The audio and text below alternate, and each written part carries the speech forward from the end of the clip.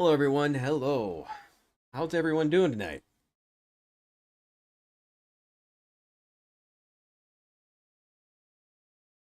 We come up. Yeah, Dreadful. I'm feeling so much better than what I did on the first like 4 days. It was pretty bad, but yeah, I am feeling much better. I'm not 100%, but not too bad. Is the sync the sync is way off? All right, let me try to fix it.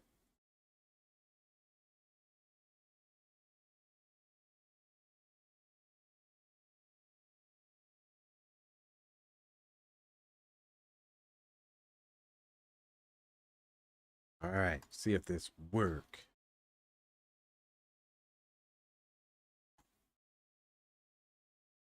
All right, so let me know if I am synced. So much snow. I know. Way too much snow. More water. I am drinking. I do have water with me, but I'm drinking some other things besides water because I'm tired of water. I drank nothing but water for the last, like, almost 7 days. Some orange juice and then water.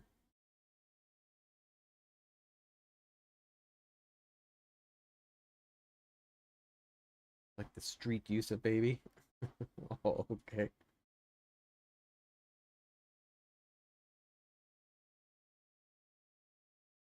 But yeah, everybody let me know how's the syncing work. I I'll change it. It then keeps changing.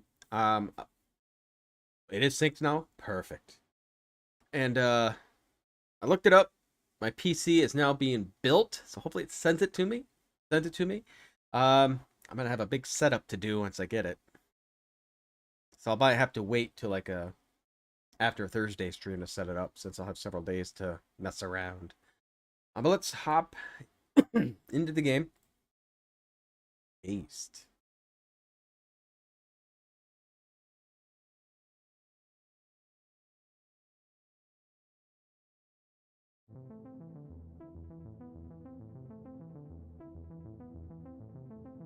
All right. Proc? What do you mean, Dread?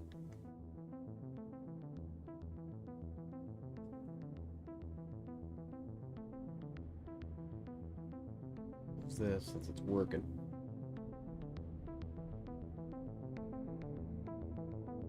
It's like all excited to play this game, and then I get sick. Oh, processor. Oh, what did I get? The new Intel. Shoot, was it 13? I think it's the second best one. I didn't get the best one. I think it's the second best. I can't remember exactly what it is. 13. So I was looking for the AMD because I must always do AMD, but I decided to do Intel this time. But then I got the 4080 16 gig video card. Just like this PC, I have the 32. Is there a way to speed this up?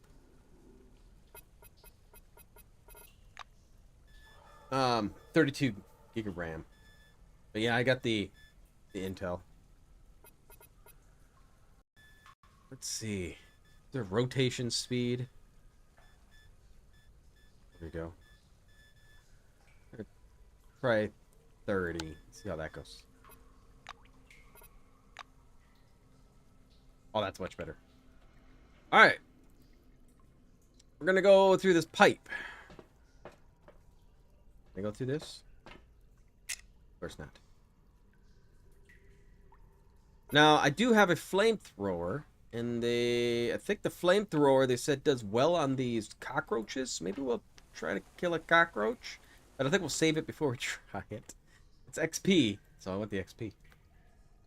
Yeah, it's expensive PC, but I just used the money I've made from this channel to pay for it.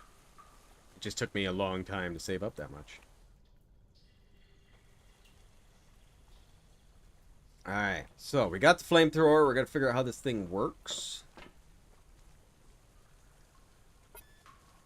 Let's sneak. 50 hit points for these things. So we got fireball. I wonder if we should napalm. Does it have napalm? Yeah, there's napalm. Alright, so we'll do a quick save. We're trying to napalm them. And I appreciate it, Dreadfell. I do appreciate it.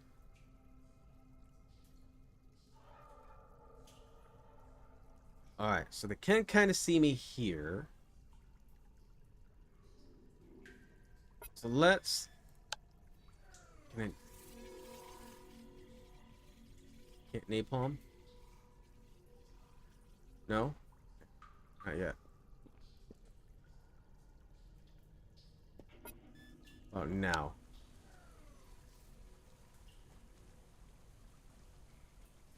They burn over time. They suspect something. Oh my god, they crit me? Oh my god. Alright. God, they got so much crap on me.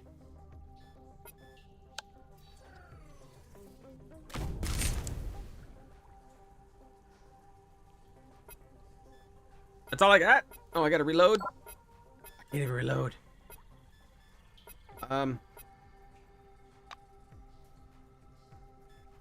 Yeah, I have a feeling we're gonna fail this one.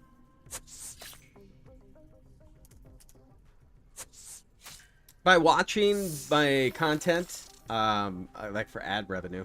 I get stuff from ad revenue.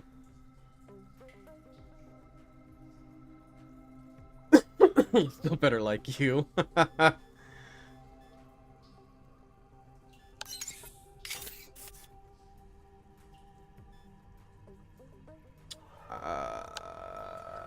Nope.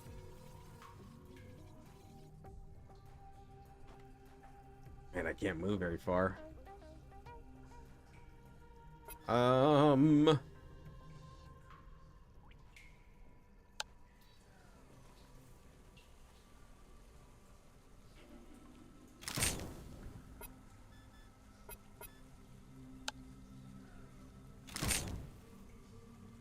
Moves its whiskers.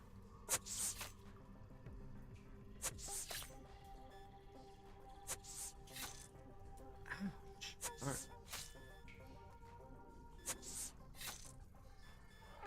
Stop!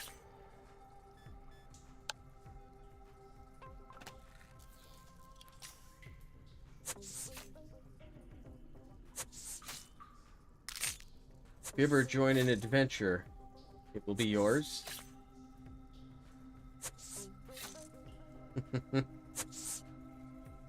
That healing did me absolutely no good.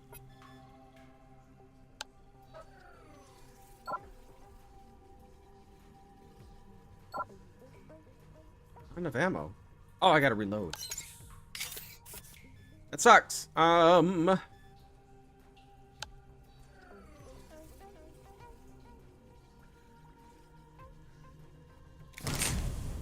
Ooh. That's all I got.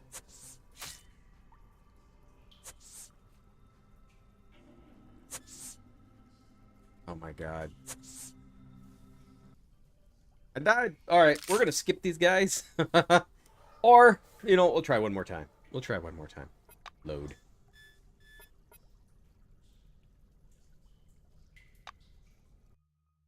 These guys are nasty.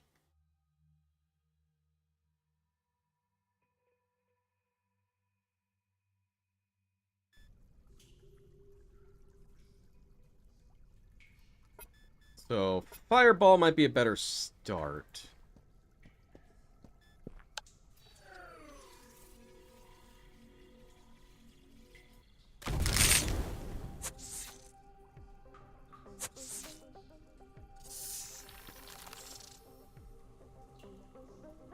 Ooh, get to go again. Ammo.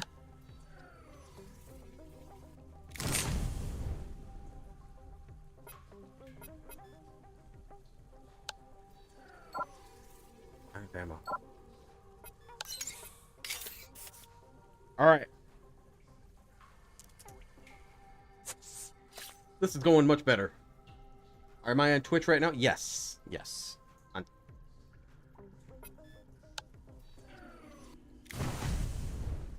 That sucked. Well, that sucked.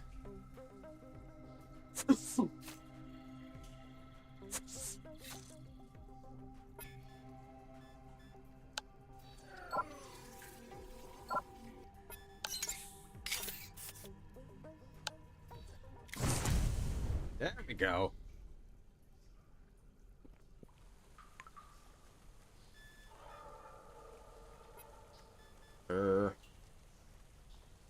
I really want to take these bug parts.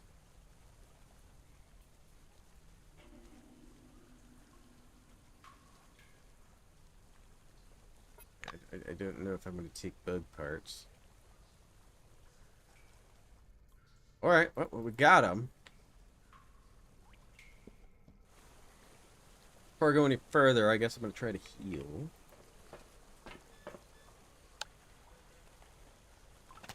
There we go. I think I don't want to fight that again.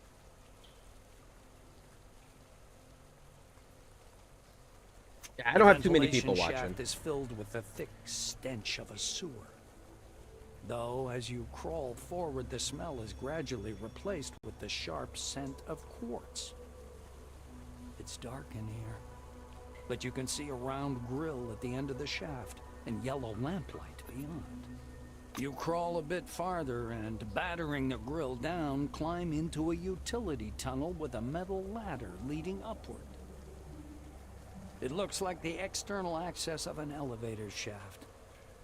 After climbing some 20 meters, you come to a trap door. You push the lid open and find a short passage leading right to the elevator platform.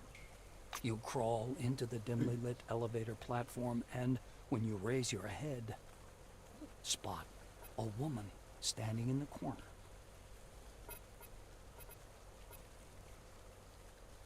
Wait. You stand silently for some time, leaning against the elevator fencing. The strange woman suddenly turns, her eyes wide open. In them, you see brightly glowing white rings around the iris. There's a thud. Something heavy falls down behind you, making the cabin shudder.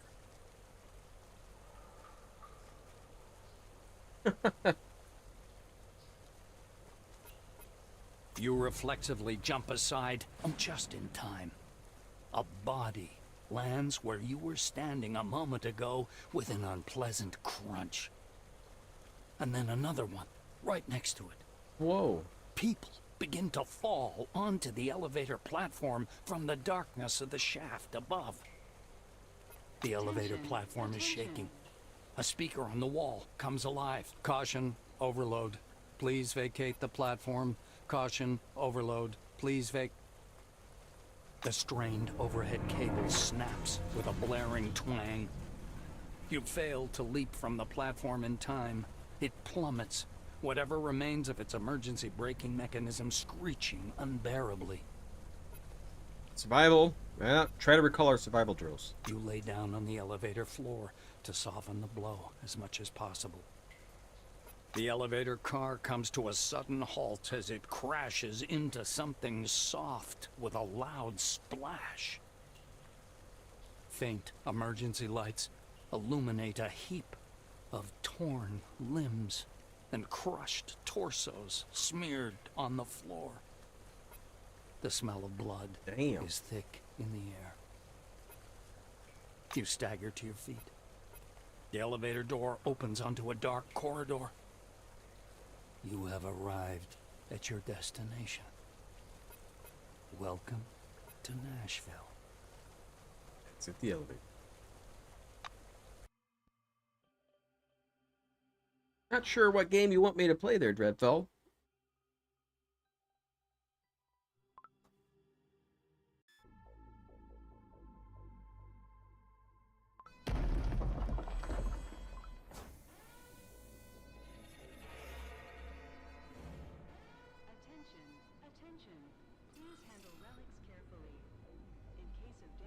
I like use that, or is that going to attack me?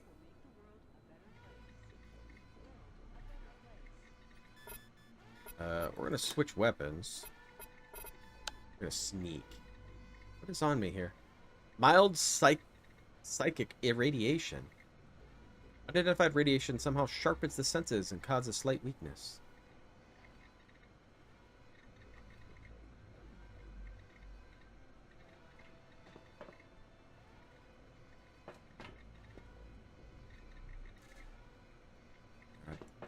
Don't tell me this thing attacks me.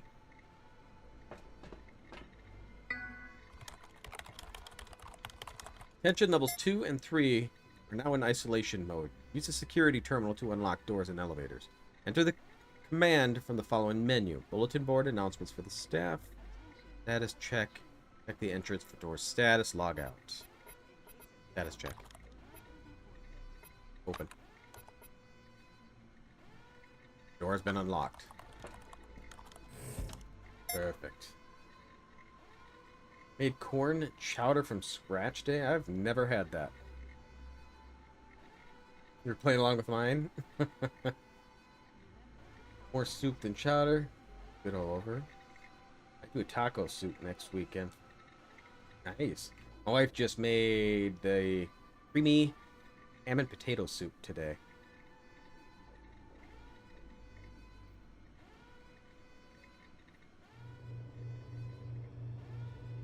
As it even blows all expectations out of the water. Which Resident Evil?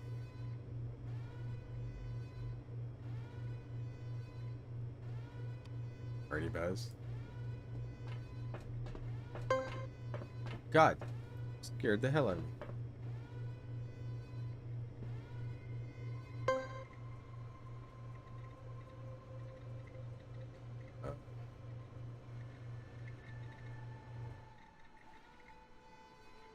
Oh.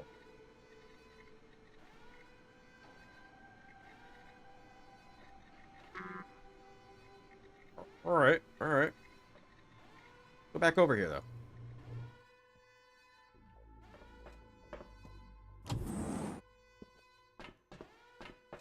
Oh, I can rest. Like I need to, though.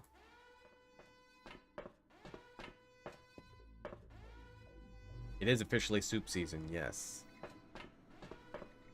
Okay, we got the main... Quiet footsteps?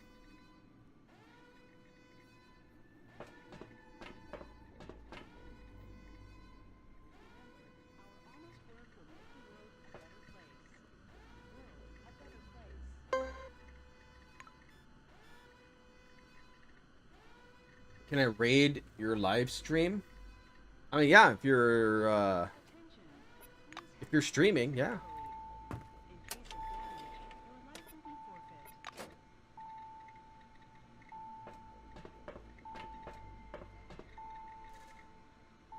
Access denied. Alright, so I can use that. Come over here. I have no idea what I'm doing.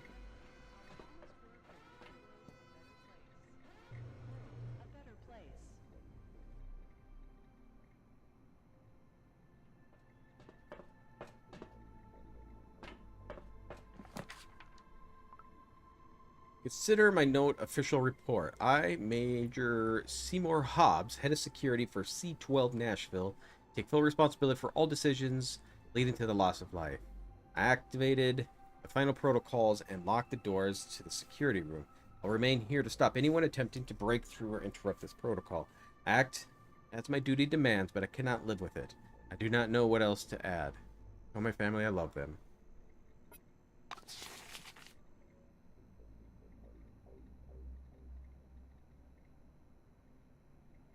Love experience. Yeah, you do.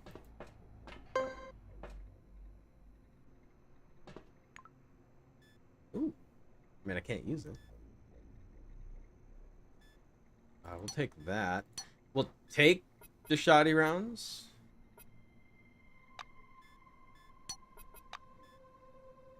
How's that gonna work on my weight? Where's my weight? Barely enough. I might have to be throwing some stuff out.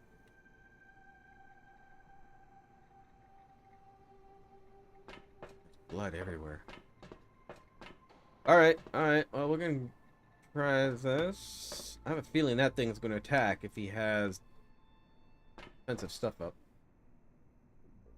Examine the air vent grid. It's spotted with rust here and there.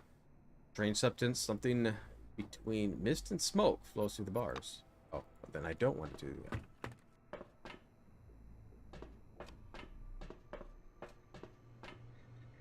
Wait, what is surveillance camera?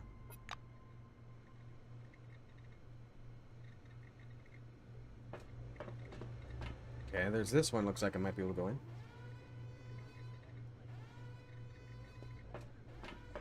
Got the elevator go to.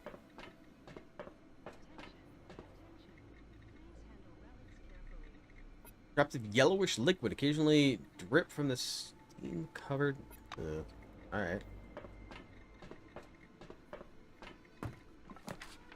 Inspection of the group evacuation site workers on their way through security perimeter revealed to the following items, all forbidden: short iron bar with sharpened edge and handmade grip. Weapon type shiv, 2 units. Pack of wayward extra cigarettes, 1 unit, unopened. Oranges are smoking wayward. Some nerve they got. Peter, don't forget to share, stingy prick. Satchel of betamine crystals. Item unknown origin and use, 1 unit. It is a relic. Send it to the eggheads. They get the big salaries. Let them earn it. All the above mentioned items were confiscated and moved to the seized items vault. We're not going to Google it now, but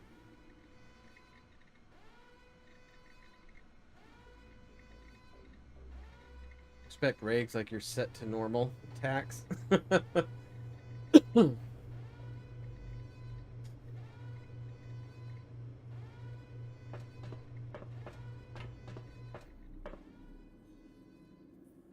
I don't know, elevator, I guess? I don't know where else to go. Okay, is that a... Oh, it's a camera. A female voice, barely audible through the white nose, reiterates. Oh.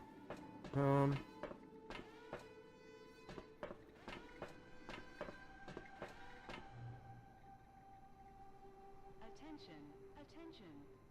Please This thing going to attack? I don't know. in case of damage, your life will be forfeit.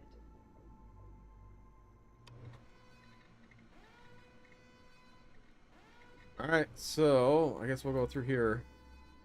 See if we can get through.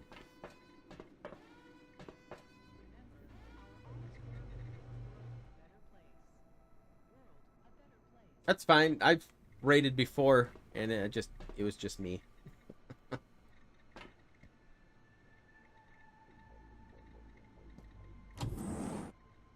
Thinking to attack? No. I was all scared for nothing. The screen is filled with lines, unusually bright red text. The menu is a bit unsettling in this mode. Open safe. Unlock elevator. Plug the select drone into the terminal point and port and enter the command. The system takes a few moments to read the data, then reboots the terminal to normal mode. Lockout has been partially reversed. Complete cancellation of the final protocols. Please access the primary mainframe on the 3rd level.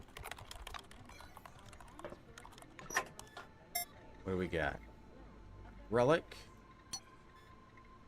Betamine. Ziggies. Okay.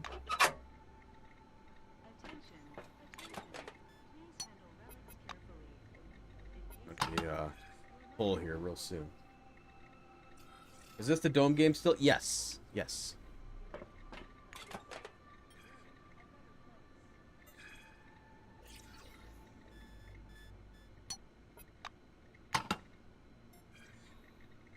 Well, I've been staying up late all that for a long time there. Oh, it's locked. Monitors. First, they seem displaying static images. However, soon you realize people are pacing back and forth in the corridor. Oh boy, something's not right. There are several switches on the control board under the monitors. Judging from the labels, each switch controls cameras. Level 3. The office level isn't deserted. Vague shapes standing beside glowing screens pace up and down dim corridors. The third monitor displays a computer room. A scientist in a lab coat is sitting at a desk gazing at the terminal. Every now and then he turns from the screen and jots something down his notepad. You see an office on the fourth monitor. There's an armchair in the middle of the room, and a woman in a silver uniform is sitting with her legs folded beneath her. Two? Barely any light in the residential level. You glance at the displays. They all seem to be showing almost identical picture. An employee stoops, looks at the cameras with mad glowing eyes. After standing there for a bit, he disappears into the darkness. Soon after, he returns, gazing into the camera again, and leaves. The fifth monitor displays something more interesting. An orange, still pillaging bodies of his dead colleagues. He kneels beside the corpse, rummages through its pockets, and then moves to the next one. The level's not big, and there are a few cameras installed. You push the button, only 4 of the 6 monitors respond. Remaining 2 go dark. You can see yourself standing in the bank of monitors on the screen. Black's body lies on the floor in a room nearby. The parking lot. Employees' bodies sprawl to the pavement, resembling speed bumps. The flames ravaging overturned vehicles intermittently blind to the cameras. See a tow truck in one of the monitors. Clarice sitting beside the vehicle with her hands clasped in prayer. Alright, excavation area. A lab coat. Static. Looks very odd. Alright. Alright. Alright. Nothing else here.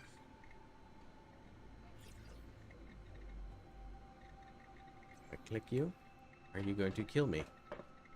Can I use you?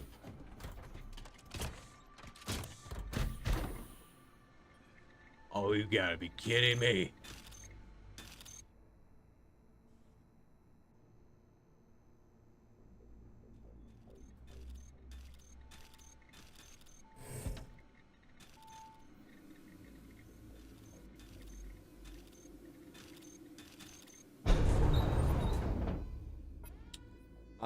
Level 3. I have good game instincts, so I don't know about that. I don't know about that. I make a lot of horrible mistakes. As you reach the office level, you hear a quite crackle of kerosene registering an increased level of anomalous radiation. According to the readings, and initially appeared on the first level of the complex, have been increased since then. Hey, Sitting Duck, how are you doing? You hear chewing sound from somewhere close by. You look up from the handheld display and see a man standing in the corridor. His face is covered with blood. His eyes are glowing like headlights. He howls menacingly as he looks in your direction. The scanner doesn't register this emanation, but receives concurrent radiation. Does this mean that all radioactive zones under the dome release similar emanation? Can I sneak in the suit? Yeah, I was gonna say. Well, yeah, he's gonna see me.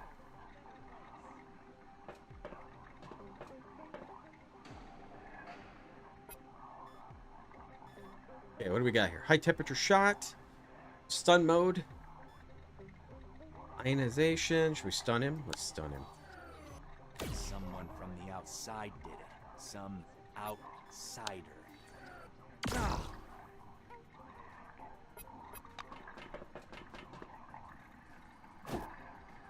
You're stunned.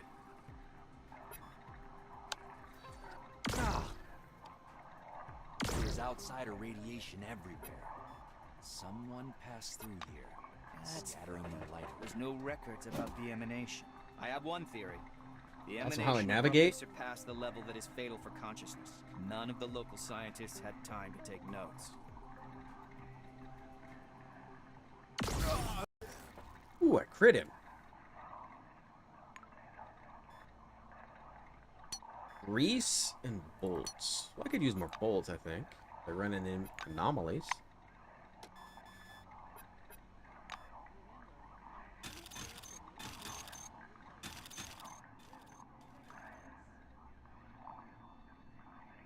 There's surely a source for this radiation.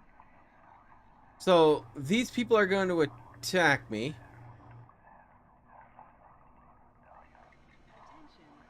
These guys are not. Apparently, there's some connection between the emanation intensity and the condition of the employees. It's a pity you don't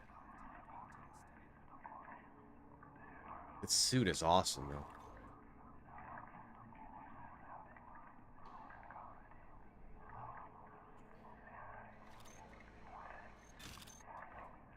Oh, there's a lot of guys.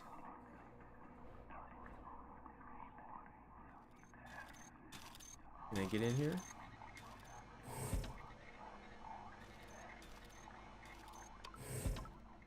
Door opens quietly, almost inaudibly. The dim room saturated with pale lamplight. You see a woman sitting on the bench, head in her hands. Indistinct words blurring her sobs reach your ears. You listen closely. The woman is singing. As your bright and tiny spark lights the traveler in the dark, her voice is shaky. Don't lift her head. Knock on the wall. The woman stops singing and slowly lifts her head. She flinches a little when she sees you. Raising her flashlight, she examines you anxiously. Her silver uniform is covered with a spray of mud and blood. Her badge is torn off, and its placed a bloody handprint has been swiped across her whole jacket. Well, hello there. You aren't mad? You aren't from here? Tell her she's right. What was written on her badge? Alright. I reckon you're from a rescue team. Well, as the expedition leader, I'll bring you up to date. The mission has failed. Our technician is dead. The guard disappeared. The orange ran off, and the white slowly got going mad. That's my short report for the mission results. If you need more information, feel free to ask. Count from the situation from the start. You really want to hear what it was like? We arrived before the storm, 9:20 a.m. I believe it was. The connection was already lost by then. There was something wrong with the people. No, not something. Everything about them was wrong. Seymour Hobbs, head of security, he greeted us. He reported that the communications with Magellan were down and needed to be restored from the command center on the 3rd floor. He gave no details. He said there was a problem. Hobbs took us to the 3rd floor, went back upstairs. Maria went to the command center, and these people, they just rushed at us. They devoured Maria. Bob shot several of them and locked the rest in the hallway. They're very weird. They don't seem to feel pain at all. What else is there to say? Now I'm here. Ginsburg yelled at me and ran away. Bob went for help and said they have arrived. I talked to Hobbs, activate isolation mode, and sealed the bunker. He still hasn't returned, and Ron, something's going on with him. Didn't I mention that yet? Did I? Oh, I keep forgetting things. I learned enough. I'm not a scientist or a doctor. I know what's going on here, but I don't know what's going on here. But I do know that, according to protocol, we have contact our superiors and Magellan first chance to get further instructions. Ask why she hasn't got in touch with Kingsley herself. I told you, Maria has to restore the connection and died. When they ate Maria, we locked the door at the command center. Take the key. Restoring the connection is a top priority now. I feel weird and I think I have a fever. In my head, it's just throbbing. She fans herself, exhausted. Goodbye. A level that is fatal for consciousness. None of the look. You can hear a quiet drone behind the door. Silver plate reading computer room. Points to source. Sure, we'll listen at the door.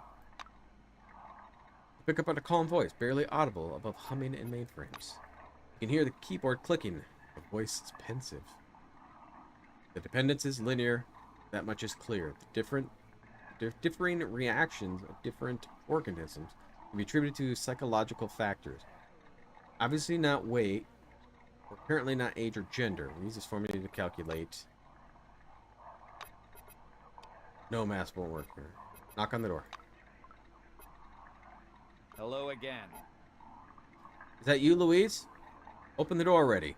Enough of this idiocy. For once, try being professional. I introduced myself. Oh, hello there. Glad you aren't Louise. As you can see, we aren't quite hitting it off. The door slides open an inch. In the dark computer room beyond, a pair of spectacles reflects the light. Ronald Steele, White Wing. I'm a member of expedition crew. Apparently, the former member, my colleague, decided it was dangerous to lock me in here. I don't have time to prove I'm normal. Just open the door. We don't have much time. I'll do my best. Bye-bye. There's something that doesn't add up in these calculations, but I don't understand what it is.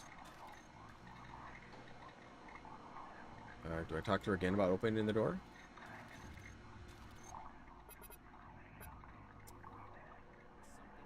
I should probably release Steele. Anyone saying he's like the others in the corridor? He's mad. You understand the risk? Tell you know a thing about madness, and Steele doesn't show any symptoms. But he was laughing, and he was acting all weird. That's what I was supposed to think. He approaches the door, presses select on. Oh my god, he's gonna eat her. She turns back to her bench, keeping her eyes on the door as they slid open.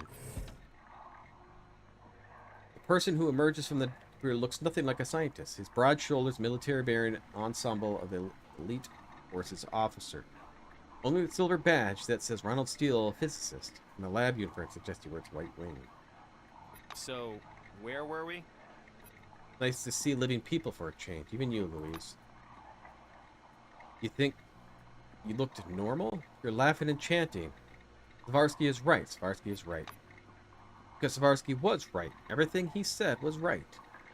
This halo eye effect isn't an autonomous phenomenon. It is linked to a chain of symptoms. Anyone but his colleagues listened to Gabriel. None of this would have happened. Anyway, let's decide what we're going to do. Sitting on a proverbial ticking time bomb. That's into Ron proposes. Let's stick with the protocol. First of all, we must contact Magellan, and then main phase of the operation can begin. Did the calculations. It turns out the base is that it's kind of a bubble. The strength of the radiation inside the bubble is uneven, and the nature of the wave propagation suggests that the source is down there in the excavation zone. I was done with my calculations. I found some notes regarding relic excavation. Apparently they did find something. Not quite ordinary. Put two and two together and came to conclusion finding caused all this.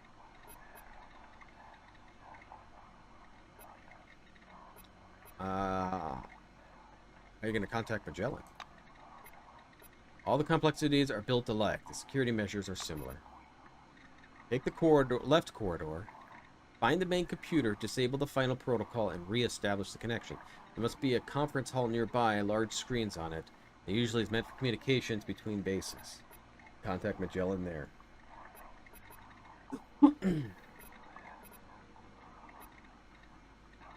Well, it was found during the excavation. Can't say for sure.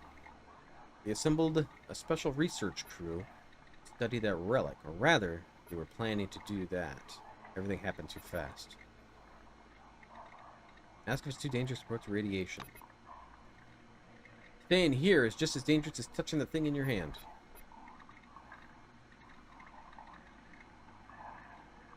It's settled. You need to go down and find the radiation source. Good. Let's go quick. Louise, are you ready? I can see we're not feeling well, but I need you to pull yourself together. Louise? Grabs her shoulder and shakes her. You see how many of them flocked to Nashville? Some even managed to make it down here. They have strange looks. Let's hurry. The relic down there somewhere. Okay, so we need to find a conference room.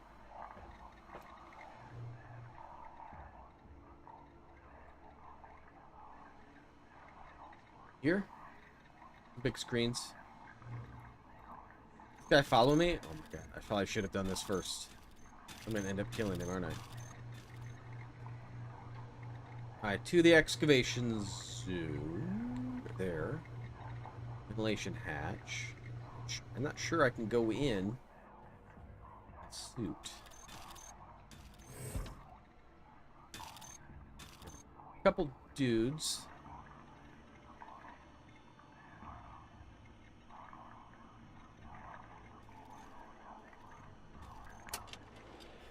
Well, I'll take the monies.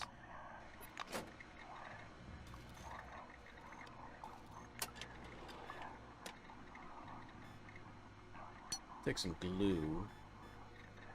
Oh, with my suit, I can carry more. Oh, fantastic.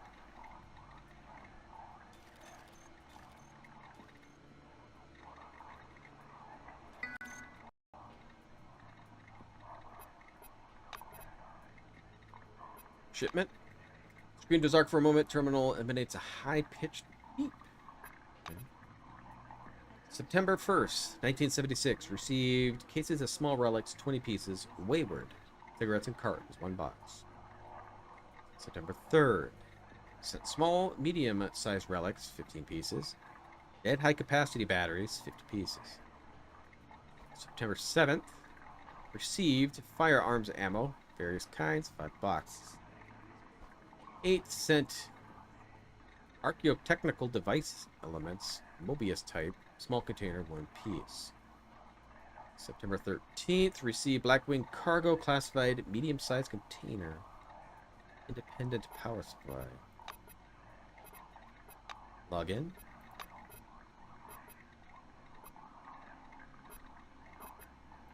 Alright, I don't know if there's anything else I need on that. Alright, so we gotta attack this.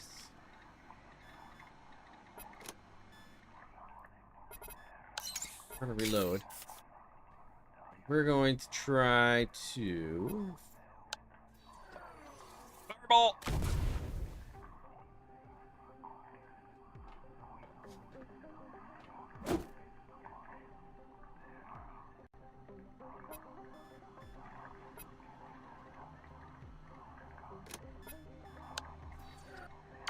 Traces and fractals. Traces and fractals. There we go. Defense.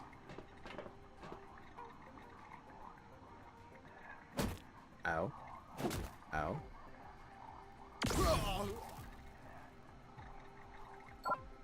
Oh. What? Oh.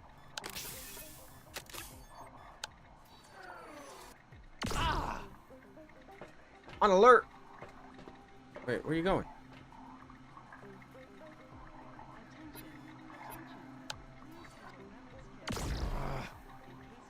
Ah! What, you didn't die?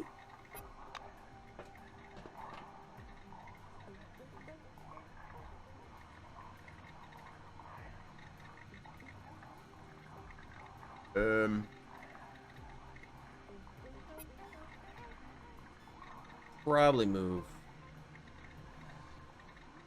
here. Can I shoot him from here? Yeah, there we go.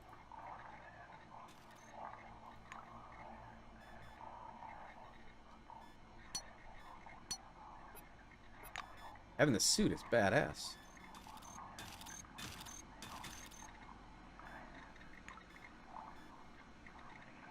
Sam the Salmon fish snacks.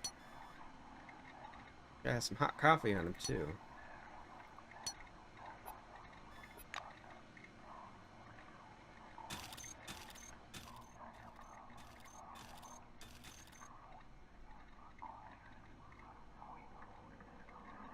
Box.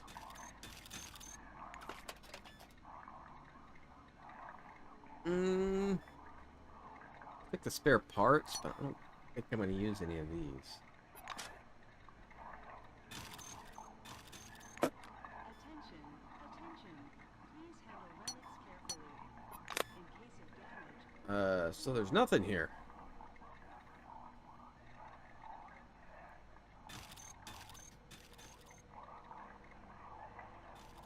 Terminal I was at didn't seem to do me any good.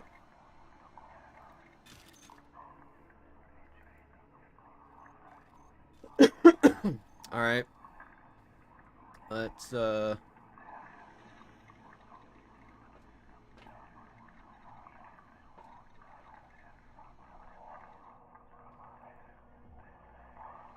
Please handle relics carefully. a lot of people right there. In case of damage, your life will be forfeit. Oh, here it is. This is where I need to go. Alright, let's go back to you. Oh, I don't have any more?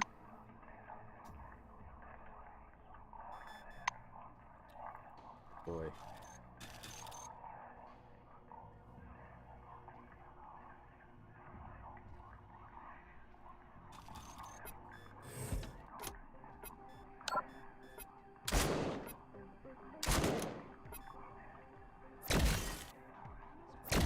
Oh yeah, I'm not gonna make this. Someone touched us. Covered our places with their scent.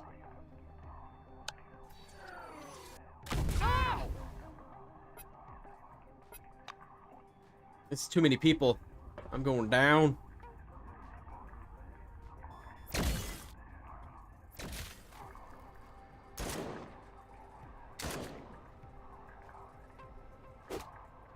Oh god. Big hit. I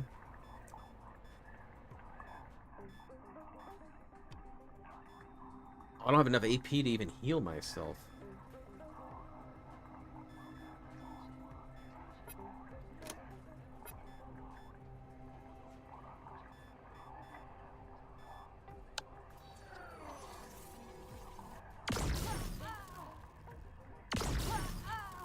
Yeah, but I'm good as dead. Not gonna happen. There we go, I'm down. Okay, so...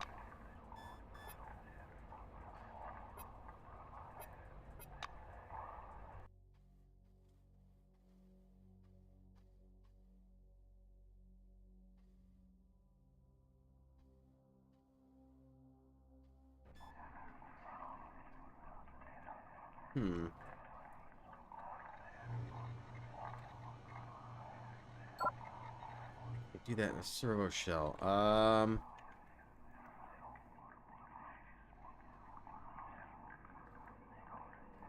Let's see what we can do.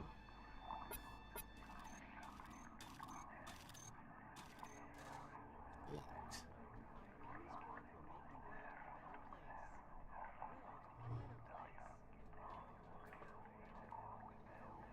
4 people all together here.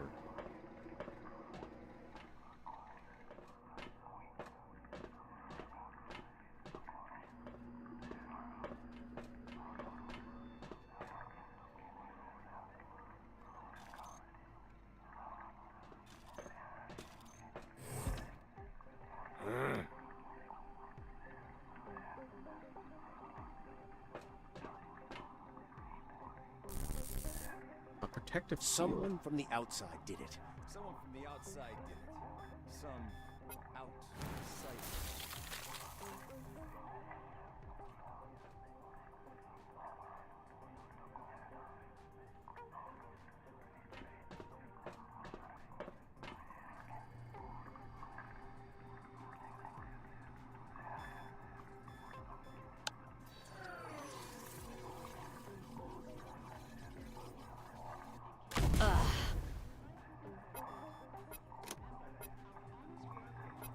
Okay, go defense.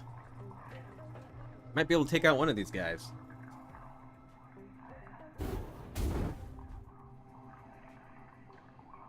Now I'm burning. Oh my god, he hit me for 28?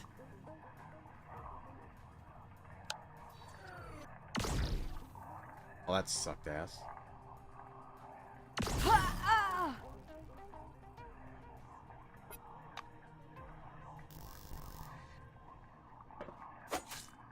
Oh my god, it knocked me out.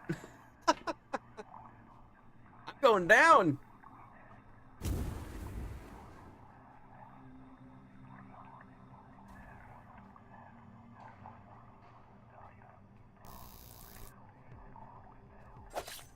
Oh my god, can I get back up?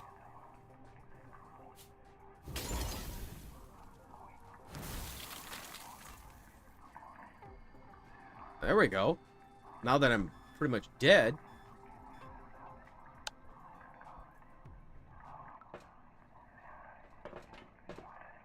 Oh, my fatigue. Oh, jeez.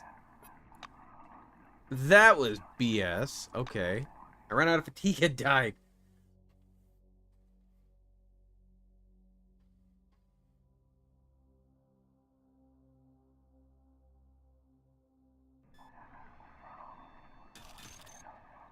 Huh.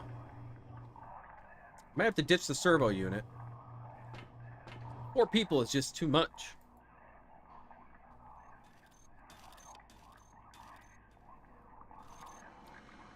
We'll put it here. My brother, I don't know where this vent goes. How do I get out of this thing?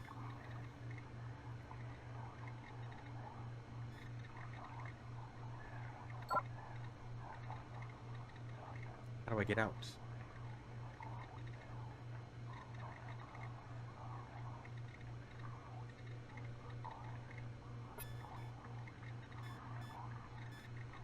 Oh, there we go.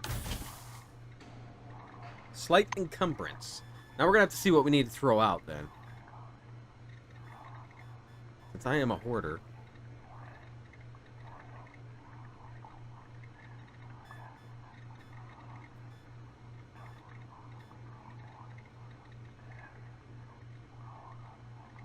We could throw you out.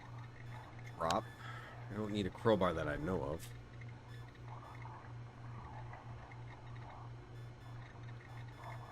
Oh boy.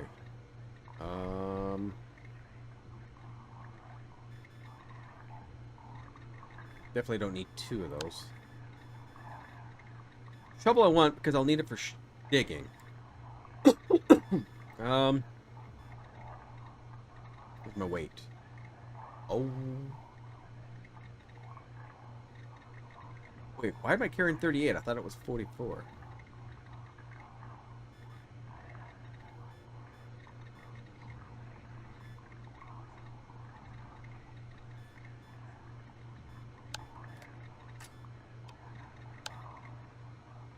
I thought my carry weight was 44. Is there like a fatigue? Oh, yeah. Oh boy, is there...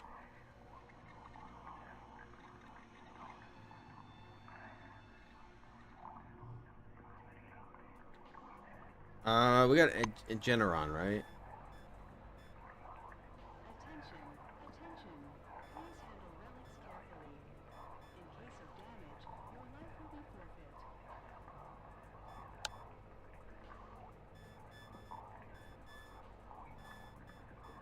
Let's stick with the 1. How's my weight? Still 38. I swear to God, it was 44 before.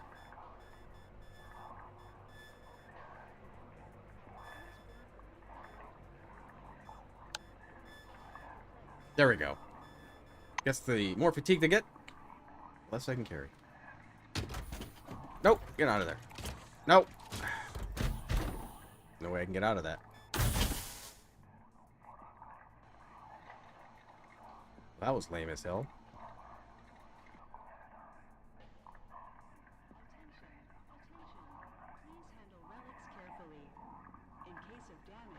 Oh, there's a ventilation hatch here. Okay, let's see where this takes me. God, I hope it doesn't deposit me right here with all these people. Ooh, past them. Sneak. Oh my God, somebody's in a servo suit. In the room where I need to be.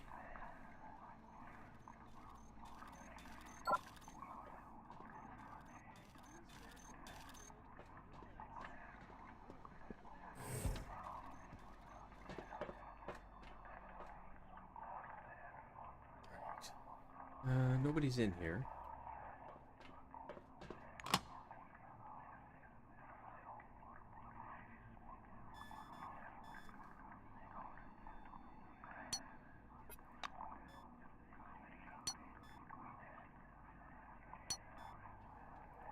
Yeah, I'll take all those. That's my ammo. Attention,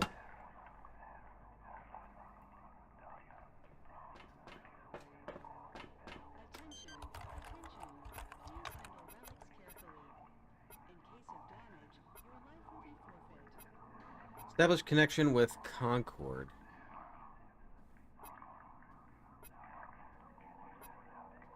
Oh, Magellan is what we want. Unlock.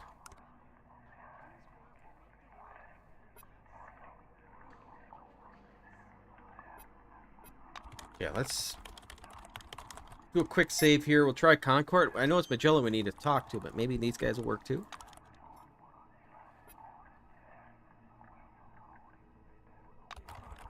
didn't do me any good. Okay, I don't think that did me anything. Ugh.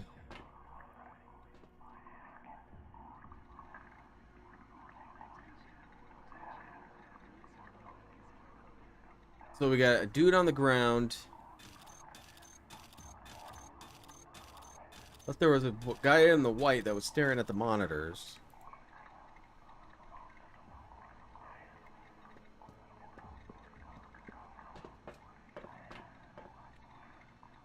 Oh. Oh.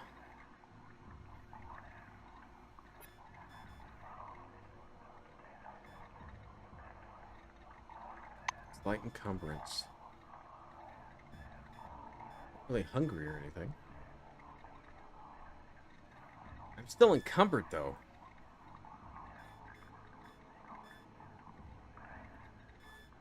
Is there something I can do for these radiation?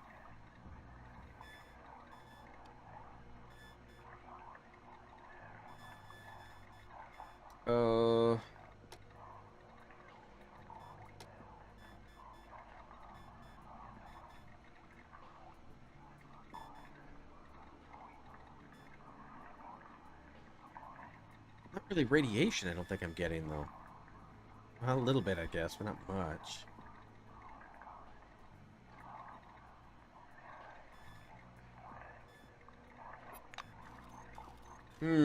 Alright, well, I mean, we have to go into this room, right? How to get to Magellan? 3 people in the servo?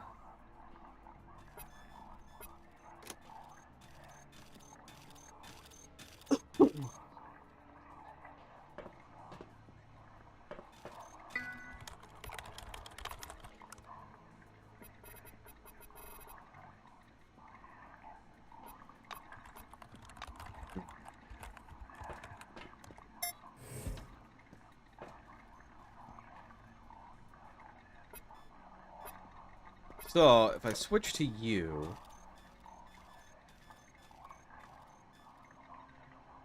I can napalm you. It's gonna hurt. That's gonna hurt too.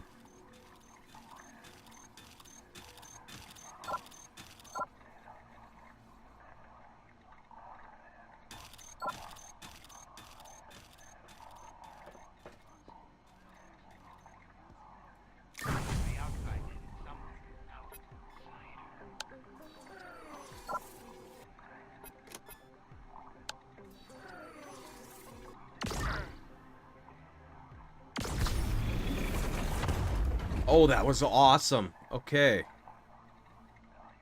Oh my god, I didn't even aggro the other people.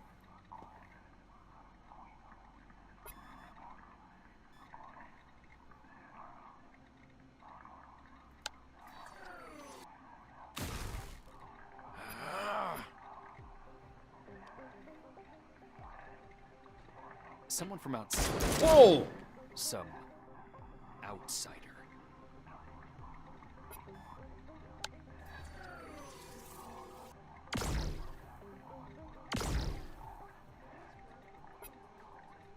Yeah, defense.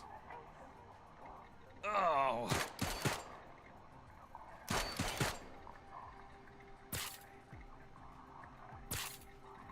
Ouch. Quit shooting me with that crap.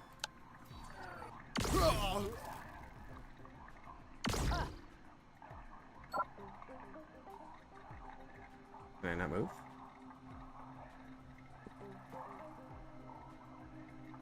There are traces and fractals. Traces and fractals. Alright.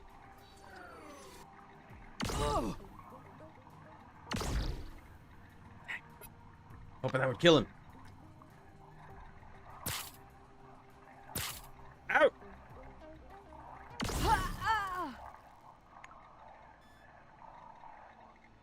Get some drugs.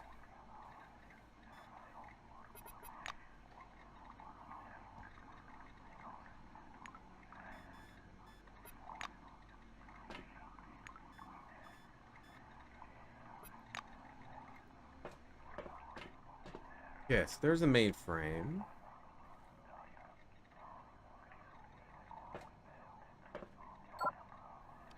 Doesn't contain.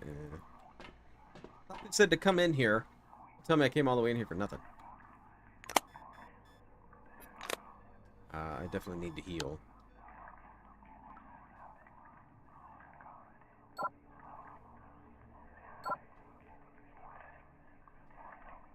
Wait, what? Fatigue? Extreme fatigue.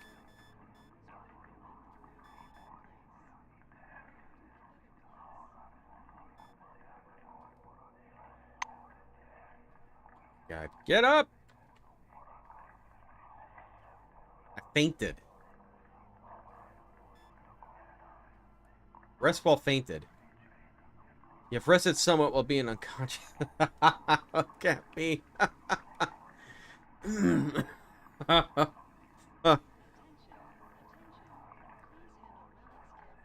About leveled up, too.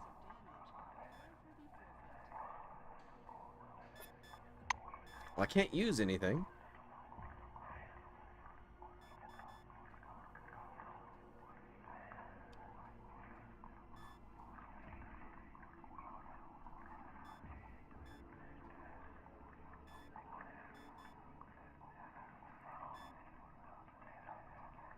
Am I just, like, stuck here?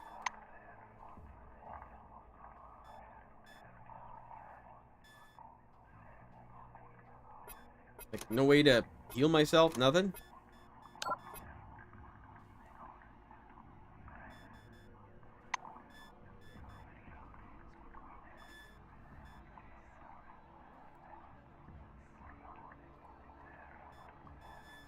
Interesting. Is there a way to speed this up?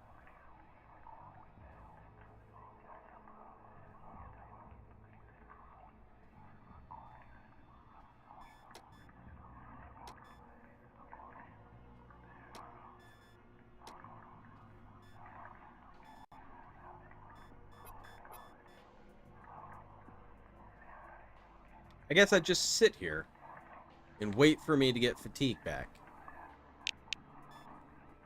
There's nowhere to sleep here. On the first floor there was. That was on.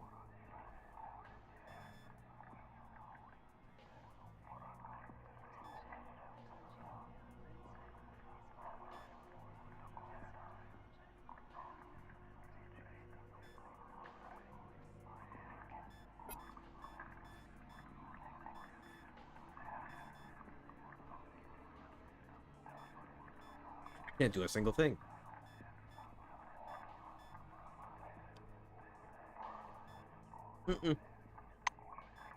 Apparently, I just got to sit here and wait. Somehow get our fatigue way down. This is a little ridiculous.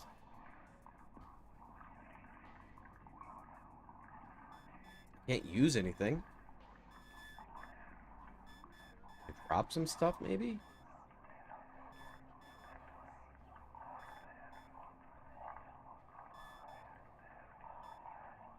No, I can't even drop anything.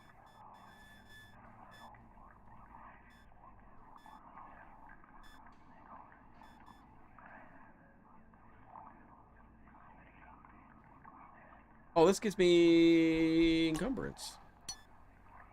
Let me guess, I can't put it on because I'm... Wait. Oh, because I am knocked out. I have just eliminated everything I can do. Man, that's kind of dumb. I mean, what the hell do I do?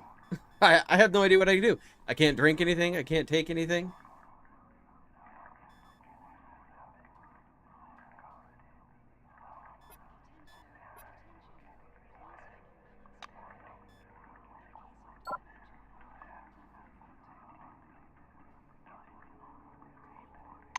Well, this is dumb.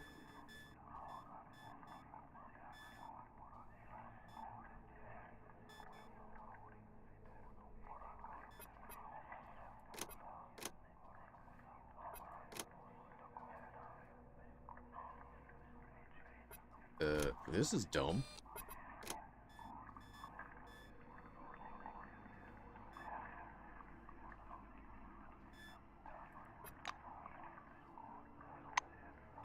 So I get to sit here for what, an hour before my fatigue? I don't get it.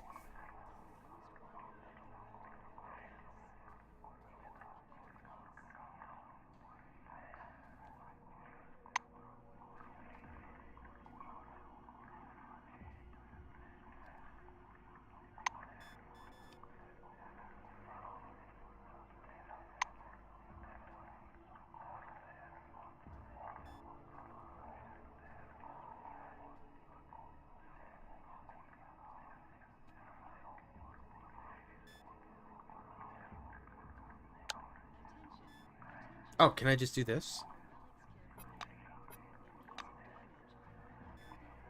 It's a morning. I can't rest when danger's nearby.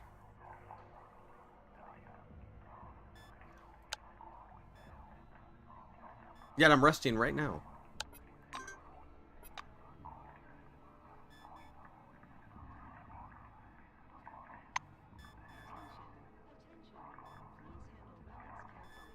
I mean, I don't know what else to do.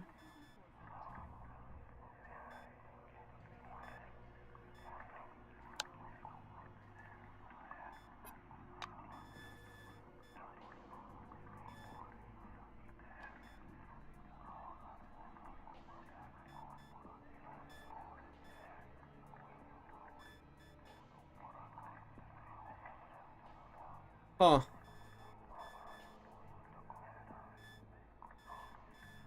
Well, this is quite dumb. Could at least let me be able to take something to reduce my fatigue, so I don't have to sit here for God knows how long. I don't know when that's going to let me use anything.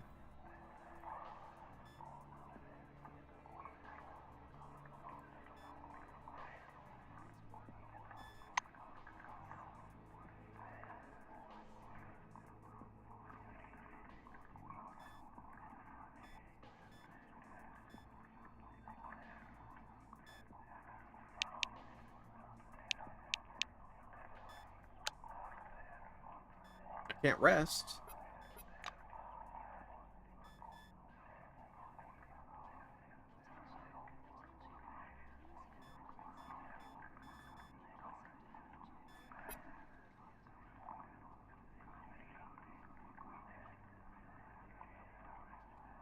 Well, what the hell? Wonder if I just need to reload? Because I'm sure the hell's not going to sit here for an hour waiting for me to get my fatigue up.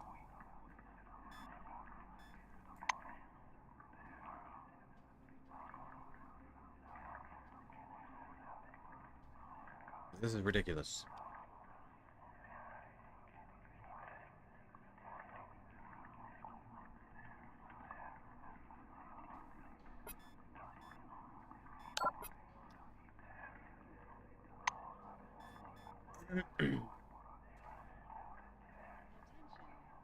I just don't know if I could. I just don't know if I could do well enough as I thought. I really lucked out that fight.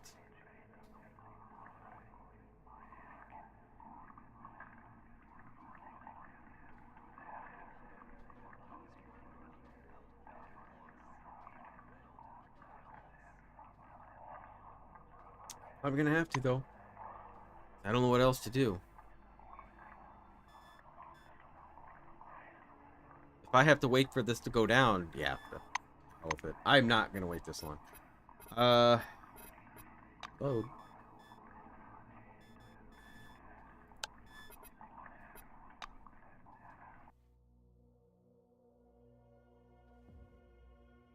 I don't know if the radiation is really sucking my fatigue down. I'm pretty sure getting shot does.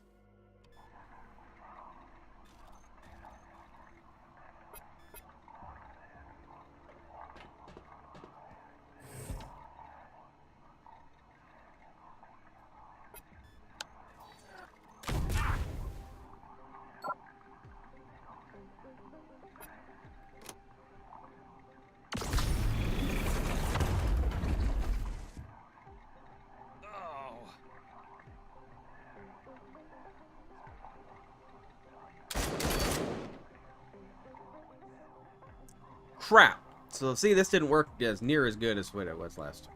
Attention, attention. Please handle relics carefully.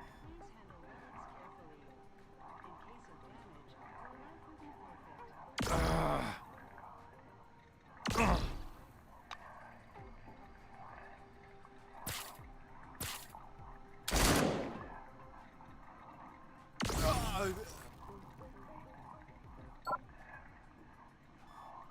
case of damage, your life will be forfeit. Come closer.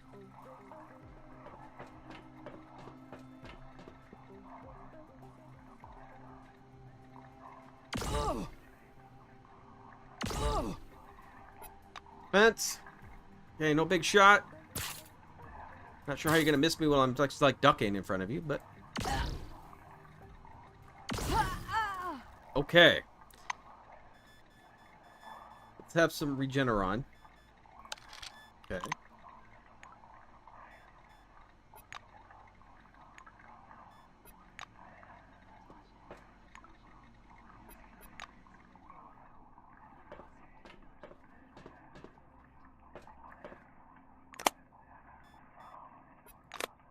Okay, we'll take some more Regeneron.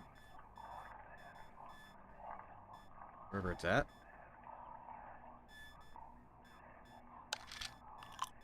Okay.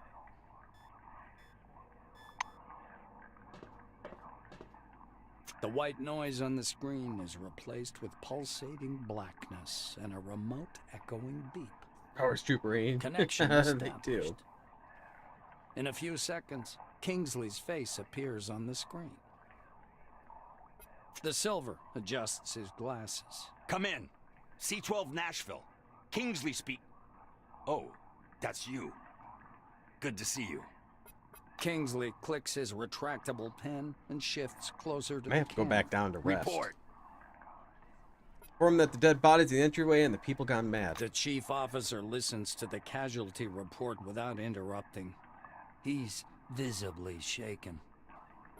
Once you finish speaking, Kingsley gets lost in thought, biting the end of his pen. If there's anything else I need to know, you may add it to your report. He finally starts speaking, his voice soft and emotionless. Situation isn't clear yet.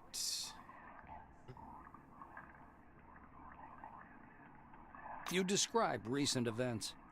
Martin convulsively jots everything down in his notepad. The Silver wipes his forehead with a silk handkerchief, fidgeting. Good grief. Is there anything else? It's in the middle of anomalous zone. Kingsley seems to perk up a little when he hears of the maelstrom. Did you examine it? Was it moving? Actually, never mind. Anything else? Parking lot turrets are switched to aggressive mode. The Silver jots something down on a sheet of paper. So they're no longer a danger for the rescue group. Very good.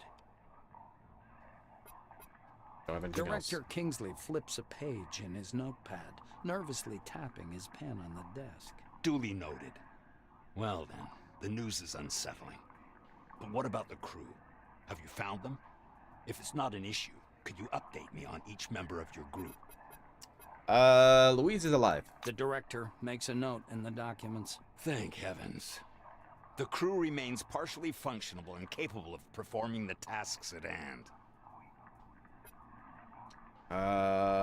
Ron Steele is fine and helping with the investigation. The Silver jots something down. I don't doubt for a second that Ronald is doing exactly that.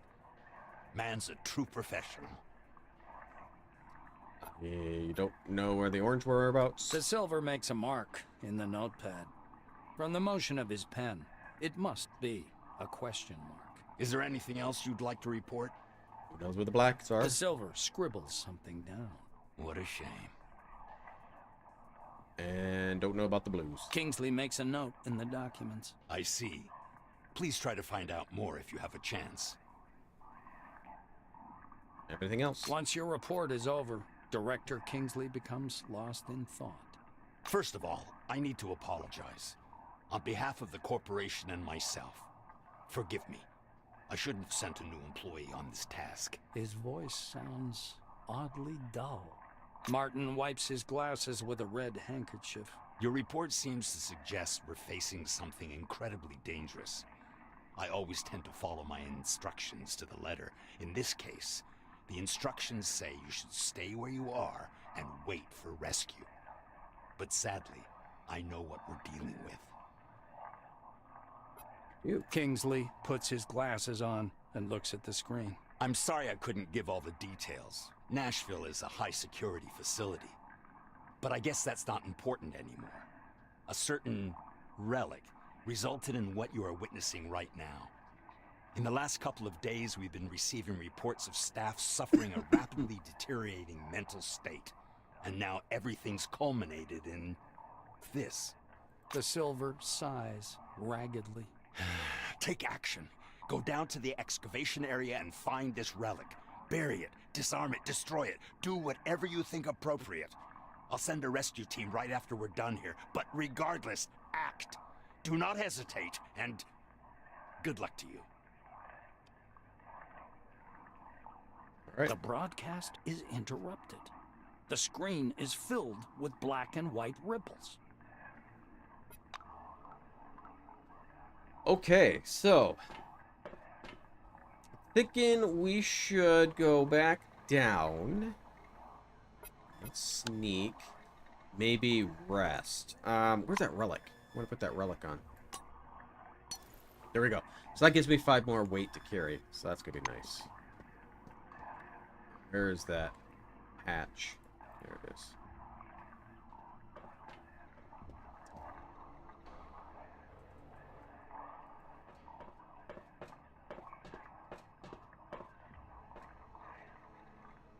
Okay, so let's go back where we came from. I don't remember what floor that was. It wasn't residence. This must be hall. We're gonna rest. Hopefully we get all of our health back and everything.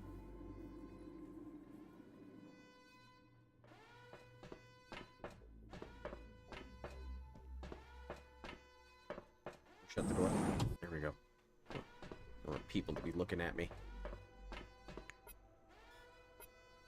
Wow, that didn't even heal me all the way. Is that what this means? That'll heal me all day?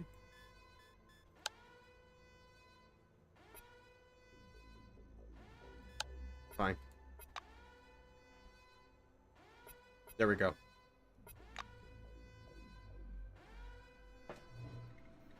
So we got... I probably don't need to be sneaking. Let's reload while I'm here. How much ammo do I got?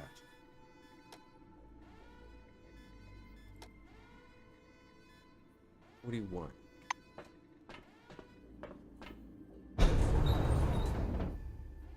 Have a health bar in real life? I'd be staring at it all day.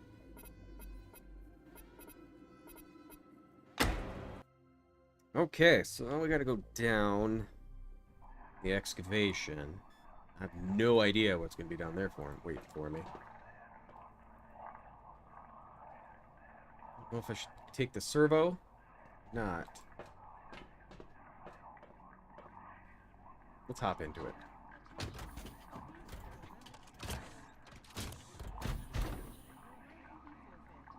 Love this. Reminds me of Fallout.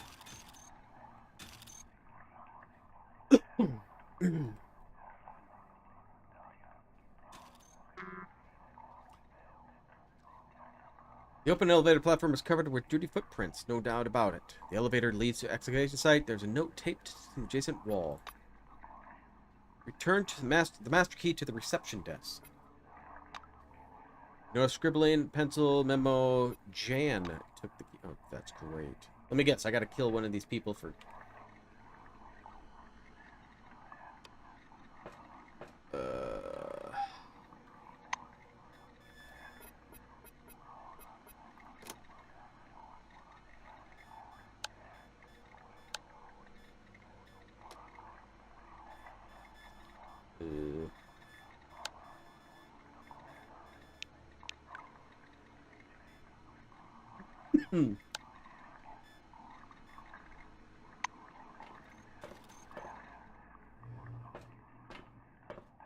Well, I'm probably not going to know who Jan is until... I wonder if that's Jan on the floor. Look like I can kill them all.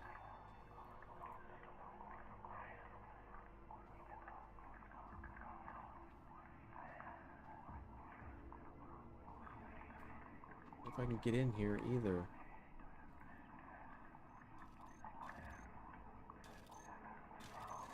Nope. Alright. So I can't get down there yet. Let's get out of the servo suit then.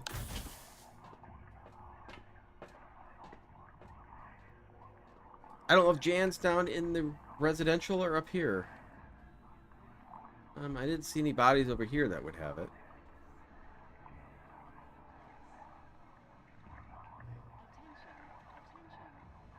Maybe one of these guys know where Jan is? We'll ask quick.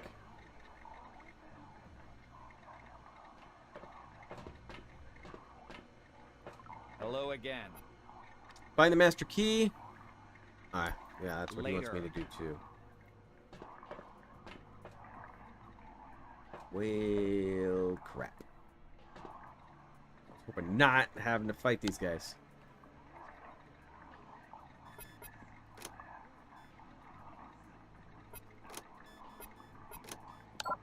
Nope, nothing. Alright, alright.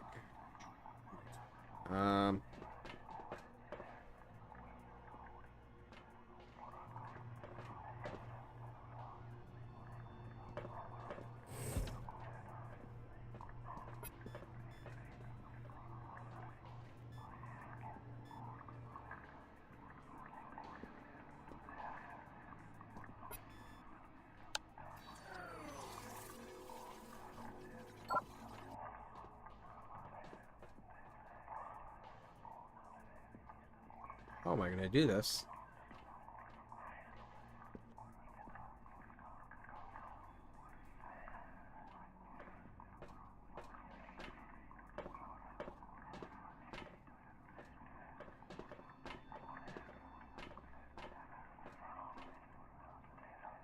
And it's not like I can sneak over here to the dead body. I have to kill them. And I don't see any person here.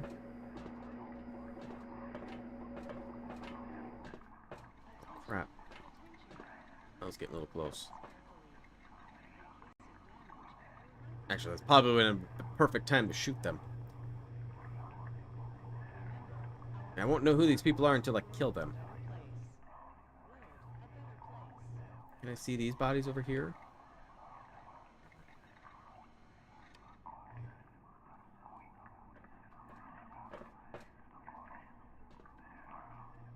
It's going to be a little bit further apart.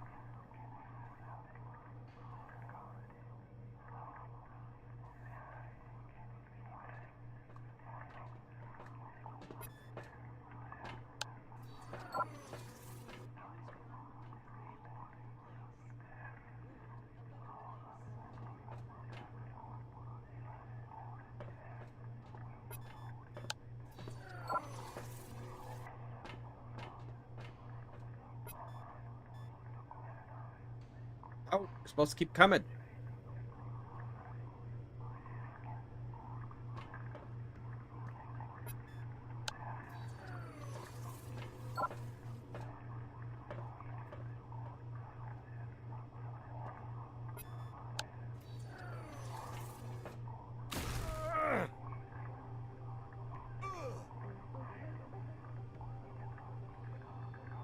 There's outsider radiation everywhere.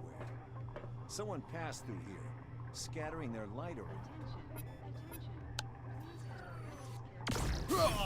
Oh, nice. Crit him too. Come over here. Did not get his attention.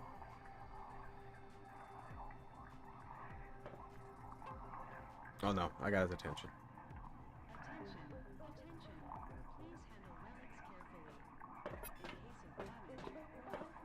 Wow, you could go far.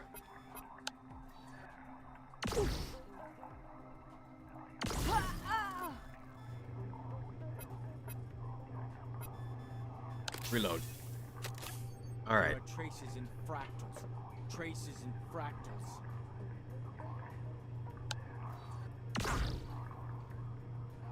Oh my goodness. I did like nothing to you.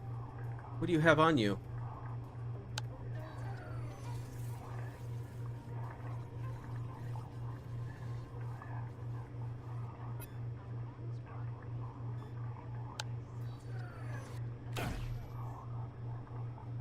Oh, it didn't stun him.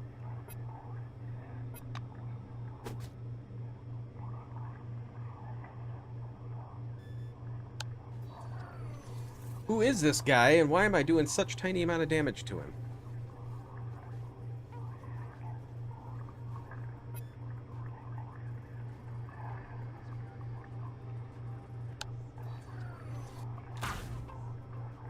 That was, like, non-existent.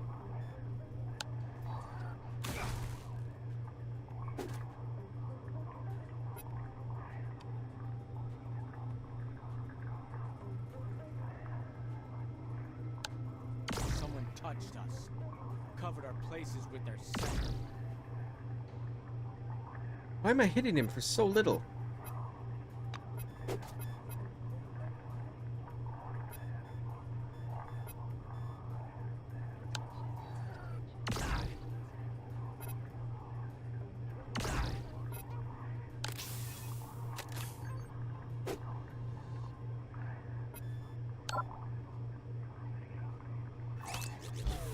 What? Jammed? Wait. That's a thing?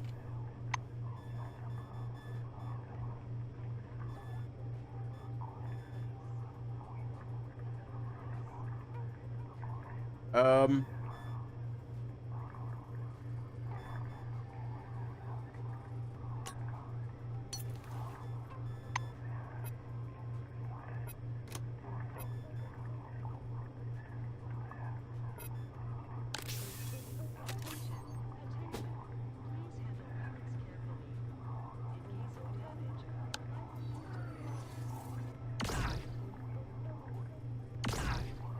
Oh, come on. You're supposed to die.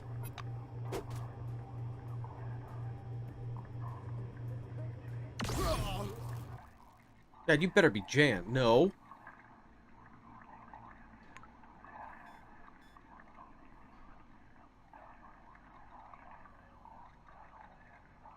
Store complex machines, robots, and turrets. Now, can I fix my gun? You're Larry.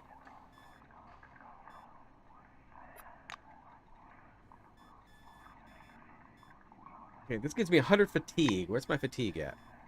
Doing okay. So, heal. Perfect. Douglas.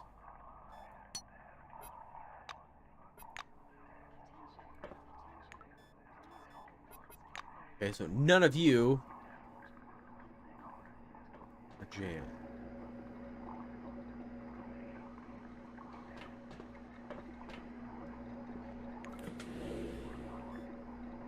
Take the food.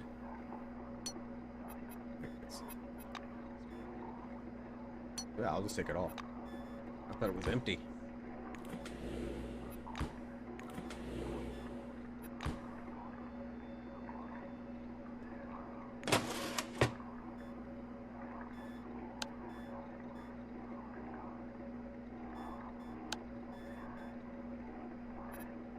Let's craft some beans.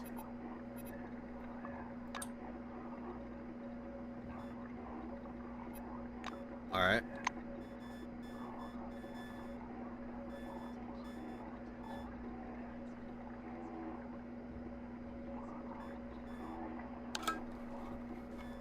Get some water.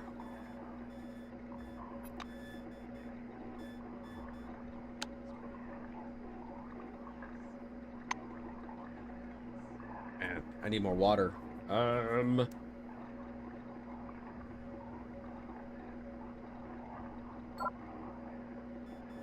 This work for...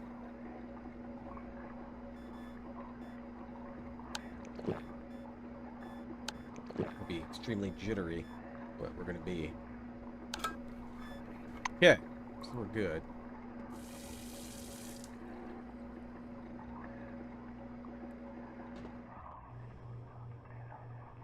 Where is Jan?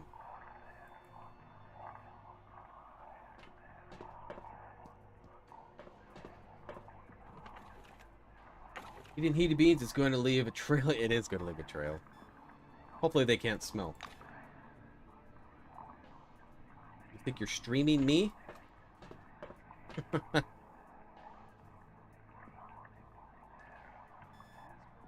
Alright, so I got all these buffs on me.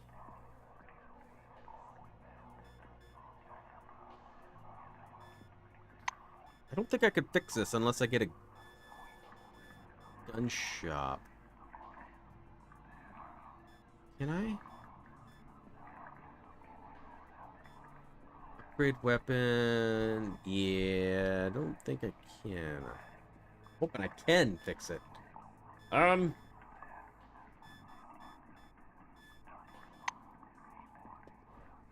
I don't know who Jan is.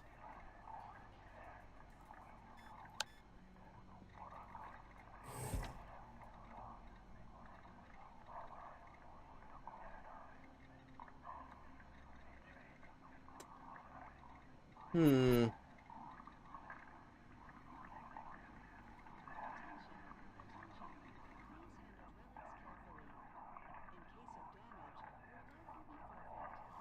I don't know how I'm going to defeat this. Now that my better gun is gone, I have a lot weaker gun.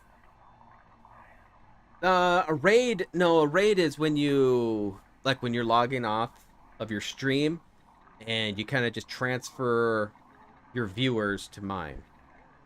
Wait, what a raid is. Can I sneak around these guys? Wait.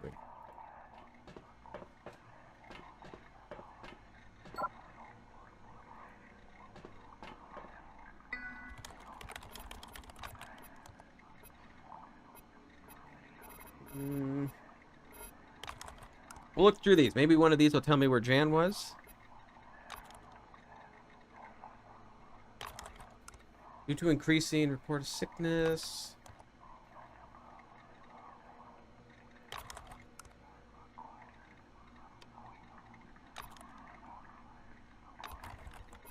Nothing.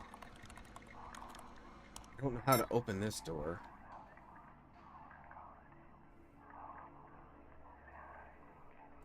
I don't think I have a lockpick either.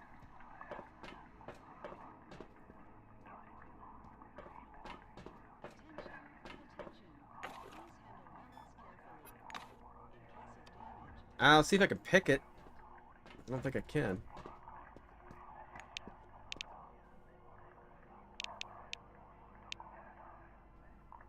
No, I can't pick it.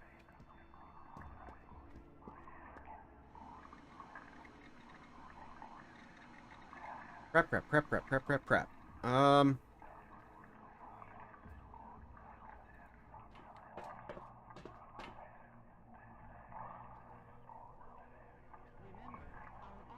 You're just kind of like re-showing my stream. I was watching New Subsistence.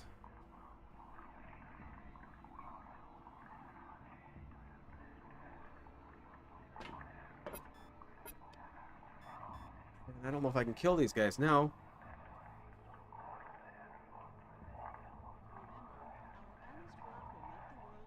Oh, it says her name right there. Lucian.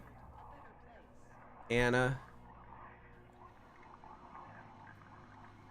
I don't know who this is on the floor.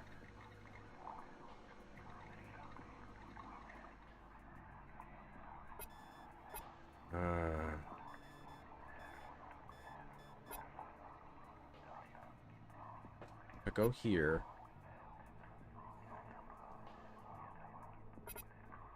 That's one.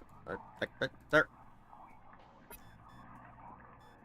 Well, we're gonna try it. Let's just do a quick save.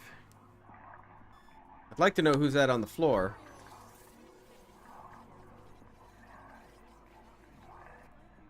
Someone from the outside did it. Some outsider. No way! Wait. Does that work the same with here? Unjam is R?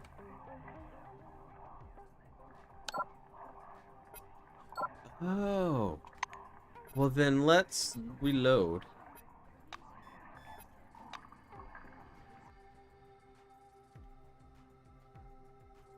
I thought it was broken.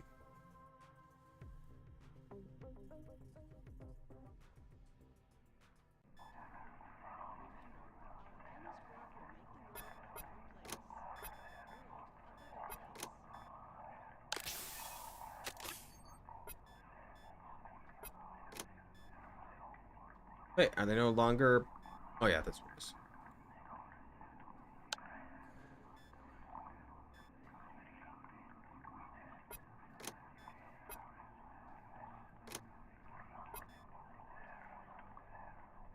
Okay, Andromeda. Alright, so... I thought they would tell me right away. 11 to 15. 15, 19. Okay.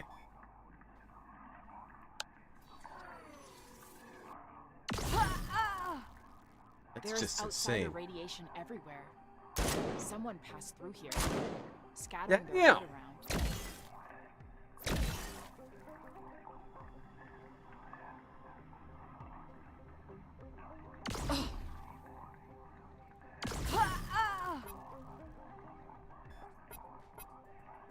Look her down.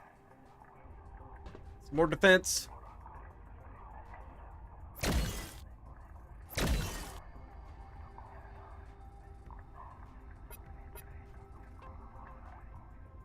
Whatever they did, they took more of my AP away, huh?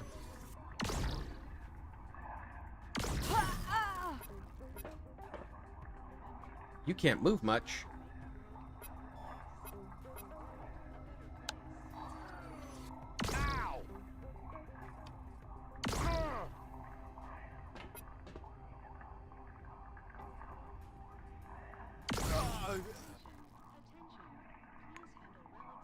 Work.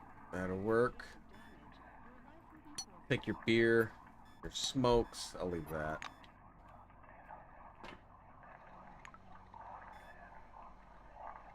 Lucky cookie. Oh, lockpick. Fantastic. Please tell me you're who I need. No, but you have another one of these guns. Ammo. So...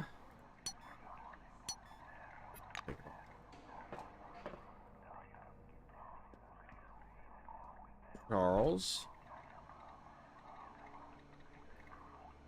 Was it Karen?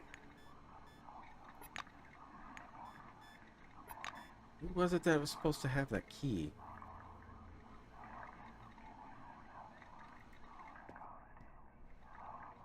Maybe you already got the key.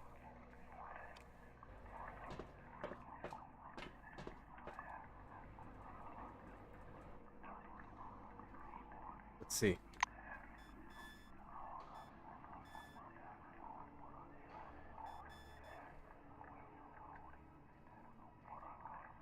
Key is a door of one of the corridors.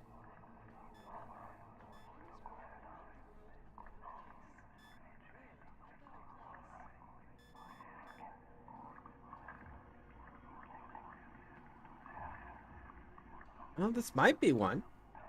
Yeah, might be it. I think.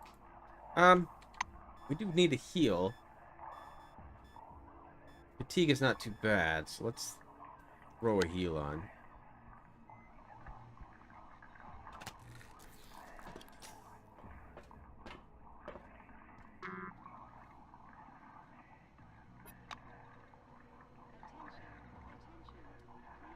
Part 3, the master key is not your property. The only means of doing a hard reset of the elevator systems in case of an emergency. By removing the master key for personal use, you pose a threat to safety. All okay. Please return the key. Thanks for your understanding. The reception desk.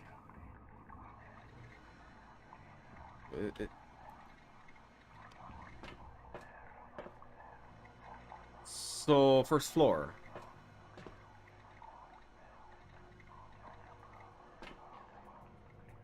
Alright, let's go back to the first floor.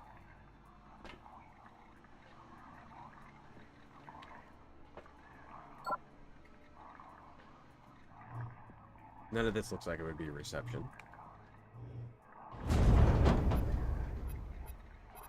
Okay, we'll go to the hall.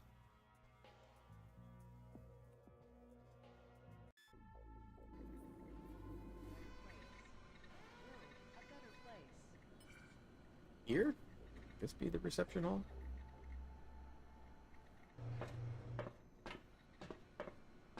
Or the reception?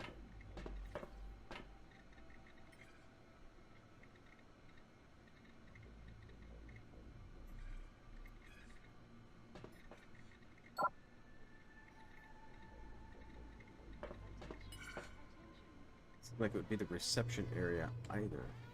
Or here.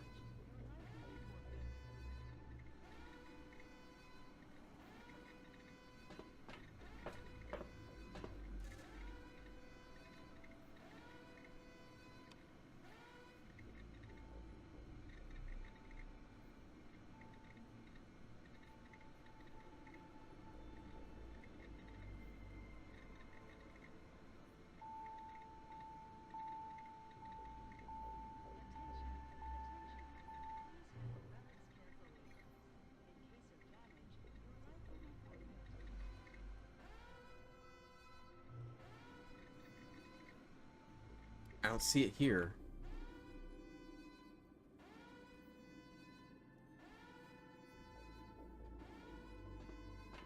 May have to go to the residential. Try it.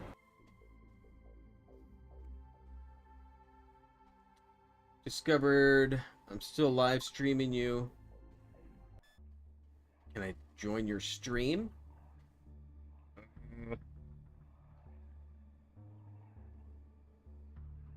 I don't know. Maybe on my phone.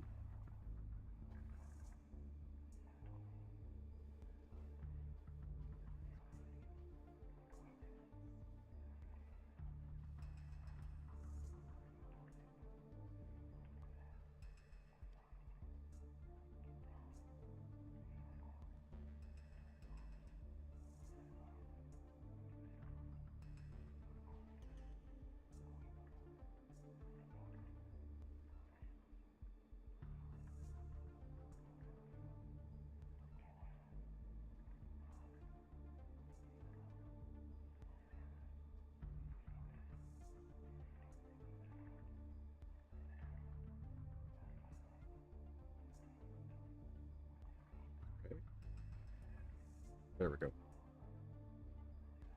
Yep. Yeah, looks like you're looking at me. Attention. Please handle relics carefully. In case of damage, your life will be forfeit. Prevent you from seeing whoever's in front of you. The light flickers. You hear the slide of a gun being drawn. Stay still. So it examines you for a minute, head cocked to the side, then lowers the flashlight. Stranger steps forward, wearing worn-out orange overalls with a patch pockets. His mental badge reads Tim Ginsburg. I'm all ears. Yeah. What are you doing here? Hasn't your brain melted yet? Hey, answer me. Yes or no? Will you at least blink something? Just don't stand there. Re-establish connection with the group. Provide assistance. Provide assistance? Yeah, be my guest. Maybe you should start by putting Maria's guts back in her belly. Then knock some sense into all these people. Oh, and Decker is still freaking out in here. So give her a punch too. Help her recover. No idea who you are or what you're doing here. Frankly, I don't even care. I'm getting out of here, you better do the same. Get in my way and I'll shoot you down. No offense, right?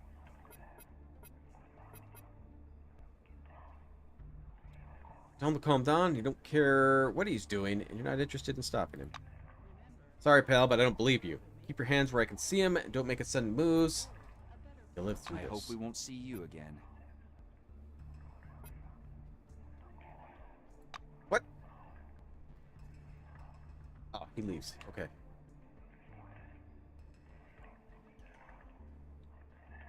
Do we have anything here? It looks like a receptionist.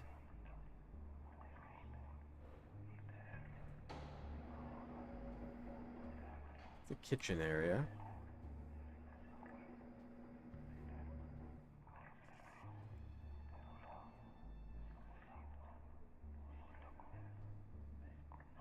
No. Alright, alright. Oh my god. These shouldn't be activated, right?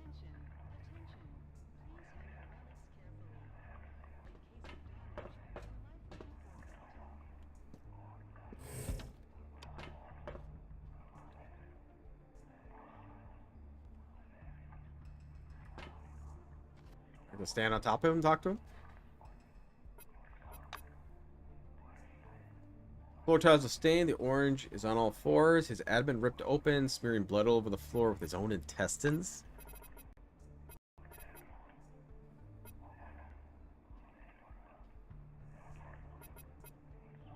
End it. End it. He's not going to live anyway.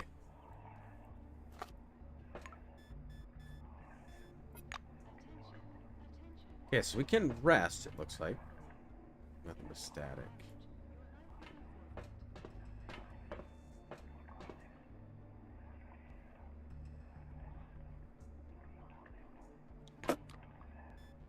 Yeah, I'll take money. I will take all the monies. I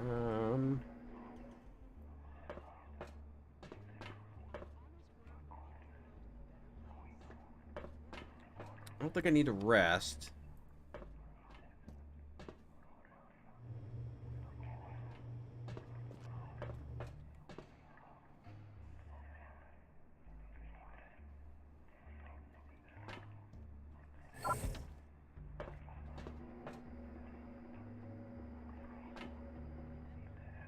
A lithe woman dressed in a laboratory assistant is sitting cross-legged beside a beefy man with an orange wing. Seems to be watching something with a skeptical smirk and commenting in a quiet voice. Get to know the young woman in a visual manner. She's not looking too hot there. Her name tag confirms she's lab assistant, and her name is Melissa Corellia. Her olive skin is gleaming eyes, straight dark hair, also a hint of Latin American descent. Her lips are full, twitching, and she mumbles under her breath. Listen closely. It is you, stupid, Shaman. All boys are stupid. Your cartoons are silly. All you ever do is punch each other. Some things are more important than that. That's what Mom says. I'm not going to America. I'm going to have a family with lots of kids. The first thing I'll do as her mother is forbid them from watching Captain Hyena. Take that. Shimon, wait. It's dangerous. Don't do this. I'll tell Mom. You hear me? Stop it already. Don't, Shimon. No, I'm not going to sit beside her because I don't trust her.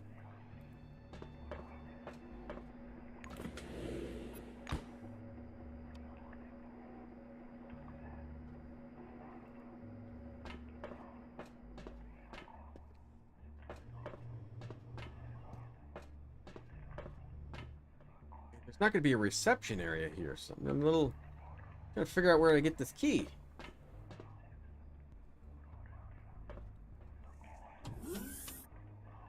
A woman in blue overalls is standing in a closet. She looks like she's pondering whether to give the floor a good wash or just mop a bit. Though the soap box she's examined is empty, she raises and drops lid monotonously in her hands, rhythmically, useless amid aimless action. Leave her alone.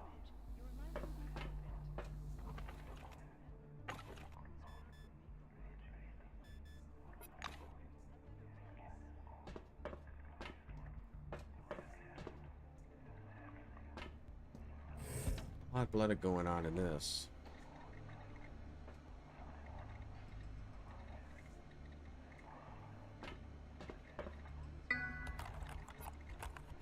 You log.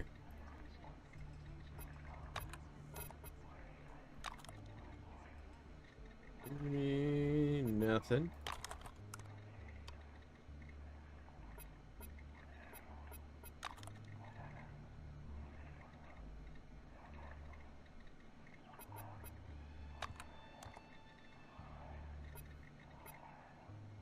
There's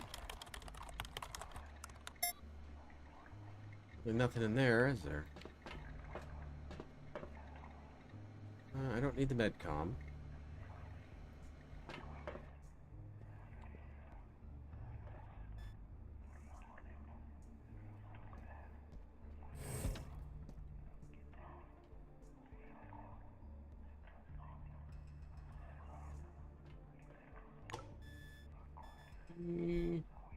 Take the plastics.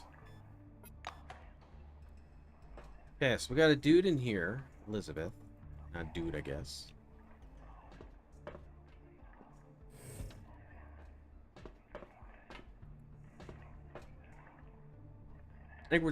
Angry woman standing in the middle of the room, flapping her arms and speaking to someone in a loud voice. That someone only exists in her imagination, though. You're the only other person in the room. Examine her. Lively looking woman with short hair dyed bright red. Her name tag says Elizabeth Nadisdy. Nasty? Nadisdy.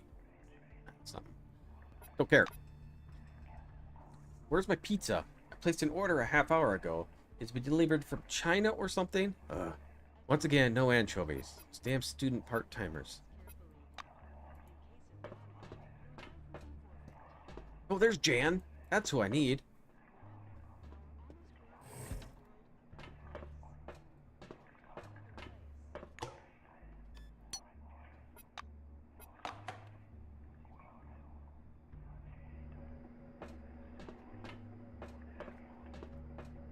I believe this is who I need. Man standing beside the open refrigerator, lost in thought. He's holding the door, mumbling to himself, eyes glued to the shelves, unblinking. Examine. Pretty roast man whose badge says Jan Kovacs, mechanic. He wasn't ignoring you persistently. He'd say he's doing just fine. Take a look in the fridge.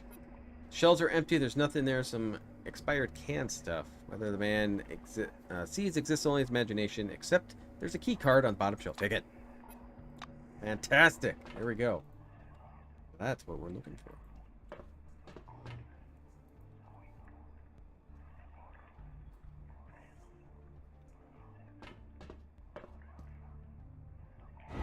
Okay, so let's go back up to the offices.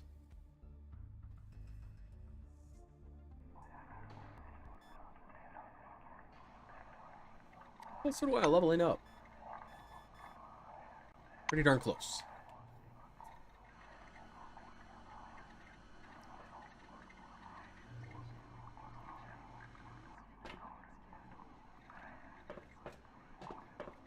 Alright, so do a save so I don't have to go through all that again. Perfect.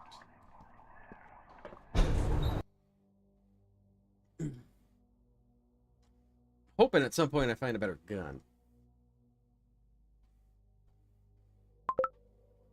Or find somebody that, because you can have companions.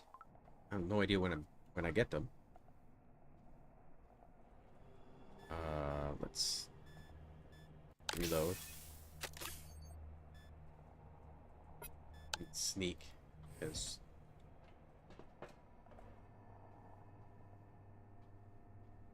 Oh, they're down here. Okay.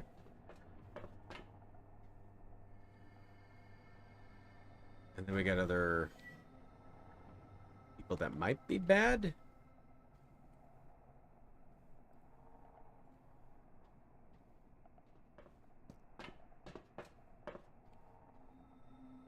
I don't think I can get into any of these. Oh, I can.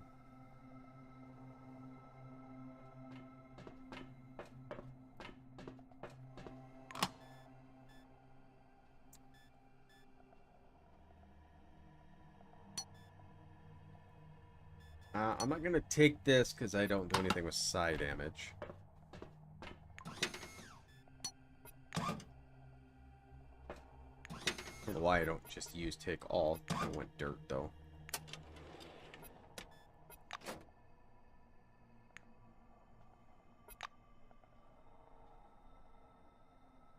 Briefcase locks hastily and clumsily busted. There are no relics. Some briefcases are untouched. Looks like the robber simply didn't have enough time to finish the job.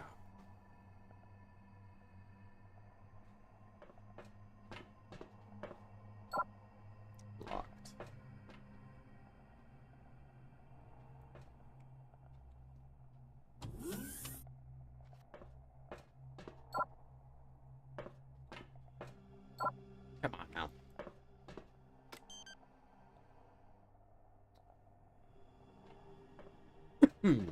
I don't know if that's something I'm supposed to do.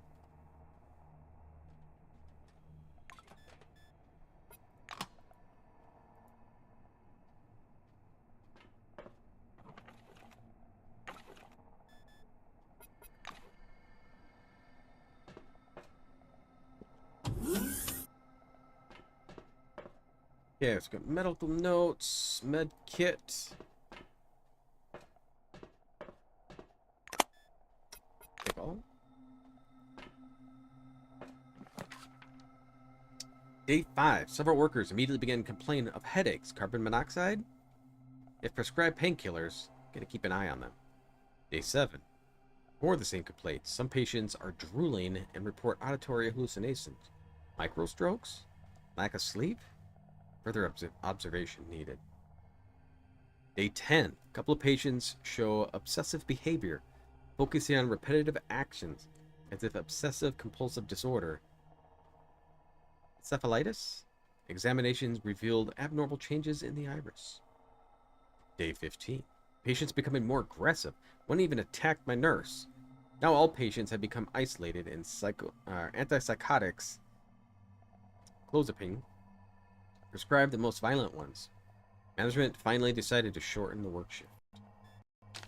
Day 21. Patients are gradually calming down, but remain disconnected from reality. Speech is incoherent. Their condition resembles catatonia. Symptoms are now appearing in people that are not directly exposed to the excavation site. I intend to demand a quarantine from management.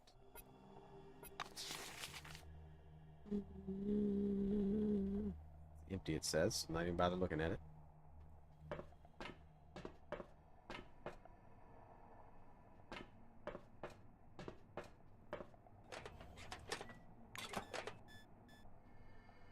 Sure, we'll take matches.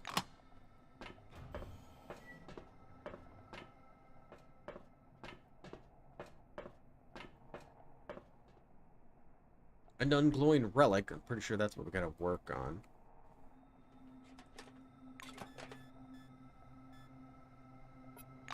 Take that. How's my weight? Covered.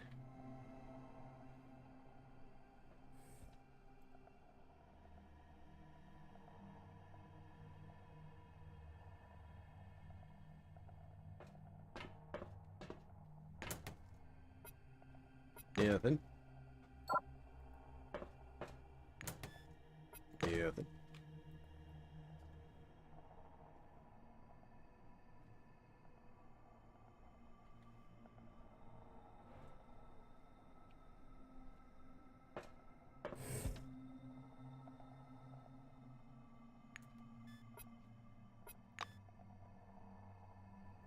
Alright, so let's go talk to these guys.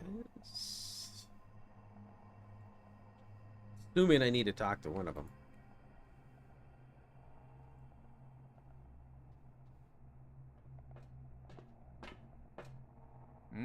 Yes?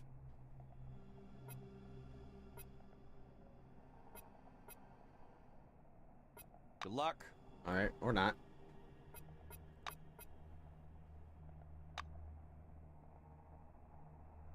I mean, here's the relic. Let's go up here, maybe?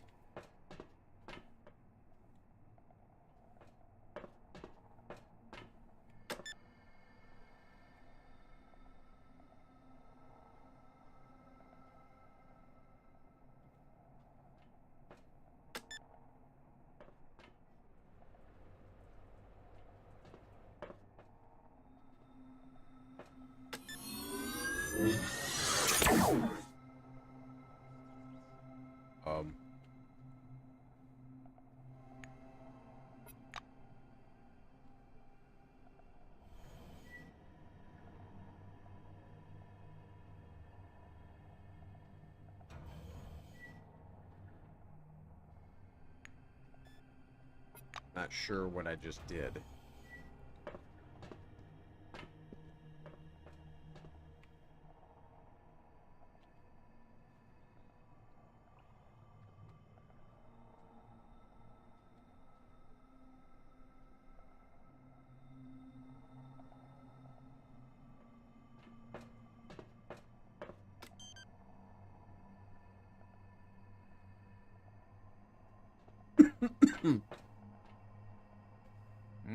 Yes? See you later. Good. What's this? Warning. Lighting disabled in excavation zone. Remaining in the area is hazardous. Please reboot 3 power circuits and restore power supply. What? What am I supposed to be doing?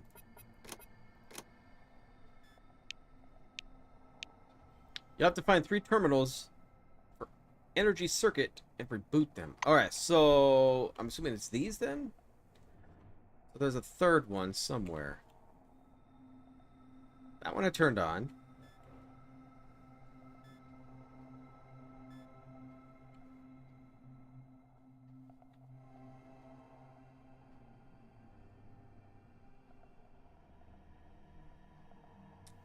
Yeah, it doesn't look like anything here. Maybe it's out here? God, I hope not. Wouldn't make sense why it would have one out there. Right?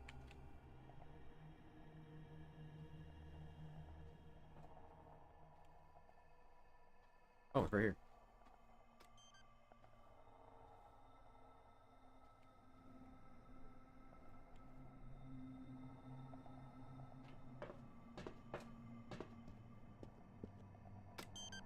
Enabling lighting in the excavation zone. Warning.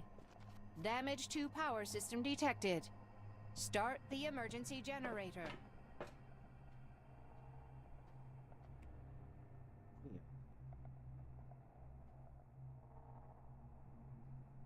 Okay, that's not it.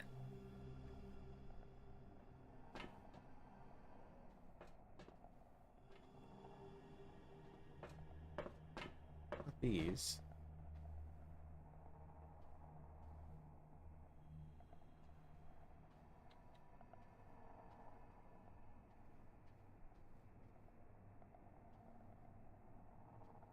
Hmm.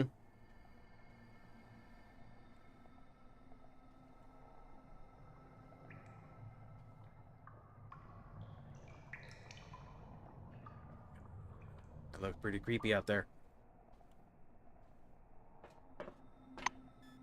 Alright, so restarting the power circuit did not yield the desired effect. The station's power grid was destroyed, but there is a backup generator in the cave. The lighting can be restored. Okay.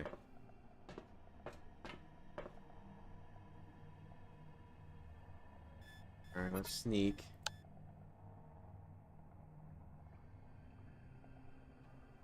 Can I... God, there's so many of you.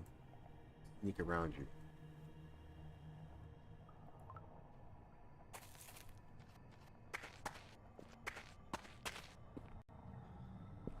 There's so many people out here. I get spotted, I'm good as dead.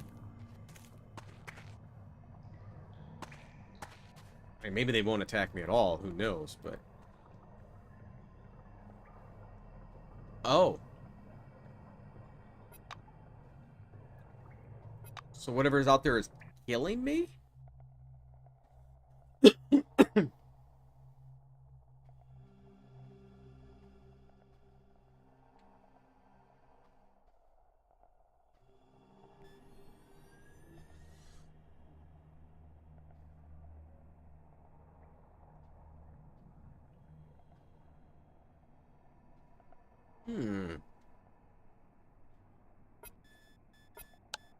Okay, let's take a little walk out here just to see what's happening to me.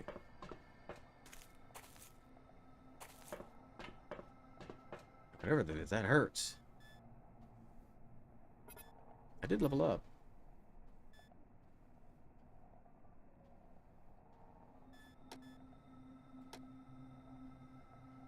I take 13 pure damage. I'm not sure exactly what pure damage is.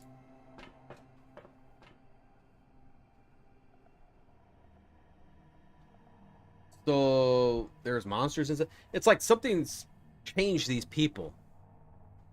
So they're kind of gone crazy.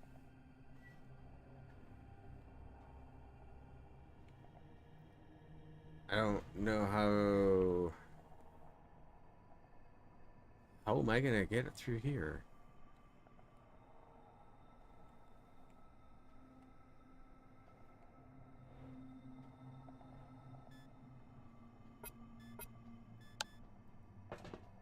What does it tell me on the quest?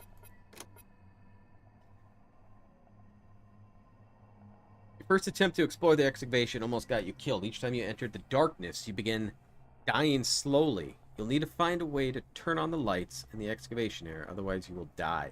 So, I gotta stay in the light? Man, that thing hurt really bad. So there's a light here. Here.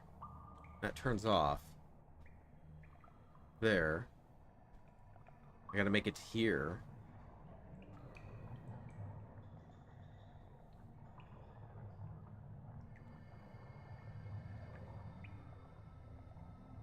Any of these turn on?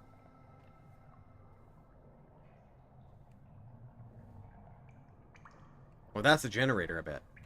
Okay.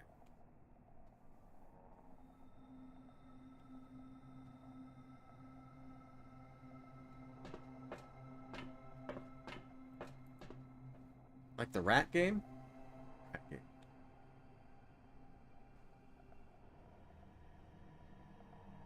Well, we'll see if these people attack me.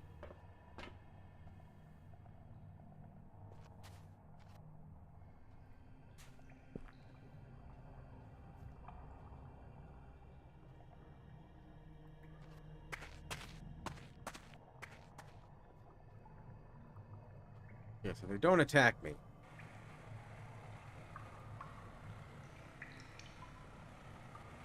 Generator's on.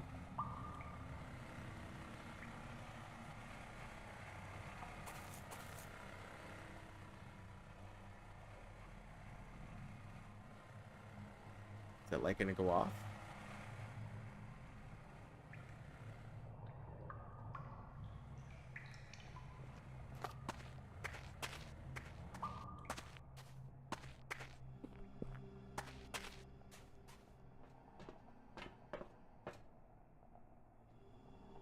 Daylight lets you want the rat. Oh!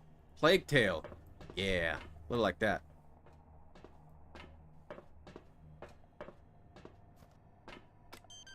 Lighting enabled. Have a nice day, employee. Okay, so let's do our level up.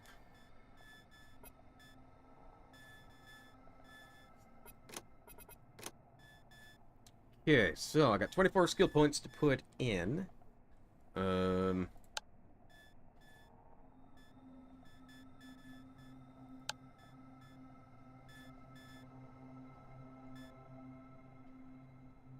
Personal reputation plus 20. Scanning more effective grants you. I keep forgetting I can scan.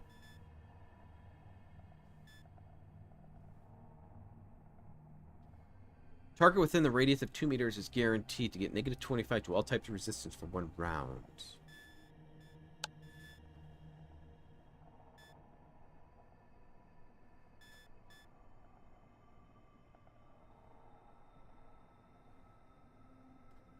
Supposedly, I looked this up. Supposedly, there is no max level. But you'll be in around, I believe, like level 20, 22 by the time you're beating the game. I'm level 5 at the moment.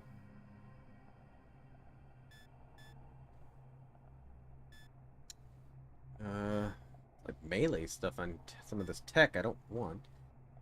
Your knowledge of technology, but I do need the gunsmithing.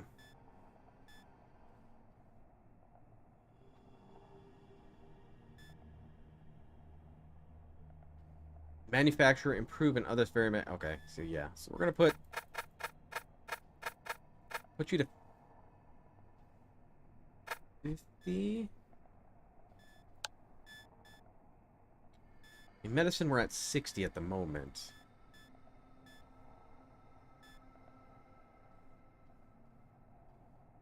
More fatigue.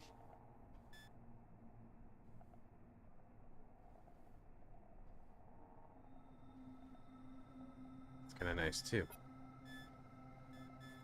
Or I could put more into combat.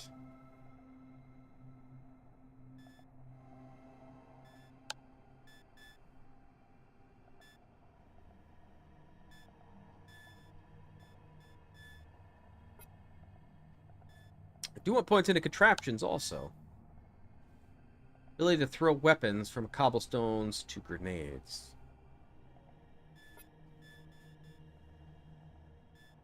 Let's do high-tech weapons. There we go. So, what am I, 16 away from maxing out my high-tech weapons? As a bag of hammers. High-tech weapon ability. That's melee attack. Dart gun ability. Cryo laser ability. Doesn't deal damage. 80% chance. Fortitude. Blinds everyone in a radius. That's kind of nice. Smart shot. 20% damage. Hits all targets in a line of fire. Guaranteed crit. Nice. Okay. Nothing for perks yet. Alright, let's keep going. Hopefully these guys don't attack me. Weren't earlier.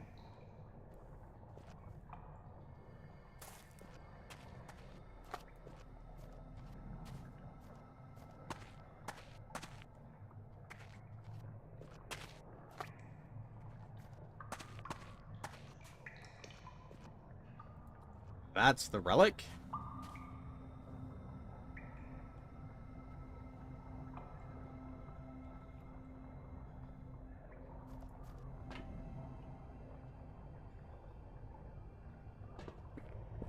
This amber orange ball, hovering above the scientific equipment connected to it, seems to be the reason for what happened in Nashville.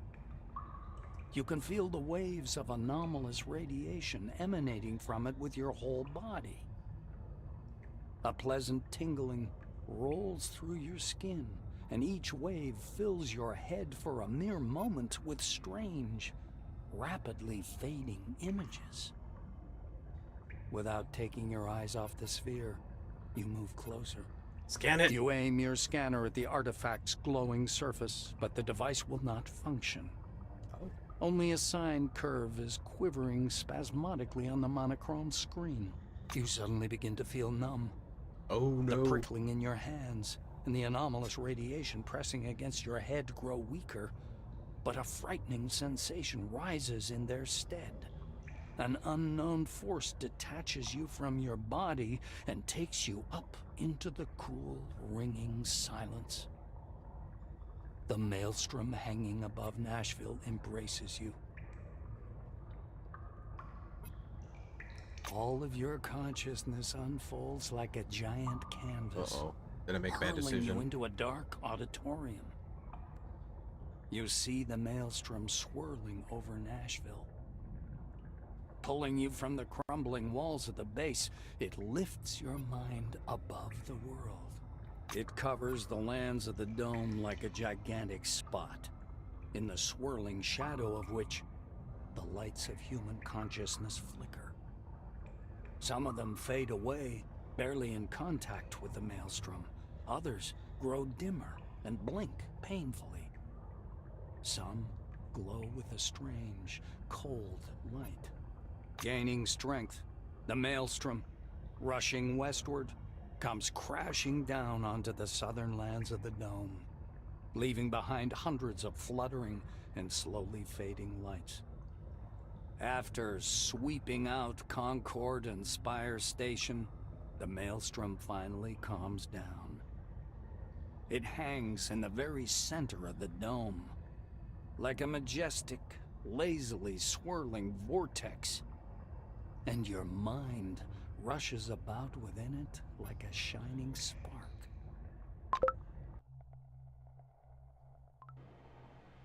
Uh-oh. It takes you some time to realize that you're wandering through a fog. Eventually, the dull, white nothingness begins to dissipate, slowly returning you to reality. A noise fills your ears, a rumble resembling the sound of waves rolling ashore. You step carefully through the white haze. Fragile bits of rock crackle under your feet. Vague shadows appear from the mist over your head. Breached concrete plate bristling with exposed armature. The dusty drill of an earth mover lying on its side. Yellowed documents, boxes. Crushed steel closets that tumbled down through gaps in the floor. The space beneath your feet resembles thick but perfectly transparent ice. A vortex of clouds spins slowly below, the lights still flickering. They're the same lights you saw when you first touched the sphere. The lights are actively moving, wandering, gathering. Iridescent, they form both small and large groups, and the desert far below changes, following their pattern. Settlements appear in the north, in the east, in the west, and even in the dull yellow barrens of the south. They grow right before your eyes, as if time were moving ahead at incredible speed. Oh my gosh.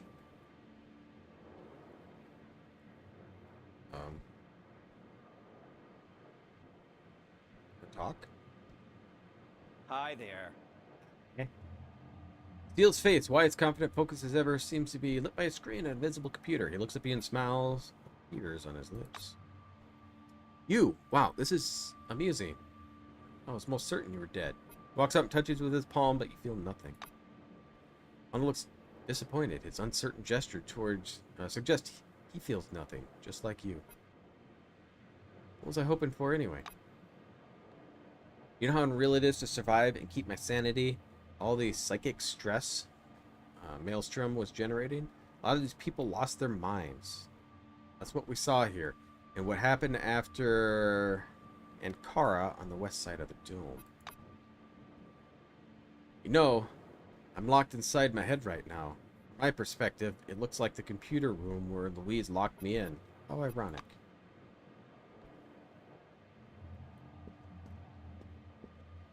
Come on, don't be shy.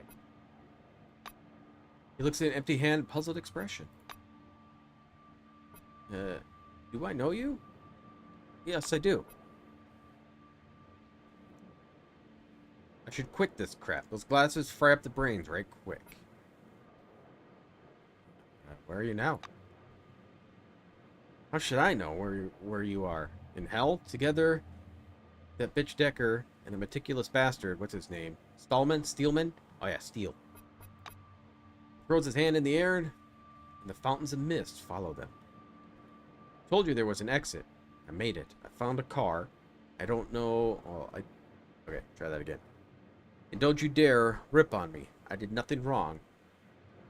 I didn't have to die with you there. His face abruptly goes blank. His voice sounds dead and dull. Not everyone can escape from Nashville. That means something, doesn't it? Clara is surrounded with white light and mist, her hands clasped in prayer. She reminds you of an angel statue from some reformist church.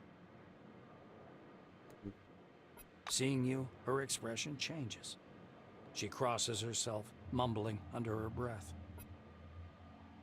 Get her to calm down. You're not a ghost. She nods timidly. Yes, I see. This, both you and this mist, it's all in my head. She steps towards you and kneels. I must repent.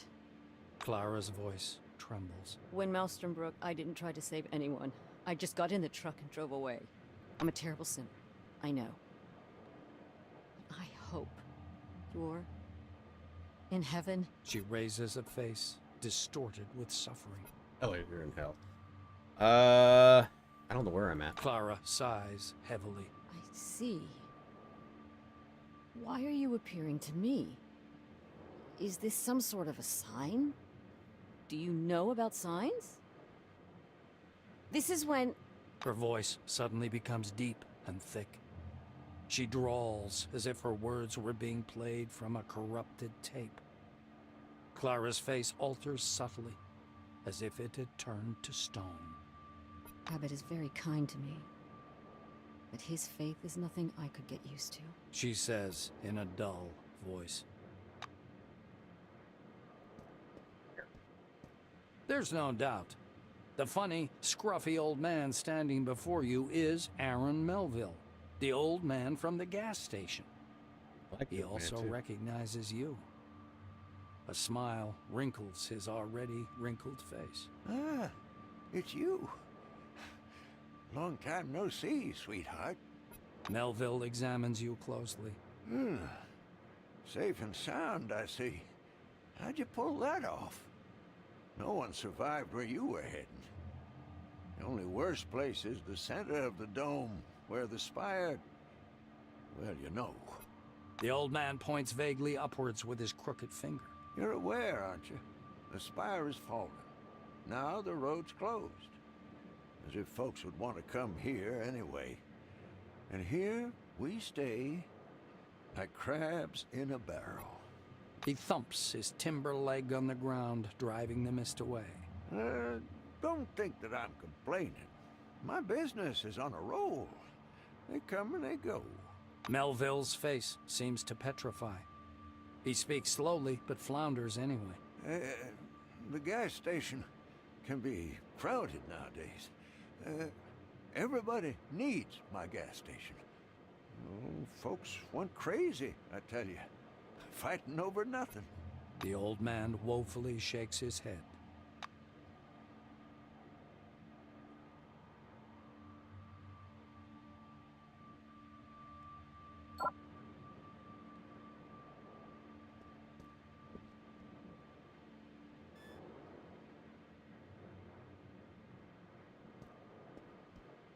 A dazzling supernova-like flash sweeps across your view.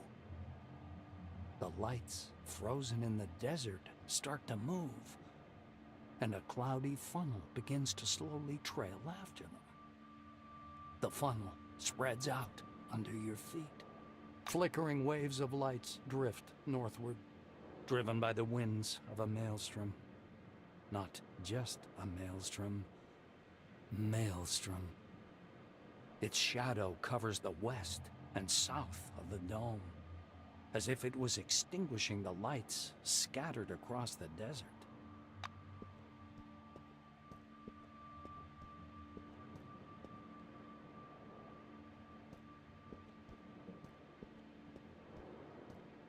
Weird. Van Olden looks the same as he did during your first meeting.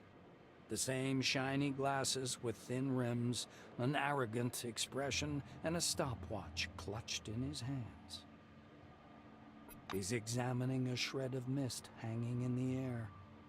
He's so involved in his research that he doesn't notice you at first. Meeting your eyes, the scientist instantly darts back. Then he comes up to you and begins to palpate your face, hands, and clothes. His fingers seem to sink in your face.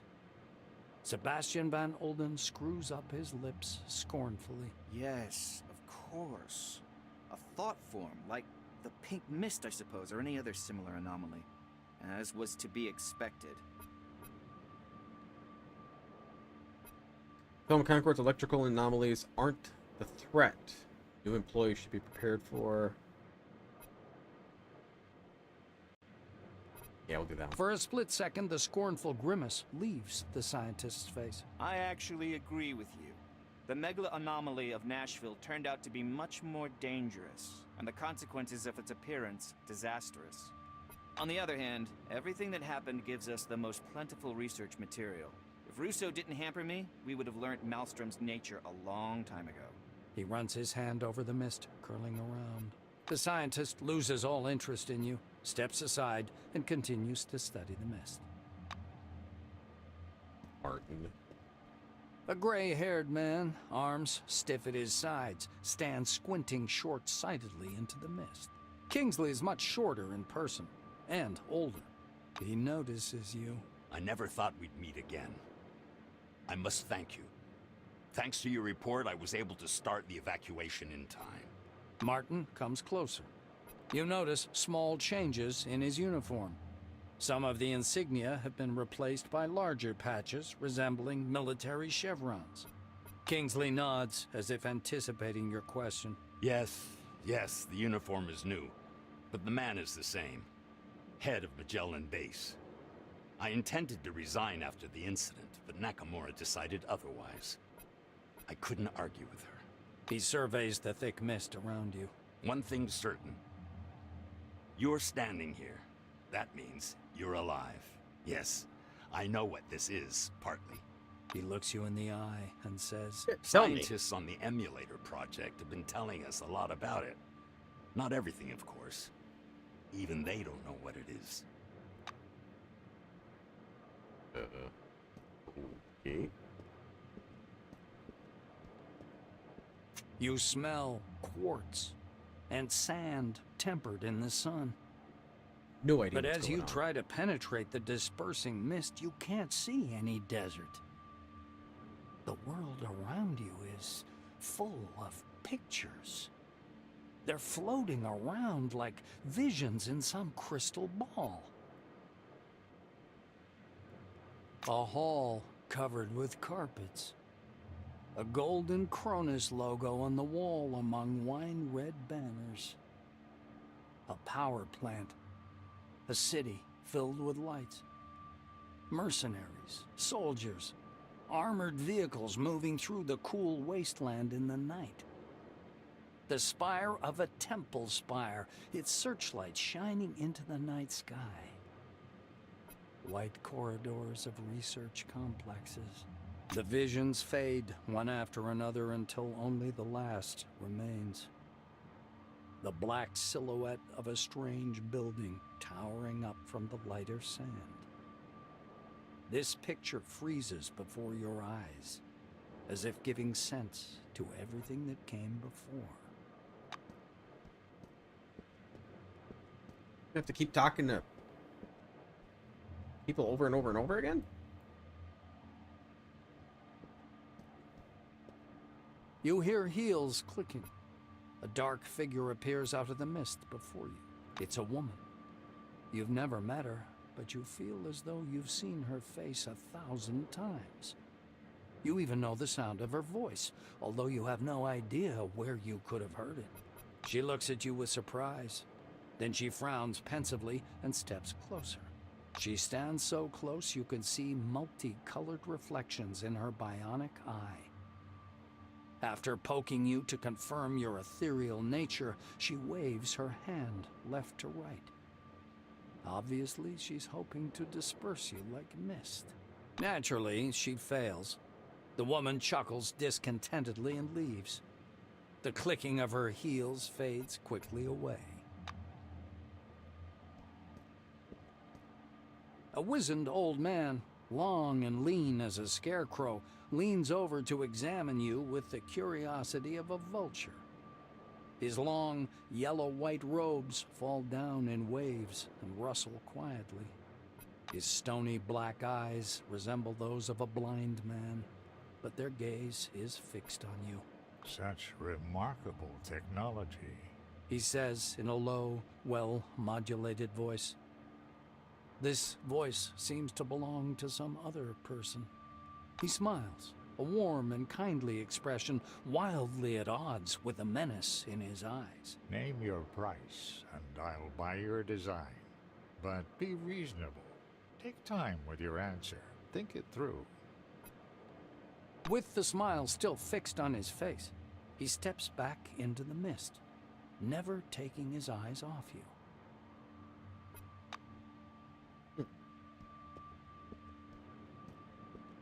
The fuzzy mist, as if whisked with a mixer, looks like slowly dissolving clouds.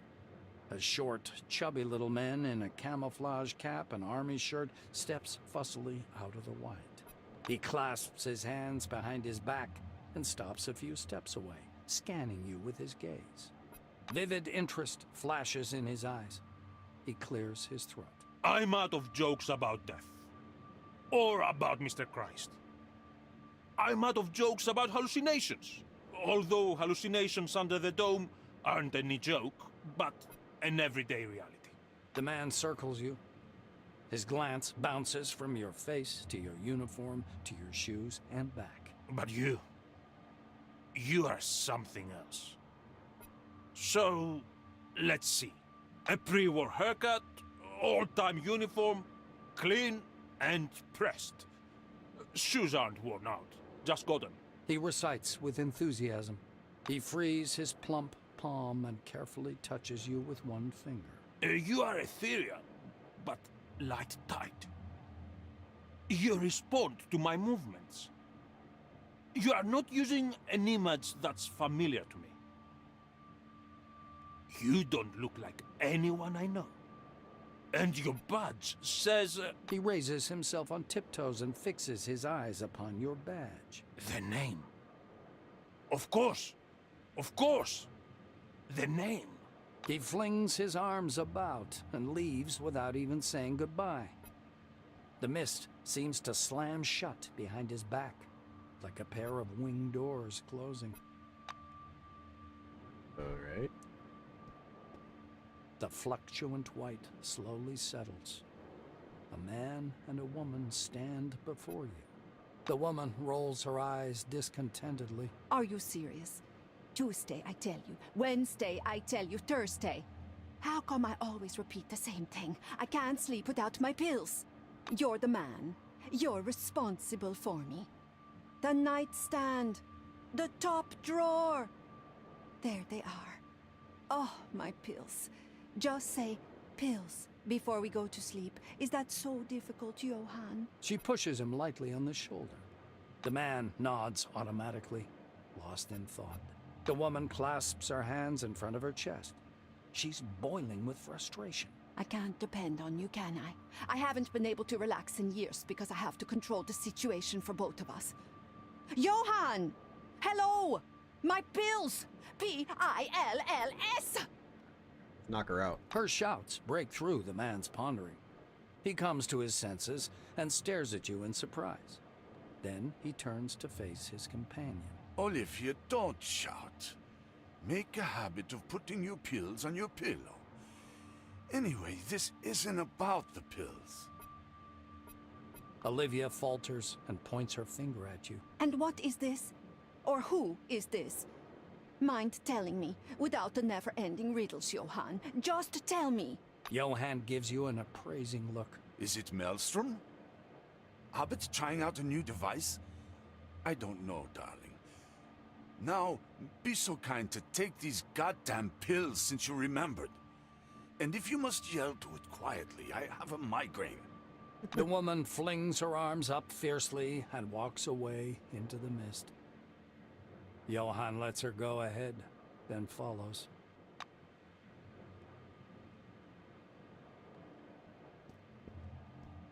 An unfamiliar woman steps out of the mist and looks at you with the wandering eyes of a mad person. She's wearing a tall, crudely made tin crown painted with gold powder enamel. She smiles, although on her, this expression is more like an evil grin.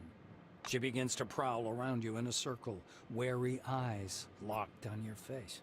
While circling around you, she steps into the mist and stops in place, a vague, distant silhouette. Okay. The mist fades away. You see a short, dark-skinned man with a grim face. He's wearing a brightly colored turban. You take a step towards him, and he strides forward as if to block your way. The ends justify the means, don't they? Have your scientists nothing better to do, Kimiko? He asks, looking upward. The stranger raises his hand, forcing you to stop. He looks up again. We have to be like the Soviet Union and Germany in the late 1930s. Mutual favors, mutual limits, parity. We've always worked on such terms. As he finishes speaking, his lips stop. The man in the turban keeps standing there, a lean figure looking angrily upward. Does this ever end? I mean, this is just like ongoing for a long time. Oh, there we go. Like, holy cow.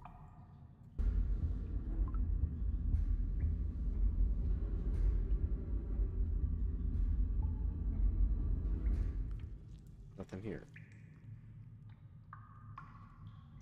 They're gonna take damage.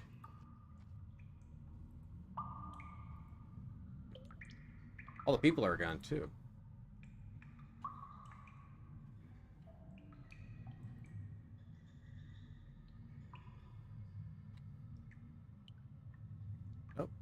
Oh. Wow.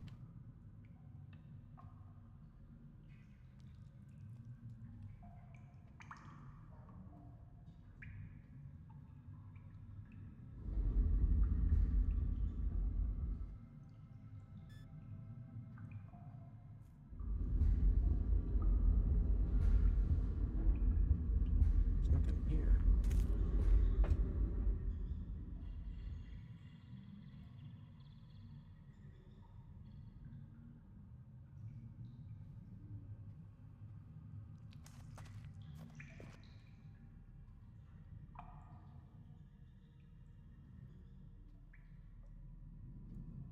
There we go.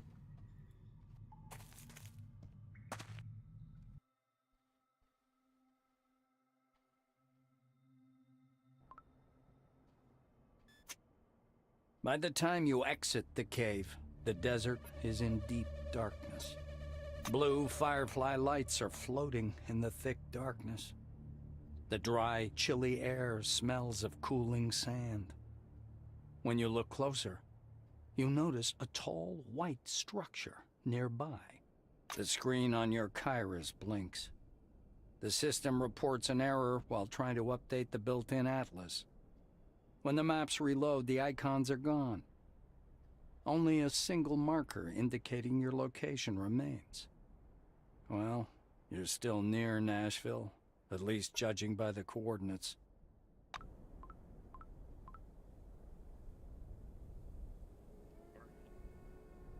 What am I doing?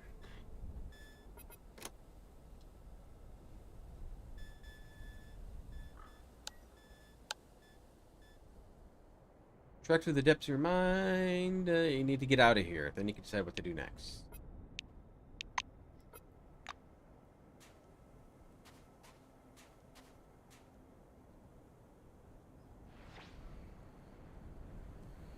Prohibited. Employee currently deployed to the danger zone must leave. Encouraged to seek asylum. The city is far enough from... Don't panic. Our scientists and security specialists are closely monitoring the maelstrom phenomenon.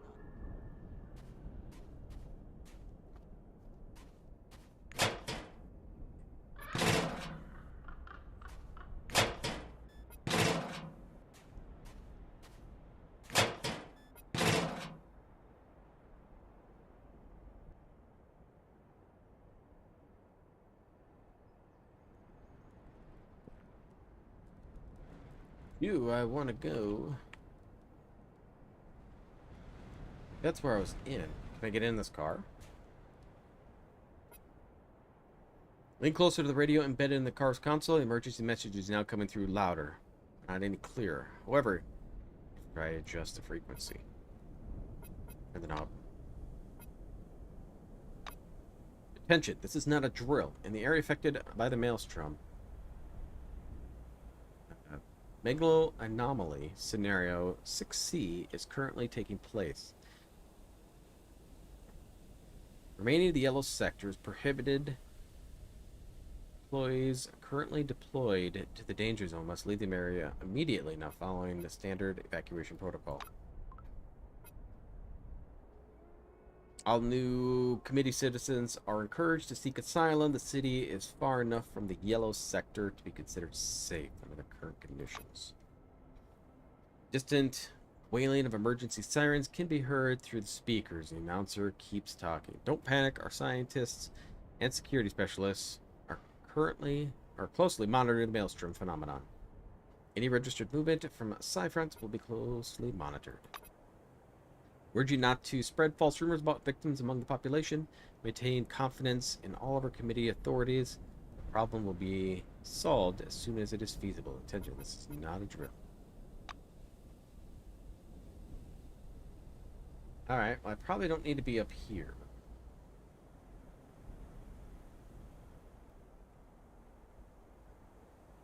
And I believe this is probably where I came from.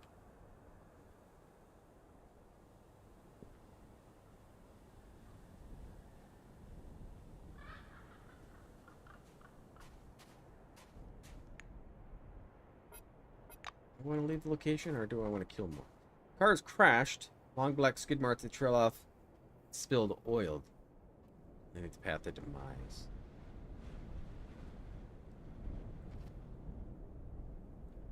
We sneak.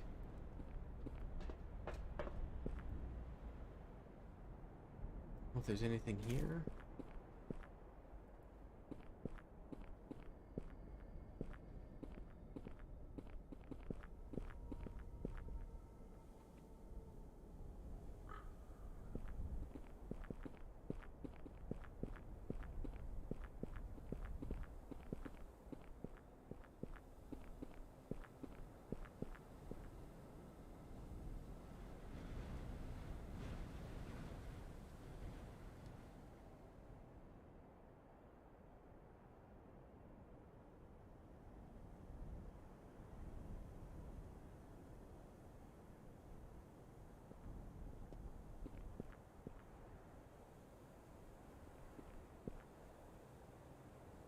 Is anything here?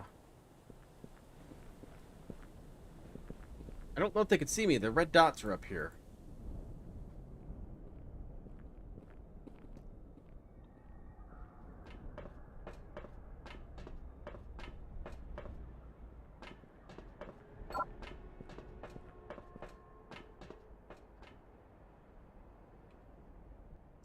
Not really looking like anything's here, is it?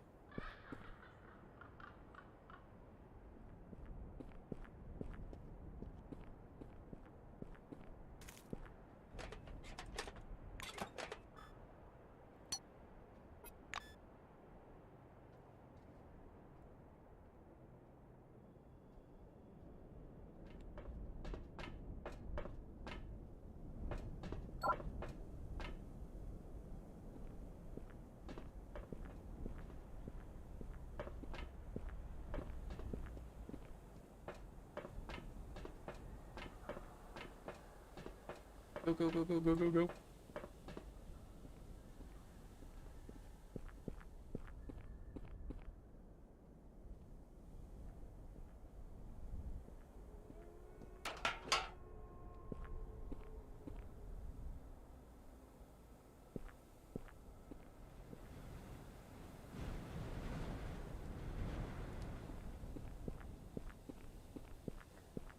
Well, let's just get out of here, because I don't think there's anything here for me.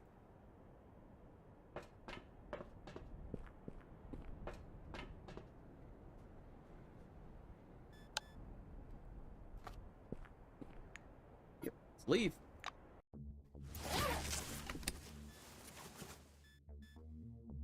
Yes, this is where we're at. That's where we went picnicking. It's Junktown?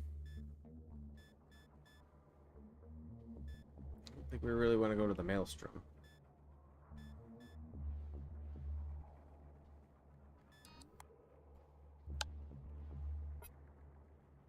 Hours to get there. Man, am I tired though. You wander through the desert and suddenly fall, fainting for a moment. Feeling a little peculiar. A quiet hum, like that of a huge bell, fills your head. The space around you is again hidden behind waves of fog. But now it's different. This even white haze conceals everything unnecessary, highlighting the important.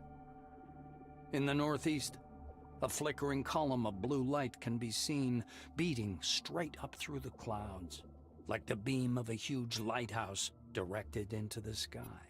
Without taking your eyes off the beam, you struggle to get up. Each step requires great effort and your head is splitting.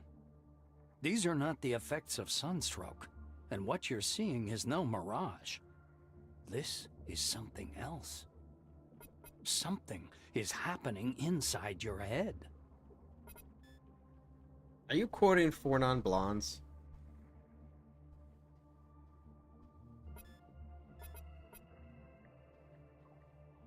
Stabilize your condition. You search through the pockets of your uniform and find several pills. Some to treat high blood pressure, and a few painkillers.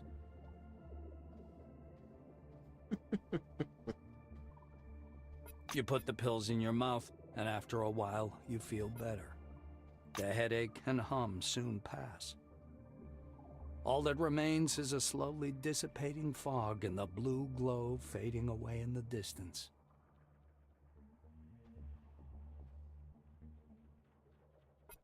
You've seen this fading glow before, but from a different angle. The explosion that flashed through the clouds pushed apart by Maelstrom. This strange beam of light is what remains. It must mean something. Maybe there to the northeast is where your path now lies. Good. Now, I am getting tired. Well, my fatigue's at 30.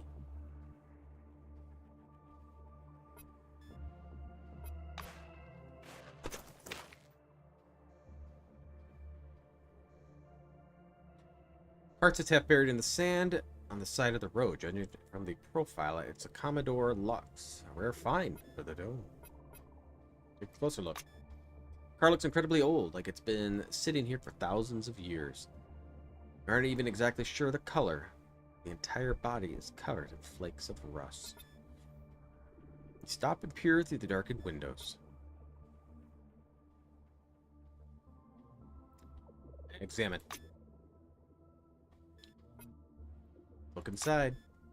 Here's car is fully equipped. The deluxe plate is visible. The cracked leather of the dashboard and the doors paneled lacquered wood. All of it confirms your guess. As you continue to examine the car, you notice something strange in the back seat. Looking more closely, you realize it's a huge wasp nest. Opening the door might not be the best idea. Yeah, we're gonna leave it.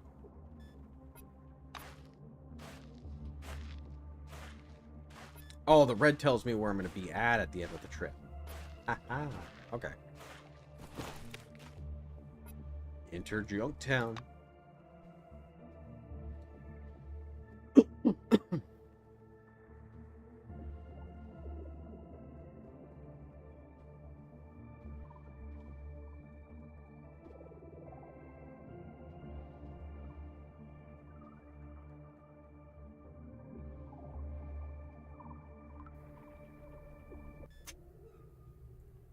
The hum in your head that's accompanied you from the moment you left Nashville and had almost fallen silent since suddenly returns. Somewhere in these slums is the unknown but apparently important goal of your journey. Nice. All right. Ooh, geez. A lot of events.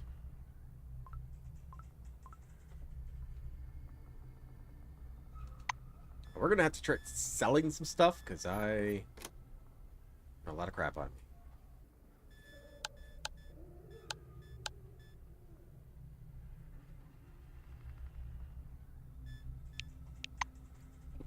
All right, let's start talking Come on to in. people. The city's already under quarantine, but there are still a few places in Junktown. You see anything else? I'm listening. For a moment, you can stay in here. City. Inquire about the quarantine. Say the Maelstrom began to expand, which hadn't happened for a long time. That's why the quarantine was declared. Citizens must remain in the city, and non-citizens and those who didn't have time to relocate are all here in Junktown. Fortunately, we have an emulator. To be completely honest, I don't really believe the thing works, but it's better than nothing, right? Goodbye. A dirty and exhausted-looking woman in a white wing uniform rushes up to you. She clutches your hand in a death grip. You're my last hope. Please, please, please, please. The woman stares at you imploringly.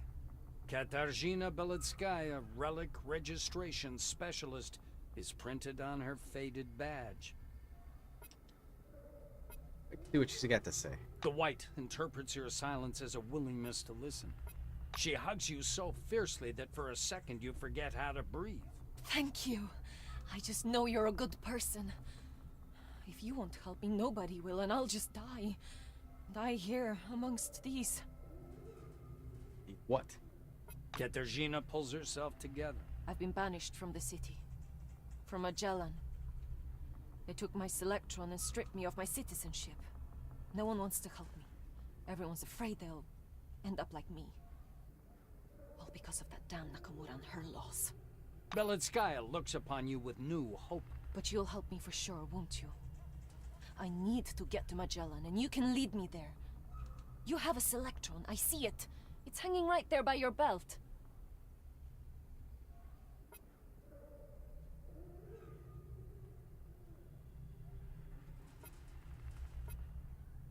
How could they possibly banish someone from Magellan? Katarzyna obviously doesn't understand your question. What do you mean, how? They took my Selectron and threw me out into the desert. It really is that simple.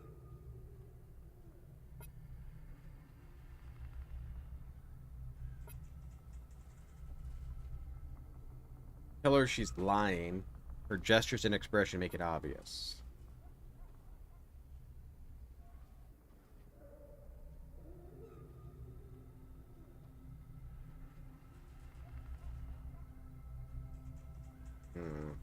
Probably gonna tick her off. Question whether the decision was really so arbitrary. Use the brains. The White frowns bitterly. She's not happy to be caught in her lie. Ah, damn right. Well, it wasn't exactly like that. There was a trial, and I was offered either prison or loss of citizenship. What was I supposed to do? Go to jail? I'd never survive being locked up with a bunch of oranges. Katarzyna flings her hands in the air desperately. Why did you lose your citizenship? The White's face falls, and she hurriedly looks away. It's these new rules they've enacted. Commit any offense at all, and you're no longer a full rights member of society. Belitskaya nods readily. Yes, of course.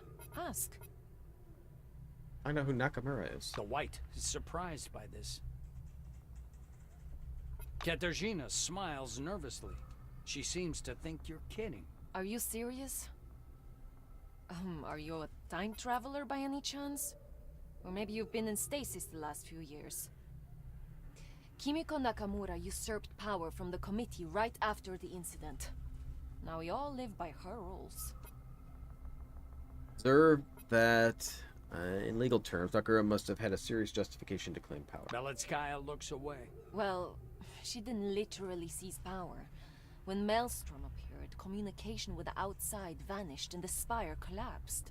No one knew what to do. Kimiko organized the evacuation of Concord. She accommodated the staff in Magellan. Of course, Kronos' board voted to make her chairwoman. What does it matter how she came to power anyway? She gets to strut around like a big boss and people like me suffer. Katarzyna flings her hands up desperately. The White taps the Selectron hanging by her belt. Please, guide me to Magellan. I just need to get to the station.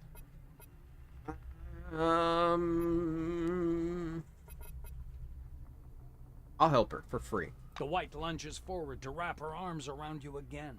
I believe she's one of my companions. Thank you.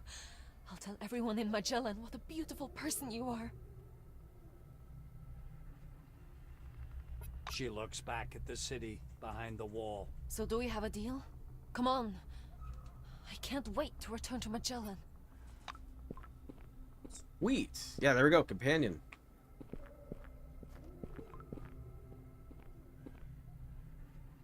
Alright. Belitskaya nervously checks her community. Yeah, I don't want to do that.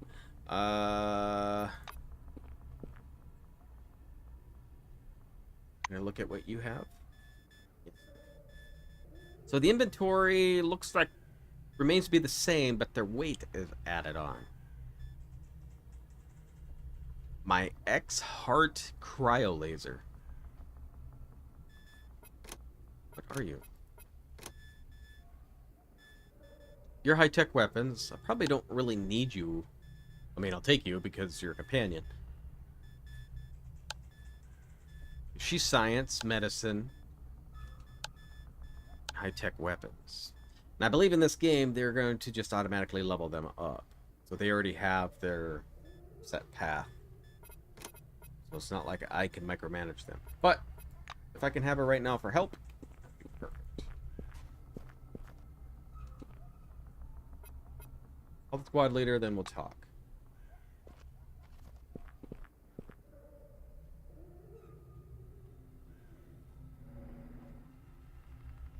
You need somewhere to sell stuff. I'm talking to you.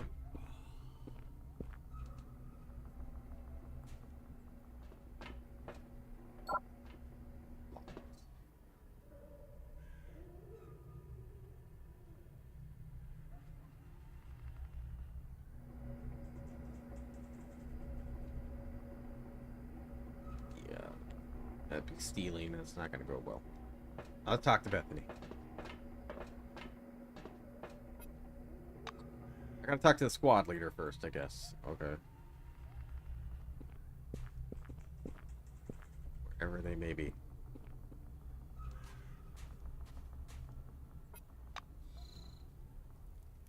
Alright.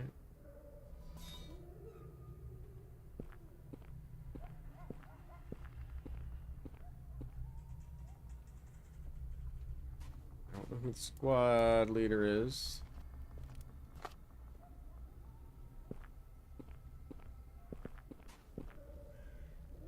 And not the jail.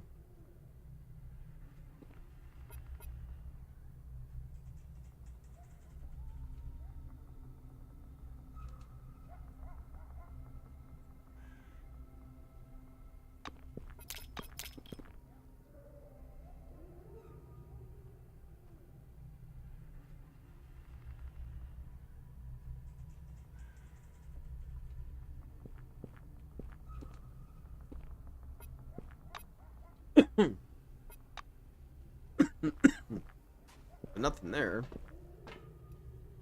I'm listening, he says thickly, around the stub of his cigar.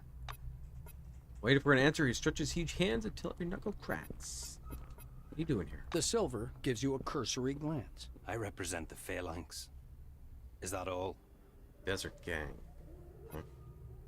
Entrepreneurs. Soldiers. Spencer laconically replies, as if every word caused him a comm bond. Let's learn more. Don reluctantly takes the cigar out of his mouth. We're running caravans. Making money. Fighting Nakamura's monopoly on power.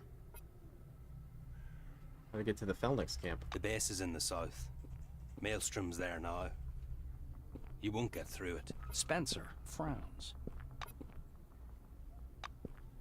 Alright. Make it quick.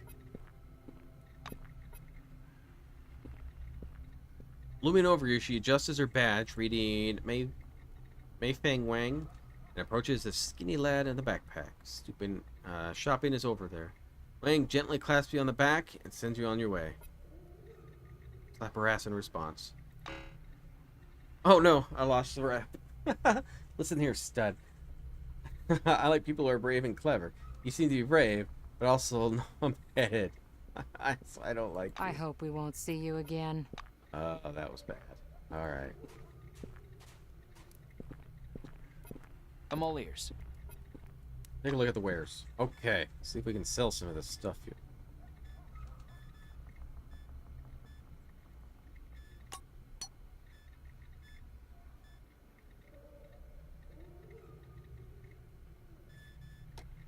Do this.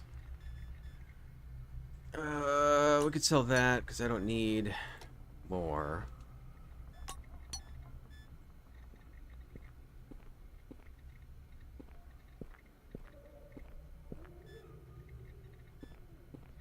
I think we're good. Okay, so yeah, I might keep this though, because if I have other people with me later on. Now I'll need ammo. I will have to buy that. I'm not very rich.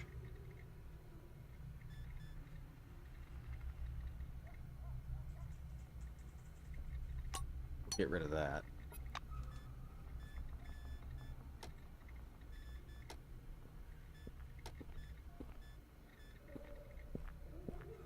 That's for hacking. I don't know if I need any of this stuff.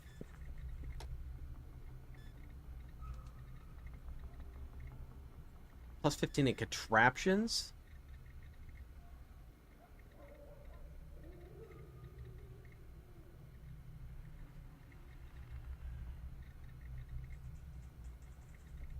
What does this do?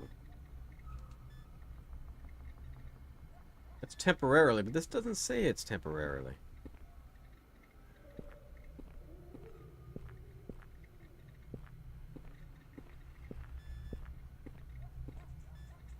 Yeah, see, some of these say temporary. Oh, I'm gonna have to look at that.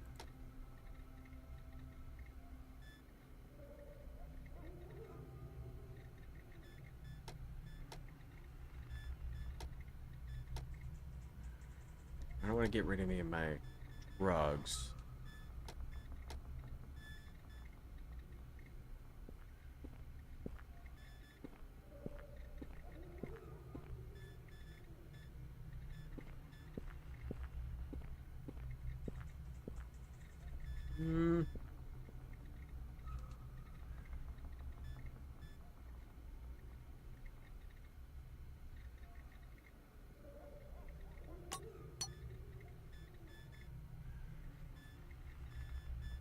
I kind of want to keep these because if I get other companions, they might use ammo and stuff like this. So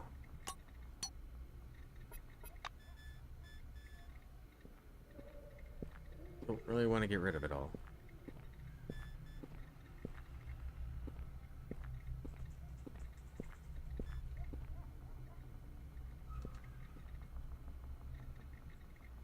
No idea what that's for. Get rid of those.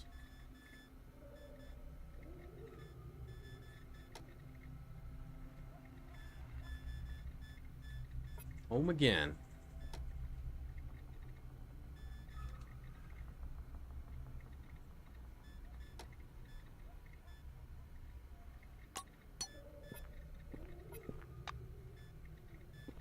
Okay, do you have... You have no ammo, do you?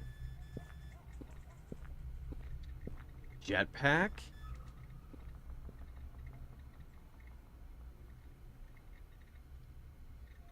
Jetpack jump ability. Oh, I probably don't have that.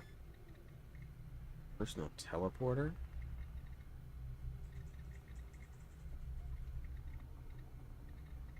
Alright,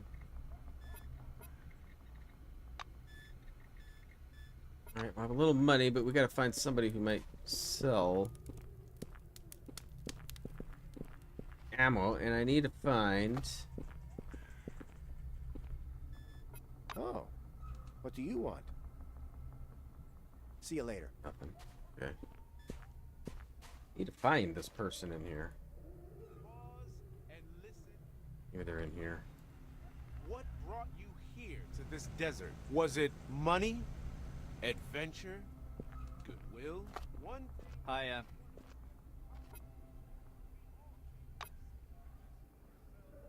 Think about what I spend my hundreds of compounds on. The first item on my list is clear. I hope to see you again soon. I'm just guessing the person I need to talk to in here because other people won't talk to me until I talk to a certain person.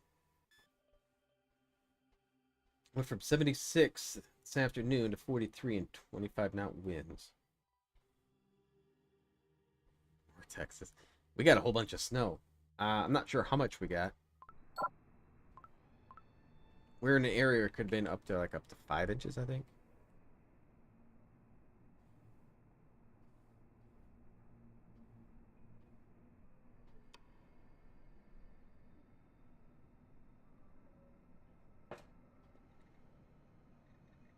This guy's name is familiar. Good day. I believe he was in the very beginning. Ask what the emulator project is. Simplified model of Maelstrom that should help people under the dome learn how to control it. That's the extent of my knowledge. What detail I should talk to? Henrietta Russo. She's director of the complex. Straight down the hall. See you later. Okay, so there's the dock. Sure. Please handle relics carefully. In case of damage, your life will be forfeit. Our honest work will make the world a better place. World a better place. It's someone who does weapons.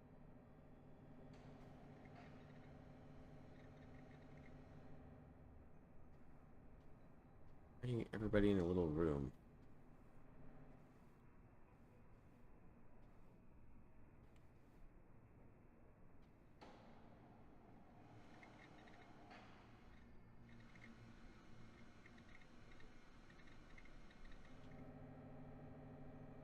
Take a peek in here.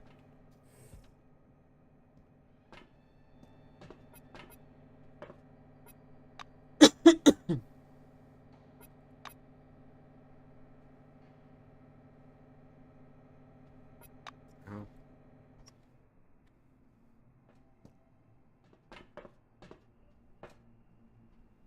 Remember, our honest work will make the world a better place.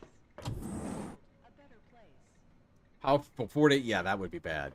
A lean woman is hunched over the console, hair pulled back in a tight knot. As the doors close behind you with a quiet hiss, she turns briskly to face you. Well, I've lived in the Midwest my whole life, so there's never been a year where I haven't had a lot of snow. You have an appointment, an examination, am I right? Know this. You must submit to a blood test and show me your Selectron as your ID. Some sly dogs have been coming around twice for an extra 100. Her voice is firm and loud, and she's spinning a ring of keys on her finger, one that was sticking out of the console a moment ago. The badge on her white coat reads, Henrietta Russo, Project Director. The coat itself is flecked with several stains in different colors. Russo follows your gaze down to her soiled coat. It's soda. This crap doesn't wash off. What is this place? A baffled grimace appears on the woman's flushed face. Then why are you here? Don't you want your examination, medical assistance, and 100 calm bonds to guzzle away in Beth's bar? She spreads her arms as if to embrace the entire hall. This is Emulator, the place they began to build immediately after the incident. As you can see, it's still being built, so I can't show you any miracles yet. Anything else that interests you? So you were hallucinating and saw a blue beam over the slums. Henrietta looks skeptical. Yes, you're hallucinating. You're seeing Grace Slick flying around in a fairy costume, flashing her tits at you. The usual. Wait, I missed that part. I want that hallucination again. She gives you an apologetic pat on the shoulder. Don't get mad. It's just that I get told about hallucinations by nearly everyone I meet. That's why you have to pass the simplest test right now. I have to be certain you really cross paths with Maelstrom. The White explains, taking a notebook out of her pocket. So, first question. Where did you contact Maelstrom? Russo taps pen on pad, impatiently.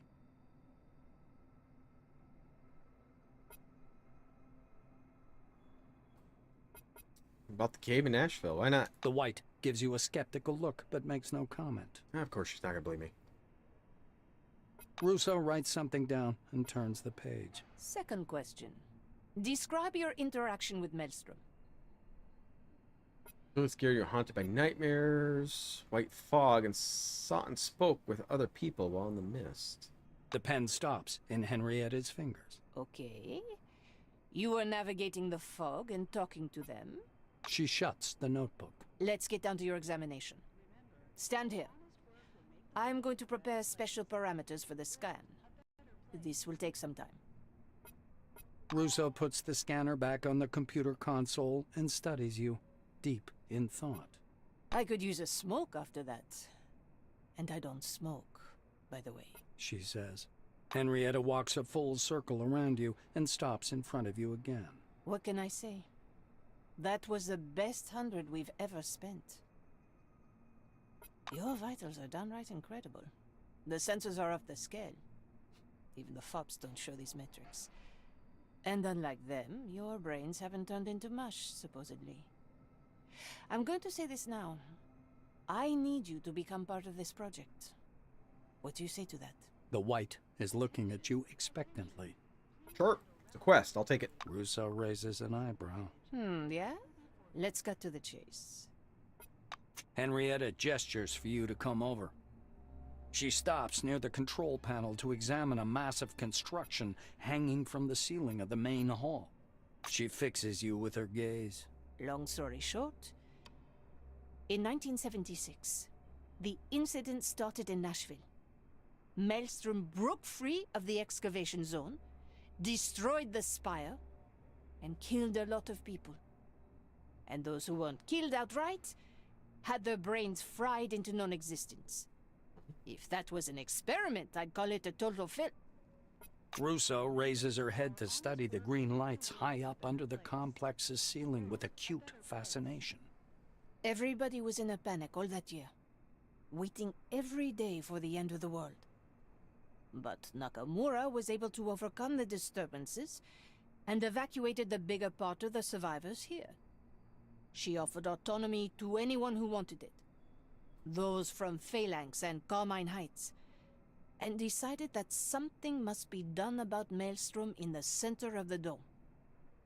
Thus, the emulator was born. Did I miss it? Everybody was in a panic all that year. Was I gone? Because I thought I was in 1976.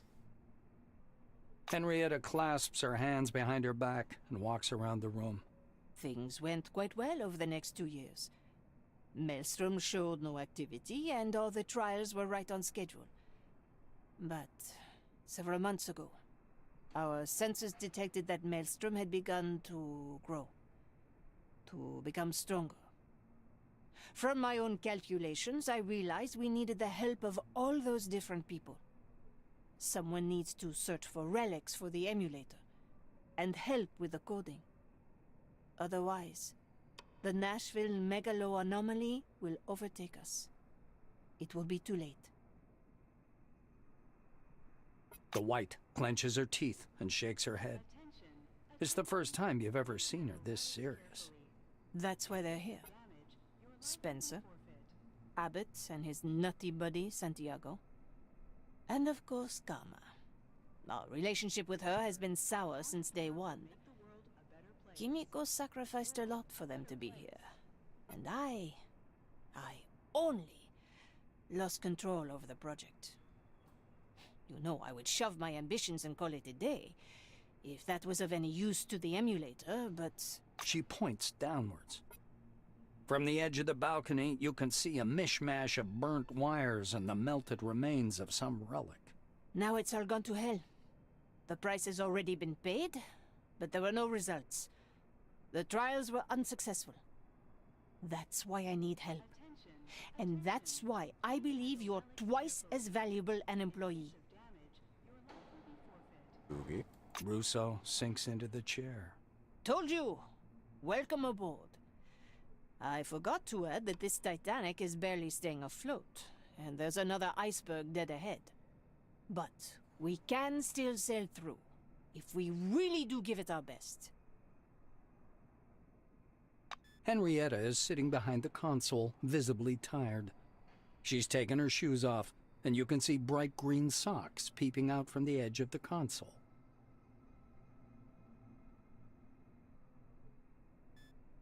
I am a bit short of breath from that pretentious speech, but hopefully you can understand we have the same goals now.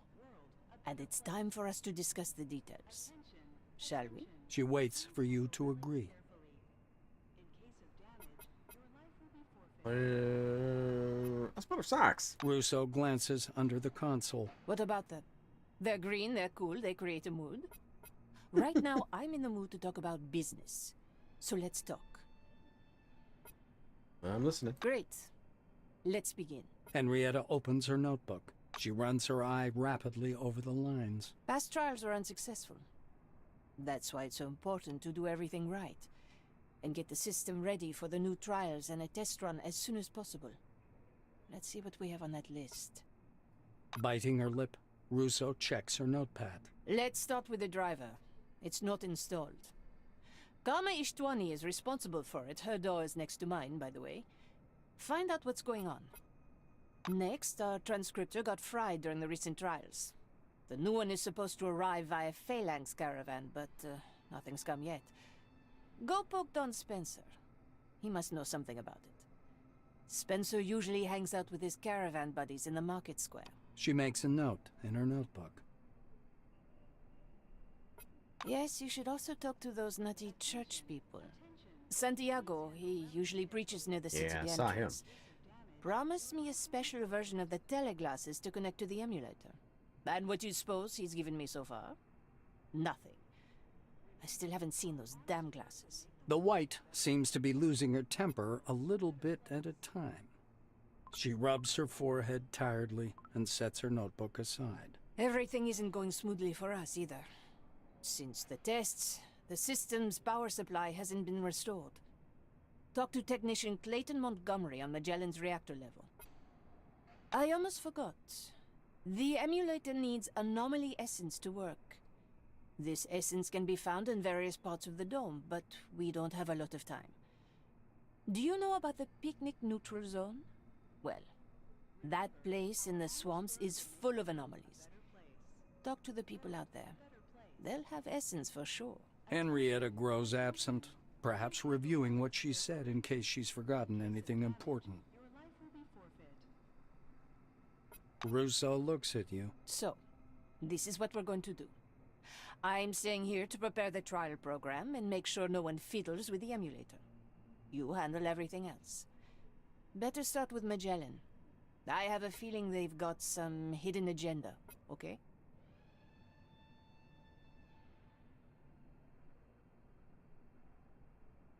All you do as she asks. Move away.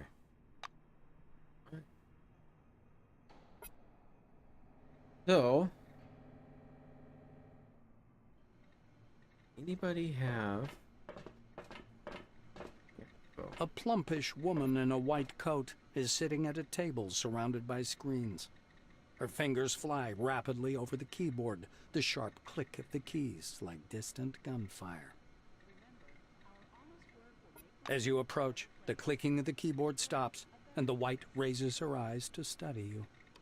She doesn't seem angry or irritated, but her glance is so cold it gives you chills. Without a word, she returns to her work, as if you didn't exist.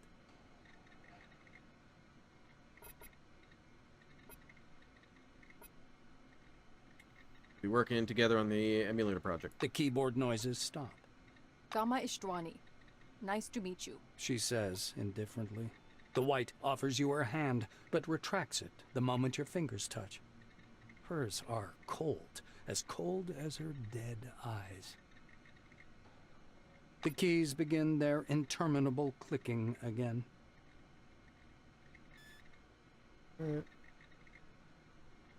The clicking stops, and Ishtwani grabs your sleeve. I will ask you a few questions, and then you are free to go. She looks at your badge, apparently recognizing your name and rank. Are you connected to other project participants somehow? Any intimate relationships? Friendship? Family?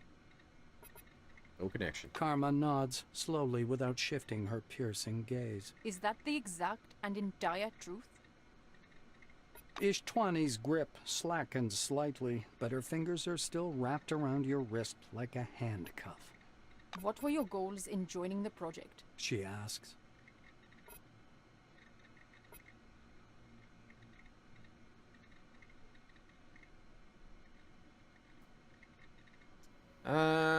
Technically you've only been here a few days under the dome and still trying to understand what's going on. Ishtwani narrows her eyes, confused. Could you explain, please? What about Nashville? Karma listens to you with an utterly disdainful look. Seems she believes not one word of your story. What you told me completely contradicts sound science. You must understand that much. So you're either mad or a very confident liar. Or, the least likely option, you're telling the truth. Interesting. Ishtwani So I was in waxes stasis for 2 pensive, years. but still keeps a tight hold on your wrist. The white releases your hand. I appreciate your answers. You may leave. You're distracting me from my work.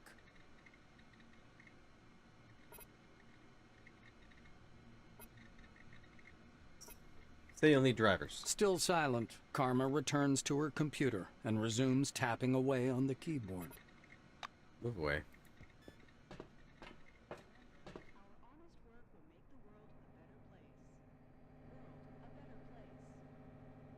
Alright. I don't think there's anything in here. Attention. Please handle relics carefully. In case of damage, your life will be forfeit. Alright, so let's see if we can find somewhere I could buy ammo. Maybe I can't buy ammo here. I have no idea. But I need it. Probably gonna need a lot of it, because I believe her is gonna need the same ammo. Yeah. So we got two people using the same ammo. That sucks. My dearly beloved people of the Dome, brothers and sisters, pause and listen. A giant man spreads his arms in greeting. Impenetrable black glasses hide at least half his face. The stranger smiles. Reverend Santiago at your service. Is this about my sermon, The Priceless Gift of the New World? I could check you in. He embraces you with his strong, warm arms, smiling all the while. I'm here for the teleglass. Santiago's lips, still stretched in a broad smile, twitch once or twice. Although his eyes are hidden behind the glasses, you can tell he's examining you closely. The Reverend's bright smile widens. You know, it's hard to win Henrietta's confidence. You're a special person, that's for sure. If only I knew why. Anyway, the device you're asking for is the apex of our technology. I'm not comfortable handing it over to a stranger. No offense intended, of course. Let's do this. Since I want to know you better, I'll be watching out for you at our sermons. We conduct them every day at 6 p.m. on this very spot.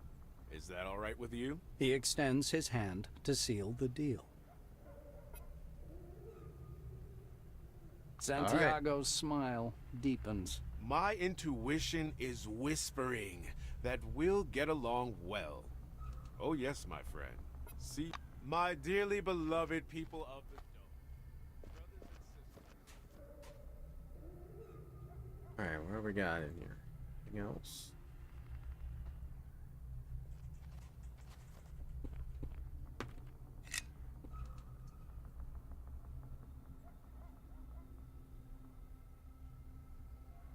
Get in here. Nope. Hey, my handsome hunk. Wanna have a good time? Hiya. Oh my god. Ugly looking dude. Here for pleasures? Barry Robertson. People come here, want a good time. See what I mean? What do you mean? What do you mean, what, honey? I get it. Last time was before the incident. I'm joking, but you obviously need... I can help you with that. Do you understand? Say I'm already having a good time.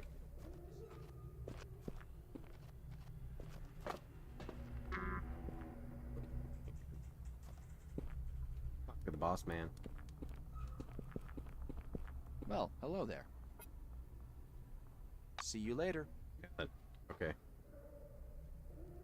I don't believe there's much else I can do. Maybe go into the bar again?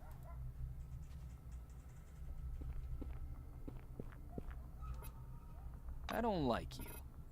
Okay.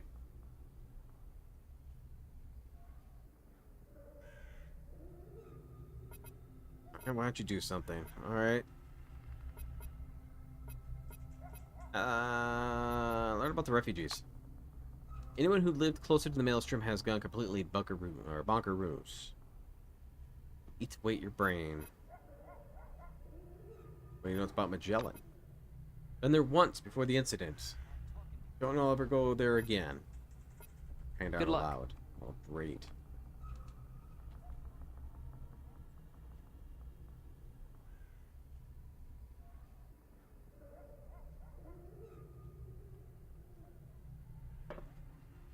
You enter the bar. You immediately notice a large orange sitting at a table surrounded by empty bottles. 3 angry blacks are towering over him.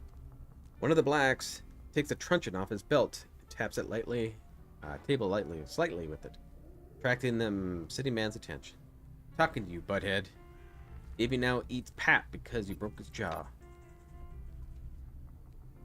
The musclehead raises his calm gaze up the black. Well, you shouldn't have cornered that lad in the washroom. I've got a real nice teensy tangerine here in my pocket. I'll give it to him, eh? Make a puree of it first. The end of the truncheon knocks against the orange's shoulder. Think that's funny, jokester? What are you staring at? Bug off. Police business here. Police of the new committee. Clear the space.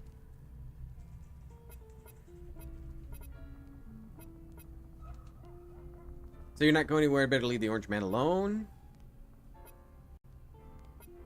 Yeah, we'll do that.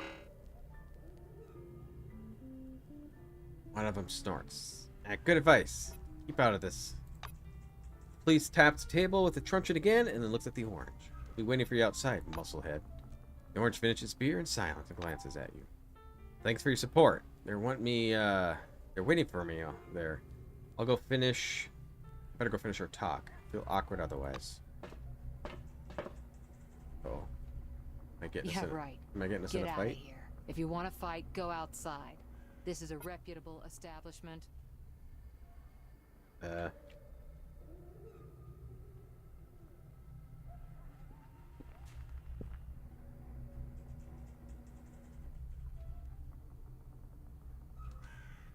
Where are these guys fighting?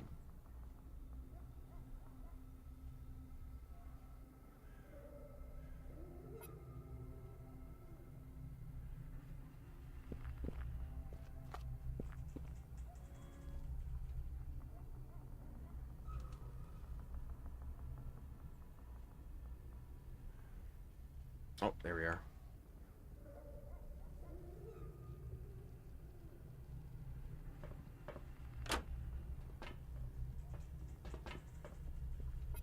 Judging by the tense silence in the air, sides have used up their arguments. The fight will start at any moment. Stand next to the orange, prepare to fight the blacks. Yeah. I believe he is one of my companions and one I want. I'll catch the first stray fist as lowering a voice changes into battle stance. Ow! Dude.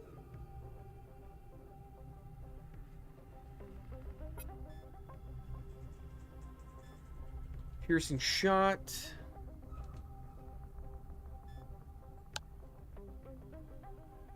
Oh!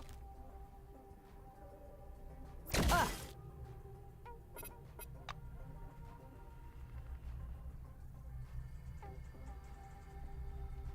Oh, I control him too. There's a dude up there.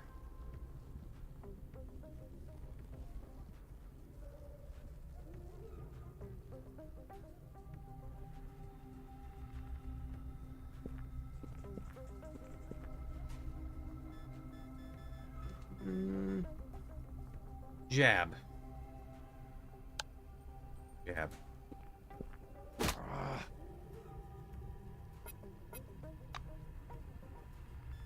The good old-fashioned fist fight. You are surrounded. Do you want a fist fight? Respect. A fight without guns kicked and his knives. own friend. Oh, that's awesome. Get at me.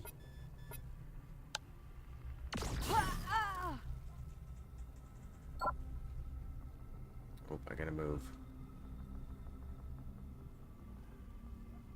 Where am I?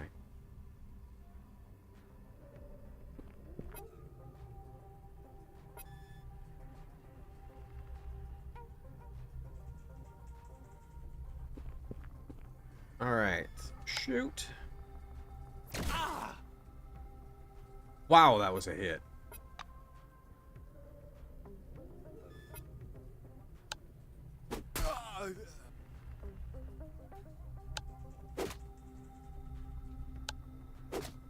Oh, this guy doing some damage.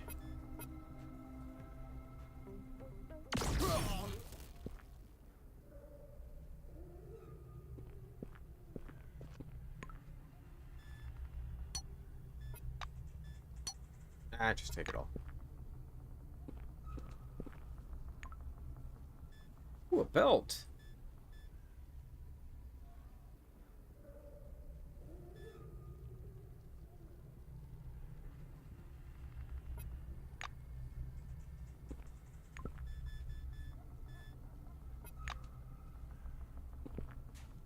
Crump is frozen in place like a statue.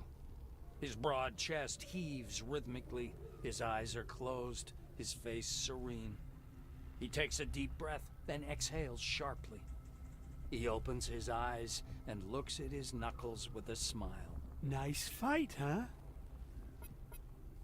Why were the blacks picking on him? He shrugs his mighty shoulders. Well, I cleaned their mate's clock because he was beating on a guy in the shower.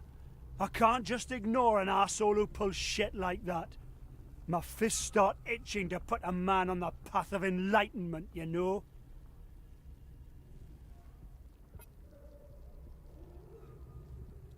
Sometimes brutal physical violence is the most efficient solution. Crump looks up at you with respect. Then you and I could be friends. What do you do? The orange looks down at his fists. Crump's the name. Yeah, that's what my ma called me. I hit people. I've fought people for money. I've worked as a bouncer. I've made debt collections.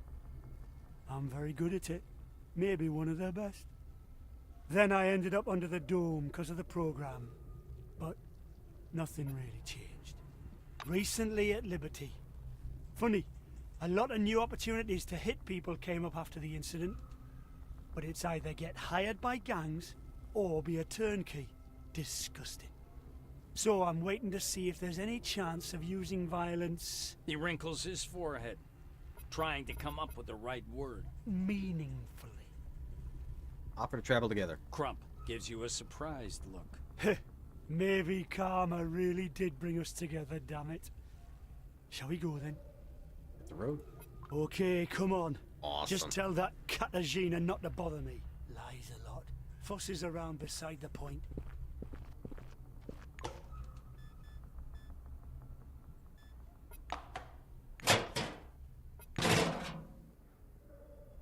Okay.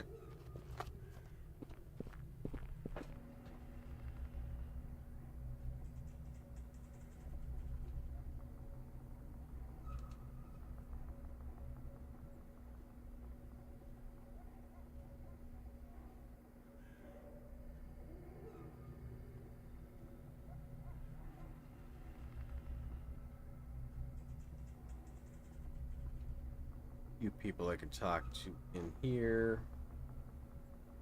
First things first, I gotta go to the bathroom. I'll be right back.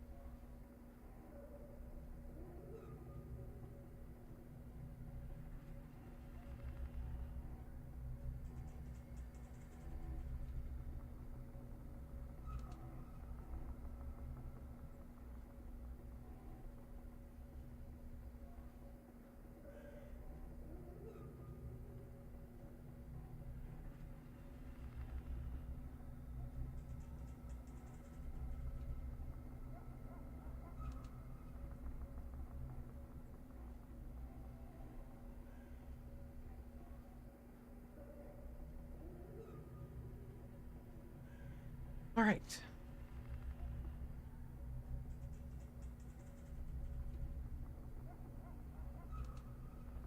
Make it quick. Oh, hide my weapon. The plumpish man enthusiastically fiddling with the church's teleglass. He's enraptured with the new toy. How do they like the glasses? Salutations.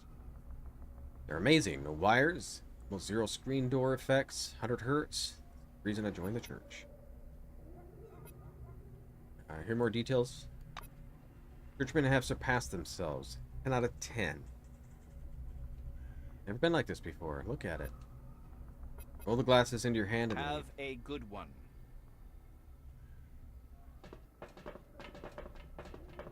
I'm listening.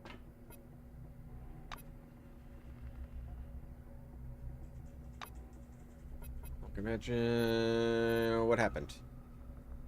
The greedy asswipe Mortensen is what happened.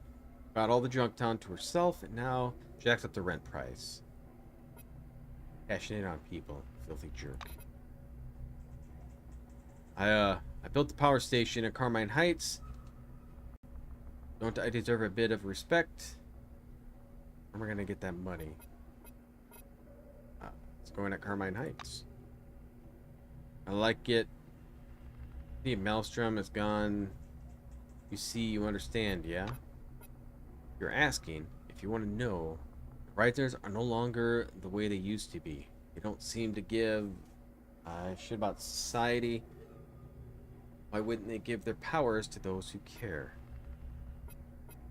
Ask for things going on in the city? How should I know? I'm from Catherine. Okay.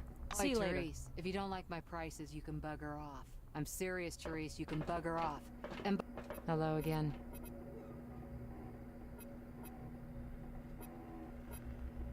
Alright.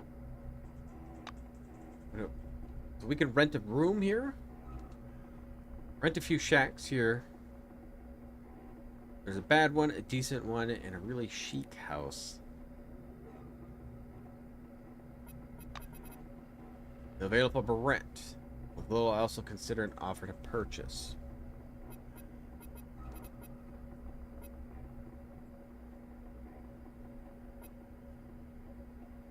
Ask her to tell you more about the houses. The first house is an old ruined shed. 3 walls are down. The last one's still holding. There's a locker, a mattress. They're not sleeping directly on the ground, and it stinks so much that even the bed bugs have fled. There you go, no bed bugs. It's part of the roof, very few holes. Somewhat better of a house. The walls are a bit thicker, it's a bit more spacious than some furniture. It's simple, but the basic comforts. If you bring any junk hoards home, you won't be ashamed for the furnishings. The premium one too, by the way. The premium means it has its own water supply. Jokes aside, it's an excellent apartment. Love to live there myself. For rent. For the ordinary? I'll take 10 combines for a day, 60 a week, or 220 a month.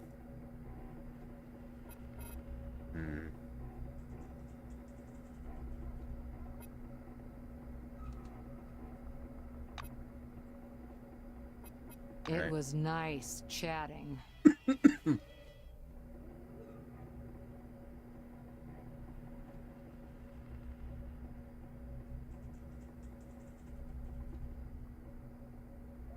Really be stealing that. Bathrooms. Ooh, ventilation shaft. Alright, let's go in there. Been about everywhere else in this place. Be kind, please. Don't touch this.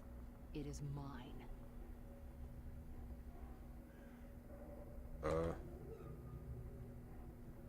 Be kind, please. Nope. All right. Don't touch this. It is mine. All right. I won't. Should I rent? So I got a few people with me. I got a worker's belt, and I think I picked up a soldier's belt. Yeah.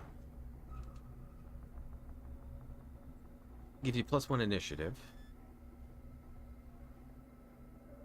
+4 encumbrance. So let's... Should we put the initiative one on me for now? Put the encumbrance on you?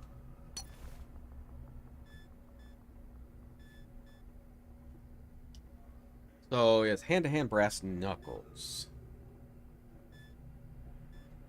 Give him a handgun? Wow.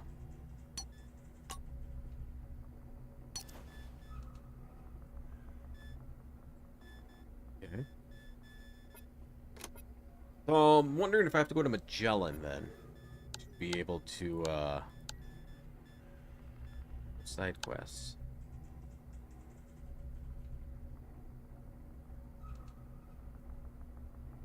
Oh, I gotta wait till 6 p.m., don't I?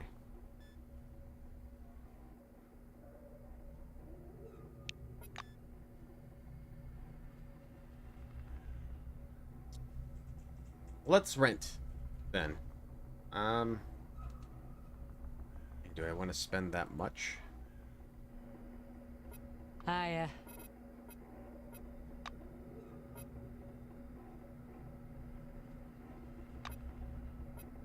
Do a week.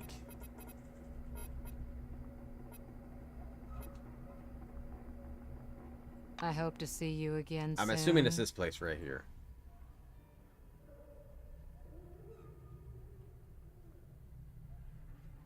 So we're gonna sleep till 6? We're all gonna be buddies in here. Definitely buddies, because we're all in one bed. Okay, so I have a personal box. So I can actually start putting some stuff in here.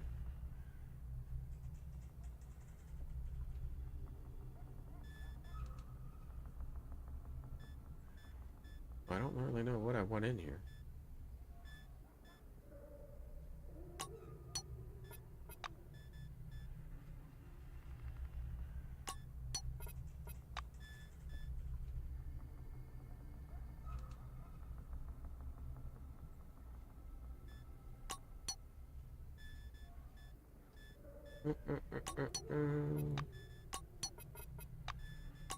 Just gonna start throwing stuff in here.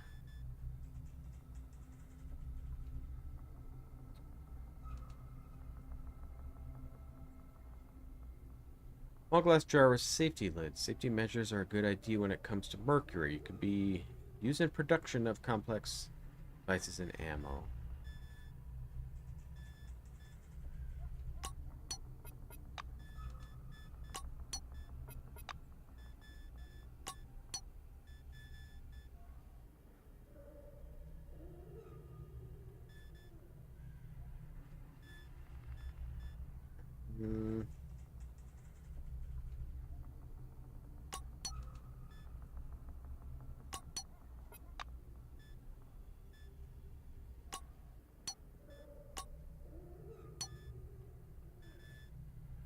And I got so much stuff.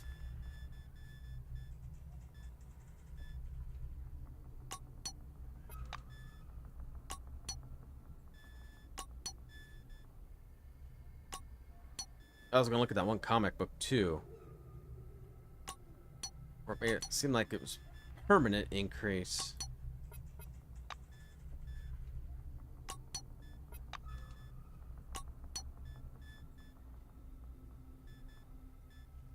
We'll put that in there for now.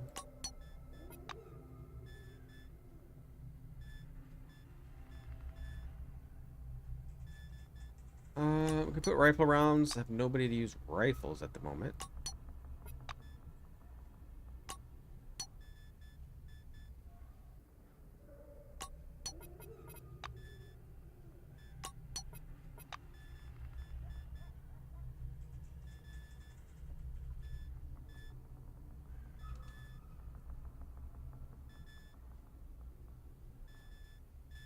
Might be okay.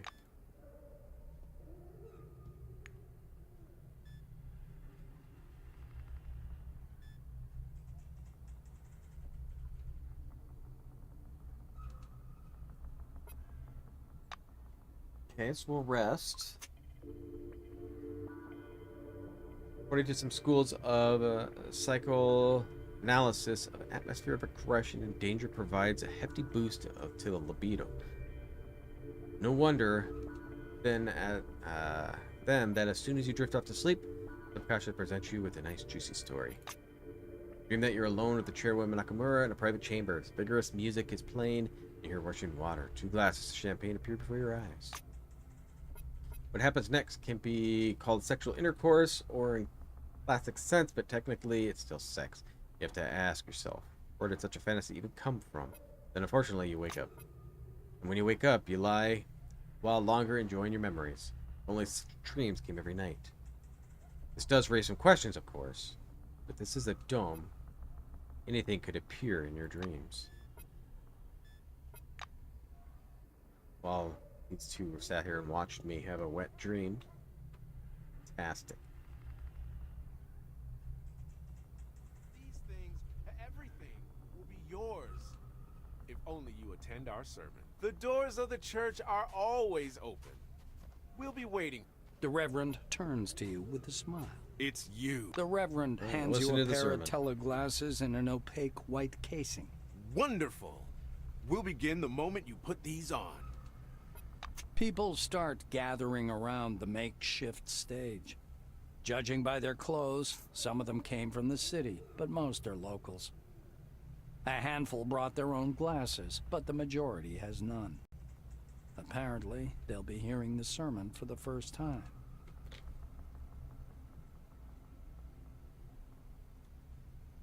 Santiago is contentedly pacing the length of the stage, wearing his usual grin. Thank you. Thank you all for coming. I do ask that you please forgive the delay. Once my assistants arrive with the equipment for any of you who've come without, we shall begin. Ah, here they are. Lights shimmer behind the sewage gate. Some people with torches appear to drag a large wooden box up on the stage. Someone pries open the lid. Teleglasses are laid in rows in the box. The assistants begin to pass them out to the crowd. Put them on. You place the device on your head. Nothing's happened yet. The world around you is unchanged, except for the slightly purple tint. You look around. Everyone is hastily donning their teleglasses. The spotlights around the stage go dark, and the rippling screens turn off one by one. Vague, bright flashes fly past you in the gathering purple dusk. And you hear the sounds of the seashore. Waves are rolling in over a strip of pebbles onto fine, white sand. Looking more closely, you see the water is sparkling light blue, rose, and white. The waves are filled with light, although it doesn't resemble sunlight. Casting your head back, you look up at a peacefully blazing blue disk high in the sky. Someone takes you by the hand.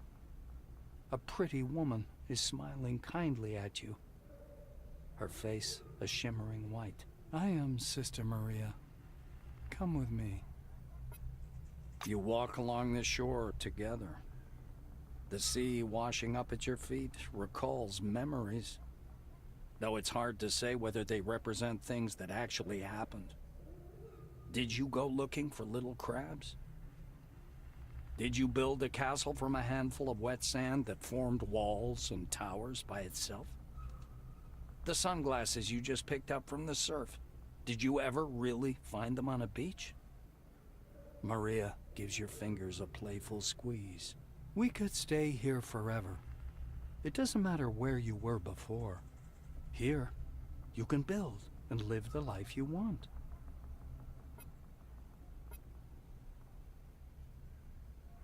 What's the catch? The woman stops to kick up sand with her bare foot. Must there be a catch? The world we're sharing right now is unreal. But what is real nowadays? Apart from a civilization dying in the desert, this place, it's alive and more real than you think. Ask about your physical needs. You'll still need to eat, drink, and return to reality from time to time. The church gathers people to find solutions together. Stay with us, and you'll see how much we've achieved.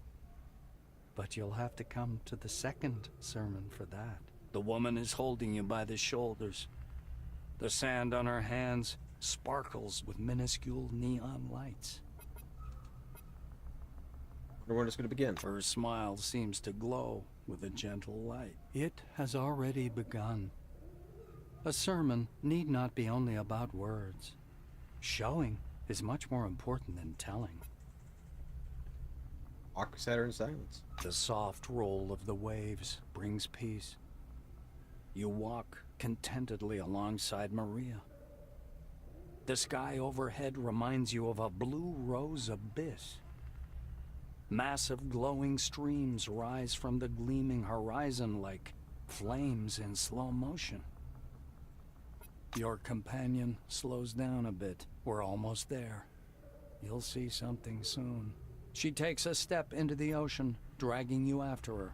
The water splashes with each step, but doesn't slow you down at all. The dark blue dome above grows ever larger and lighter, as if you were strolling right into the heavens, your feet never leaving the sea. When the opening above your head has vanished completely, you see an enormous arch lost in the boundless sky. A distant land dotted with seas roofs this world. The lights of settlements on this sky continent shimmer through gleaming clouds. Maria turns to you. We'll stop here. That faraway world can be yours. Before you have a chance to respond, the space around you begins to fall apart. Everything decays into a grid of glowing lines which rapidly blink off, one by one. You rip the glasses off your head. Water's sloshing in your boots and the ground around your feet is wet. A novitiate standing by the stage is holding a fire hose. He closes the nozzle and drags it away.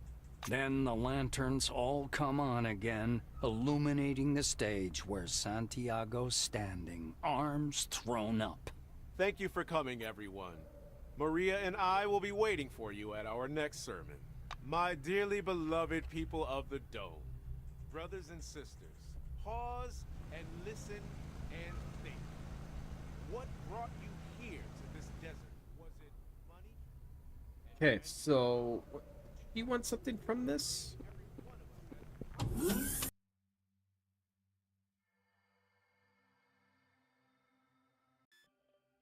Or do I still need to talk to...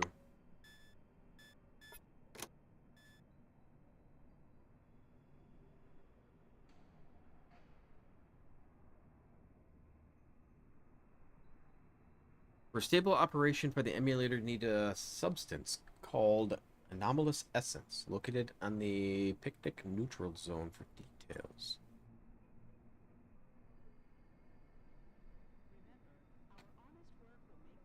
The teleglass, so I should have one, right? Be able to give it to her? I think Henrietta wanted it.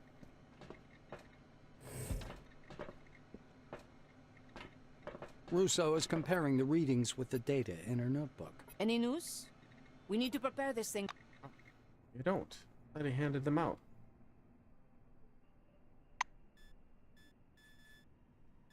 Attention, attention. Please handle relics carefully. In case of damage, your life will be forfeit. I guess not. Wait. What? Wait, handcuffs. Maybe we gotta talk to him again?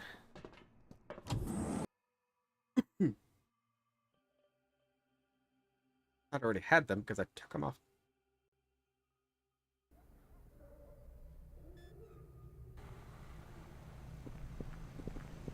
My dearly beloved people of the Dome, brothers and sisters. Seeing you, Santiago's smile broadens. How did you like the sermon? It was well worth your time, right? The Reverend continues to smile, but his eyes are moving behind the black glasses. Santiago is examining you. He pulls a massive pair of teleglasses wrapped in wires from his pocket. I watched you during the sermon. I'm not surprised that Henrietta chose you. Her instinct for people with potential has always amazed me. Santiago hands you the device. Here, say hello to Henrietta for me. My dearly beloved Will people do. of the Dome. Brothers and sisters, pause and listen and think. All right. Now we gotta go to, well, there's something in the picnic zone. We can... neutral zone, something like that. We gotta pick up some anomaly thing. Russo is comparing the reading. The white sets the device on the table. Here's something funny. I gave the latest version of these to our engineers. They took it apart and told me the technology can't be replicated at this point. The circuit board customizations are completely foreign to them. We have no idea what makes them tick. That means we'll need to perform our sun dance for the abbot, round and round. She adds. Russo squints at you skeptically. Don't you remember? Without diving into the details, we're building a new version of the emulator. Ideally, it would be enough to visit the parties involved and collect everything we need. Spencer, the transcriptor. Karma, the drivers. Santiago, the teleglasses. Melville, the anomalous essence. Okay. So, Melville's the one where I think where the picnic thing, it says where that's at. So we look for somebody, Spencer. And before we put it all together and run it, we need to make sure the power cable from Magellan doesn't burn out like last time. All these tasks are recorded in your Kairos. Okay. So we'll talk to Karma again, just talking about maybe driving. Karma wasn't stops persistent typing, enough. still silent. The absence of an answer is itself an answer, meaning either no or that I am still thinking about it. Ishtwani speaks through clenched teeth. She does not pause in her typing. She steps away from the table and crosses her arms to rest her hands on their opposite shoulders. You pressuring me won't make the driver appear any sooner, but you can contribute to the common cause. Are you ready to hear how? Then listen. I won't repeat myself. Ishtwani plucks the Kairos from your pocket without asking and begins clicking away. I'm uploading the coordinates of the science and engineering team camp. Maelstrom activity in that area is relatively high, but it is still safe. 4 scientists are taking readings on that activity and using the data to build an updated driver. All right.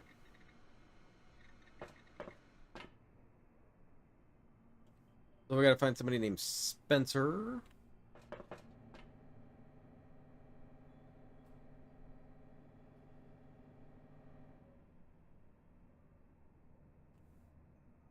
None of you. Leave the Melvilles in the picnic one, because they had the essence. With the driver, which gives me another quest. I don't know if that Spencer guy is here. Let's go see if we can find My dearly beloved people of someone with the name Spencer.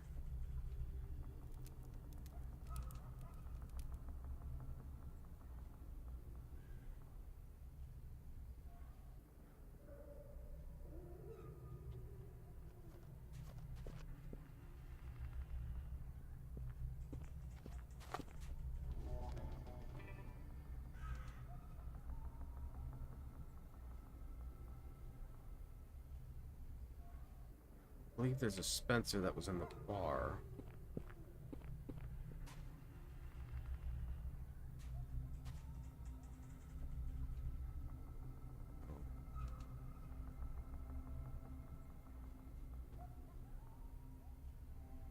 Now that I talked to the main lady, maybe these people will sell me in a store. Oh, you later. Oh, it's Spencer.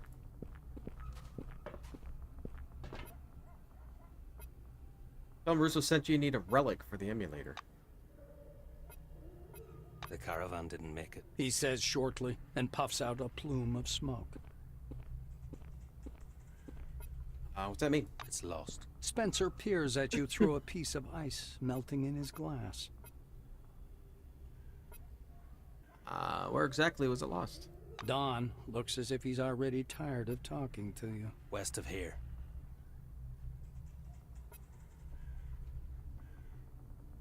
What did I do? He shows you a map of the dome on his communicator screen. Somewhere to the northeast, a tiny triangle is shimmering faintly.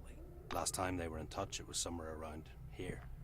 And that was it. Spencer puts the communicator away. He steps over to the window, his cigar shedding thick chunks of ash on the floor. I'll send you the coordinates. Go check it out.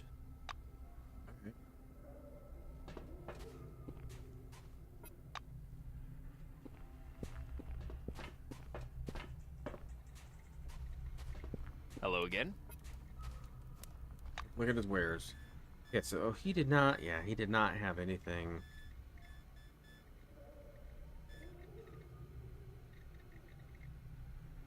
So should have saved that for him.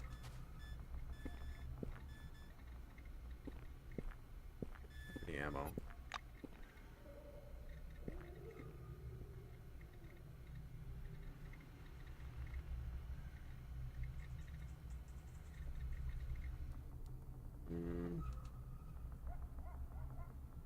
See any workbenches I can do anything here either. Wait, I lied. There's a bench right there.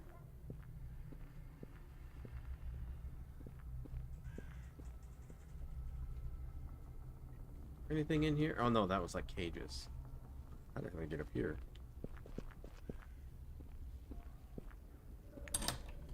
Okay.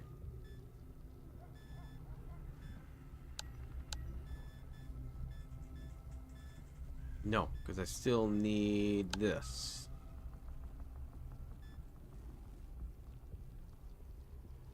I need more into tech, I believe.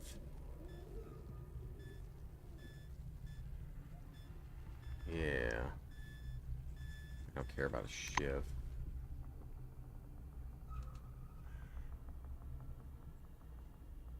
Was it money? Adventure?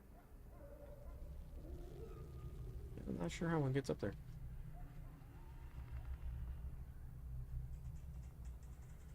Alright.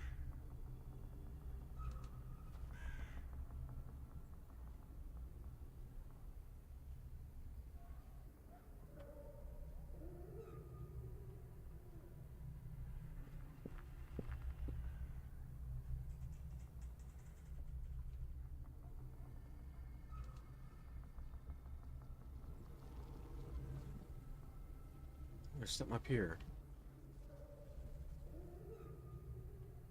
Let's go back in here.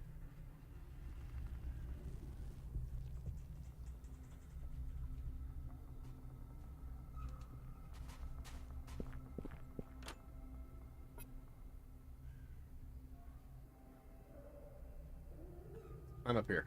I just want to see if anything is up here.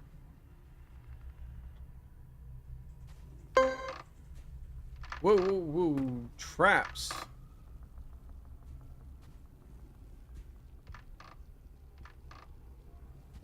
I have no way of getting rid of these. Get down.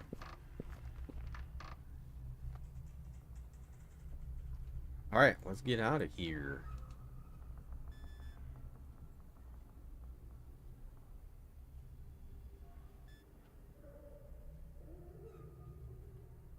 Much else.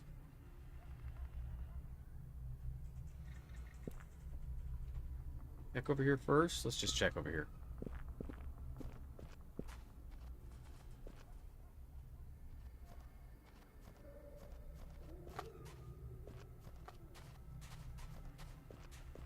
Ooh, radiation. Yeah, let's not go over there then. Alright, now let's get out here and see. Get done first. Though the lack of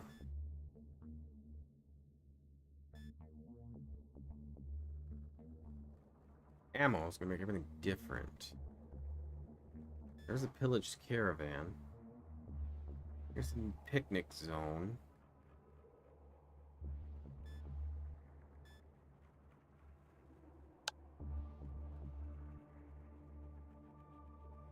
They make me quite tired and hungry.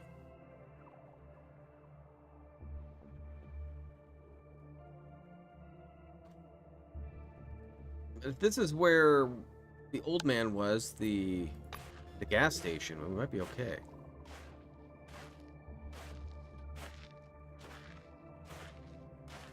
Because there is a bed there.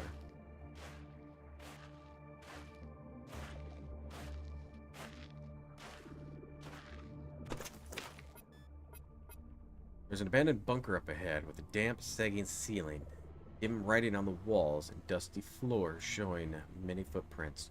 Some of the footprints are quite fresh. Following one of these trails, you find yourself at the mouth of a collapsed corridor. Deep inside, you see a group of swarming figures, barely visible in half-light. Reconnaissance. Raise binoculars to your eyes. Crumbling concrete walls swim a bit, but the figures flickering in the gap between them grow clearer. See some people, most likely bandits, judging by their clothes. Try to quietly pass. Luck is on your side. You manage to sneak past without any troubles. Make sure no one is chasing you, and you keep walking. Sweet. Yeah, this is the place. Perfect.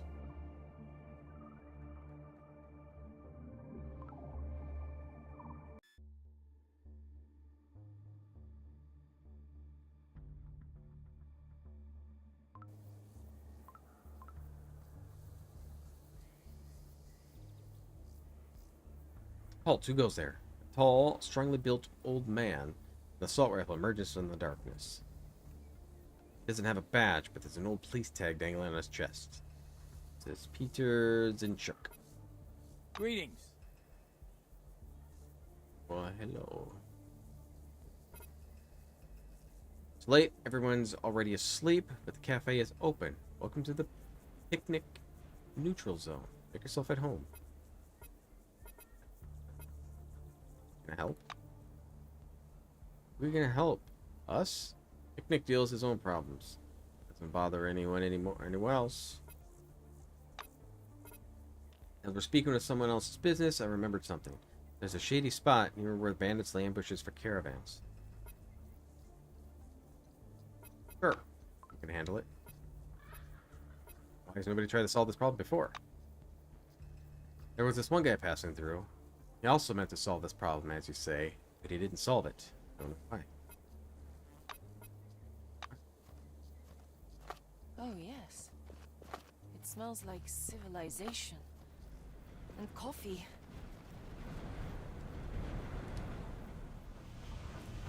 I got more going on here than last time.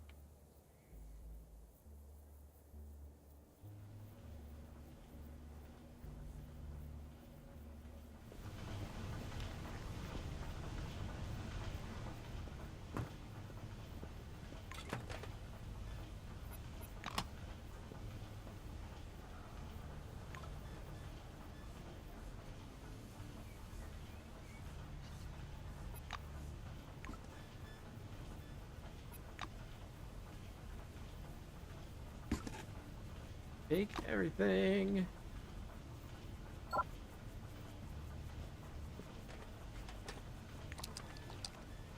Except for dirt. I don't want dirt.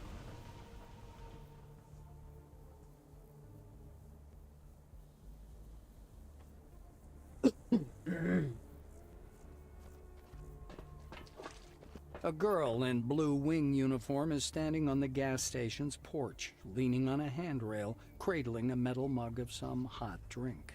She waves to you. Hey, can I help you? I haven't seen you here before. The blue readily offers her hand. By the way, I'm Audrey Melville, and this is the Picnic Neutral Zone. We don't get involved in politics, we don't participate in conflicts, and we welcome any who respect our rules. What are the rules? Audrey seems puzzled by this question. This is the neutral zone. We don't participate in political games, and we don't approve of violence and banditry. If someone asks us for asylum, we'll protect them as long as they're in our territory. We also forbid gambling and prostitution. It's a tax-free zone for all trade operations, and all donations for the zone's general needs are voluntary. There are no other rules. The girl wraps her hands around the mug again and glances over at you. Fighting is forbidden. That blows. Crump mutters in a low voice. Ask her who she is to old Melville. She grins. His granddaughter. Although sometimes I seem to be a sitter, a nanny, and an accountant. And a builder, and a cook, and just about anything, really. Audrey gestures broadly around the gas station. I spend my days here, fixing stuff up, selling CPS, gas, batteries. I also cook for everyone. And you know, we get quite a crowd around here sometimes. Everyone gets everything they need. So what do you need? Ask if there's any way you can help out Picnic. Audrey wrinkles her forehead. Yes, there is something. There's a problem with cockroaches in the nearby swamp. Specifically, that there's too many of them. Can you deal with that? I'll show you the coordinates. Audrey puts the mug on the table. Then go. Picnic will be grateful to you.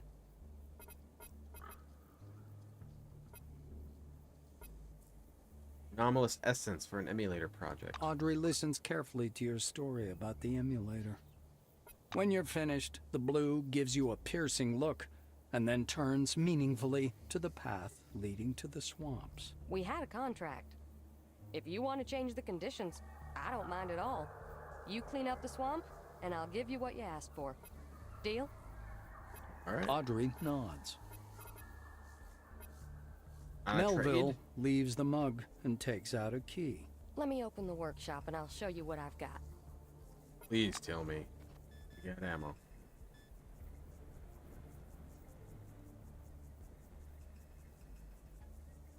You don't.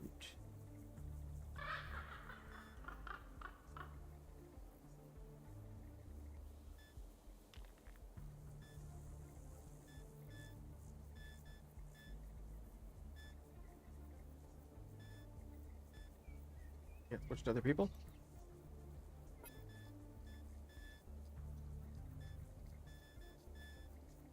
Hmm.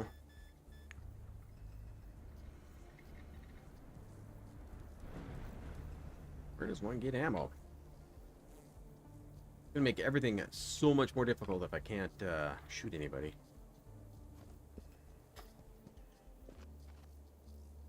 Hello. You're one of the wanderers. Wait, let's try that again. You're the one they say wanders the dome. Do you ever go to Magellan? Can you find someone for me? I'm willing to pay. It's not much. They can't have too many compounds. Am I right? Details? I'm looking for Leighton Langley, my brother. He stayed in the new committee. I haven't heard of him for a while. He's making me anxious. I think it's something happened to him. He's not the kind that just disappear. He can find me. Nakamura brags that the new committee in Kronos' successor. But of course, that's BS. We never had anarchy like this and Kronos was running the show. These idiots can't see anything beyond their papers. Say I was a deserter. Can you imagine? I gave up my Selectron in Blue Town. My brother stayed. He's very diligent and honest, you know. That's how we were raised.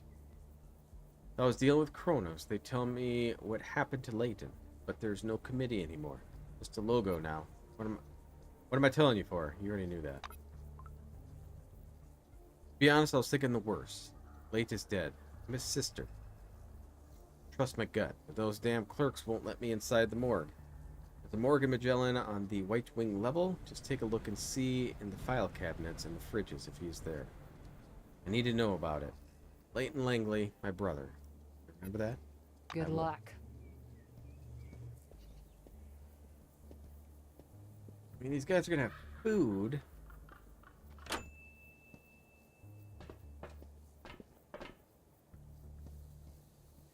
pulp mill hasn't changed a bit. Same dirty jumpsuit. Slightly foolish expression. Strangely squinting eyes. Even the computer Aaron used to play chess is the same. Plastic case has yellowed somewhat. Machine still works. Black wins.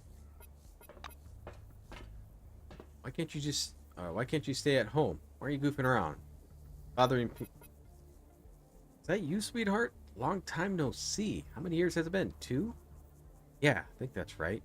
Got a good memory for numbers. How's life going? Yeah, life. Life, you say. Nothing but fuss and bother. Merchants, travelers, everybody needs something. Buy this, sell that.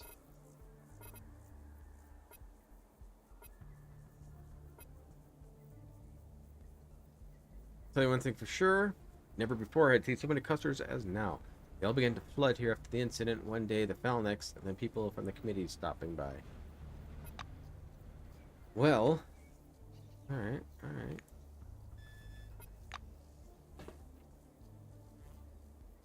So, we need to kill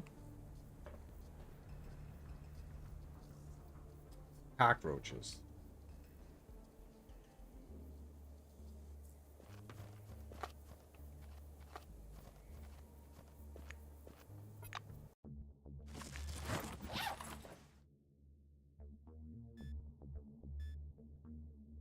Oh, do I not need to leave?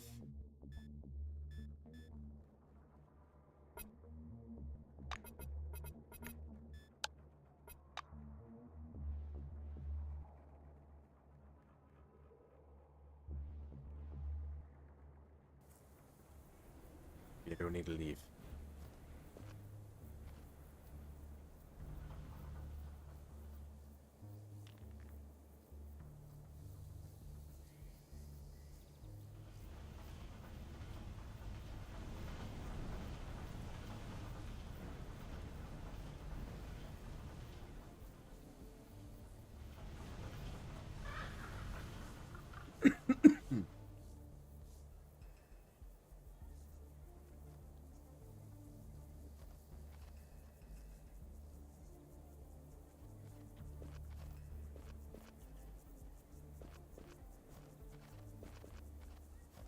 Transition to the swamp.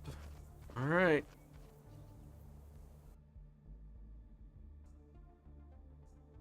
Let's see, how many of these you gotta kill?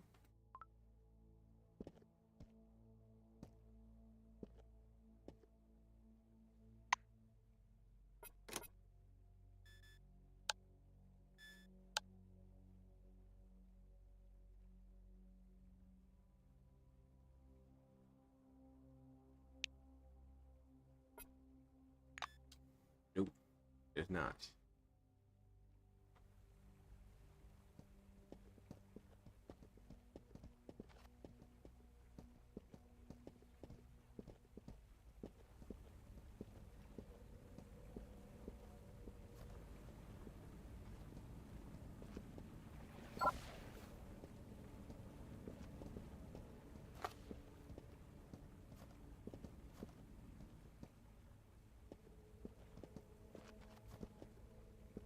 Over there.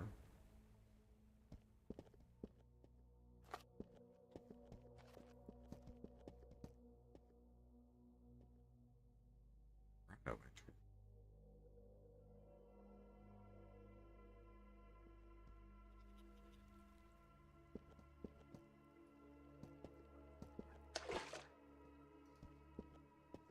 entry. Move him up. He's a tanky dude. Doesn't matter.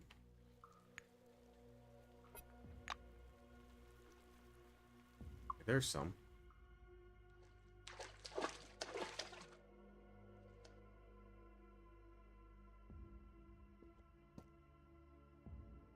So if I open the map, shed over here, Grotto entrance there.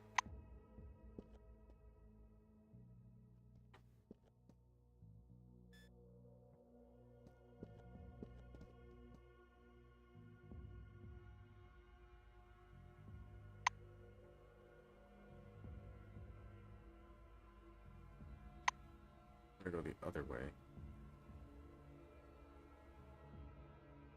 Where I saw.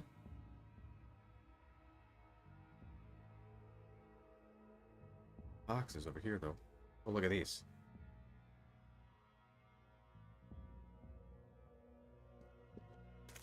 On ammo.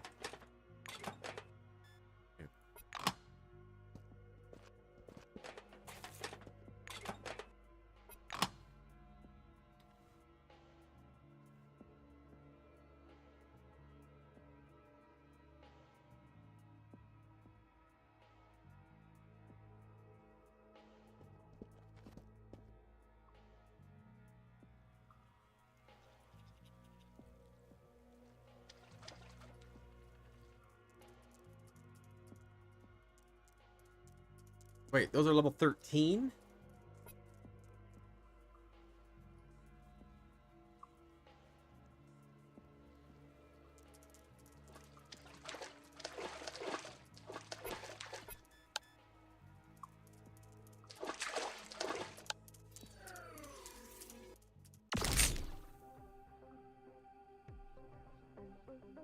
This might be a bad decision.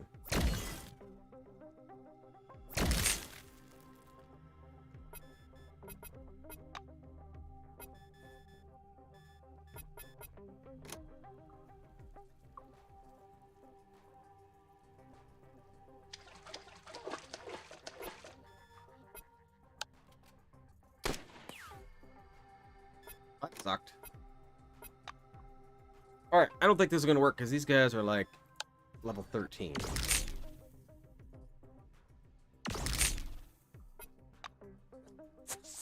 Start praying.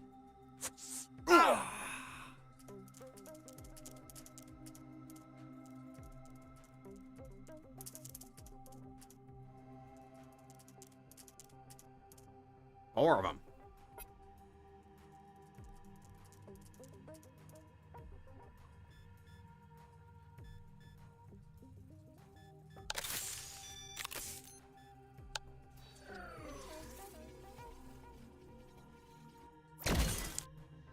Ooh, nice damage on that one. I hate roaches. You nasty insect.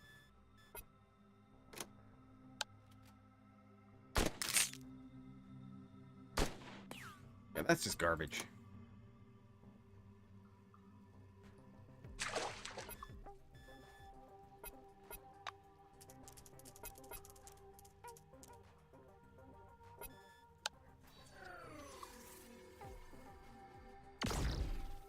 Oh, come on.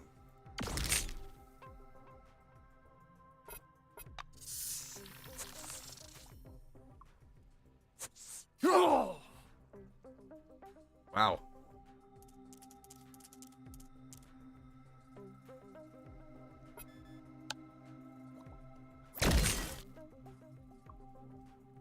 I hate roaches. What's restoring health? You nasty insect.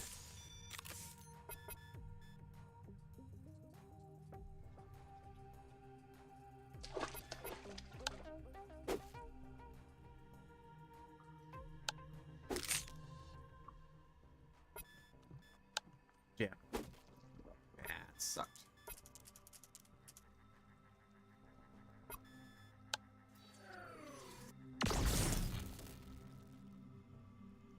Yay, we finally killed something.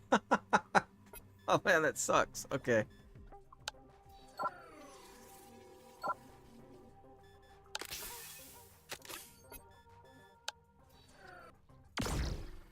I missed.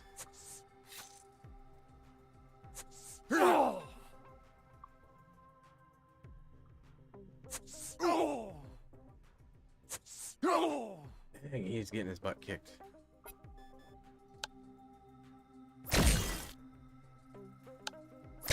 Ew, yuck.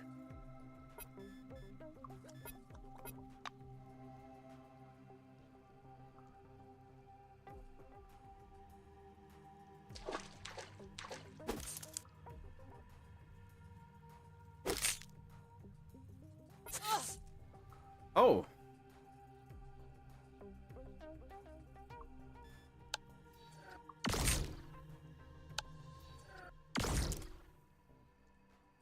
Man, really? I'll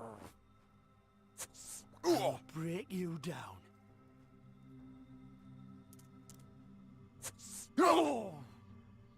Come on, don't live. You give, you receive. Dang it.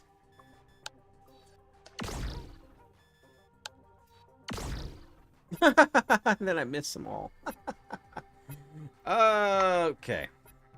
I'm not gonna live through this.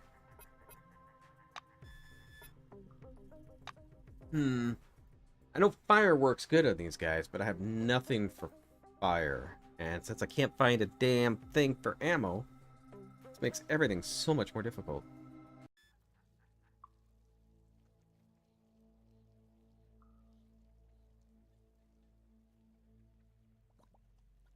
I don't know.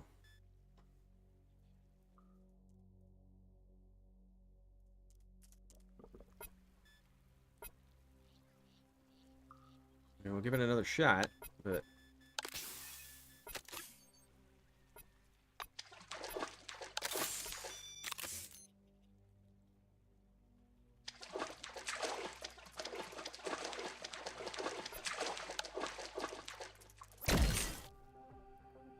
Ew, yuck. Hit it. No, hit it.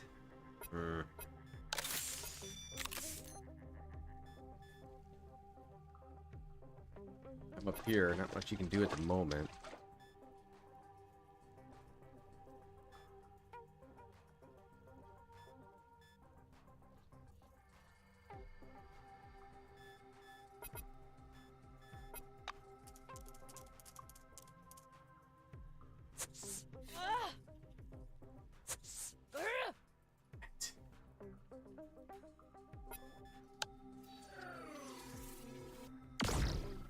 Holy shnikes. Oh, finally hit him.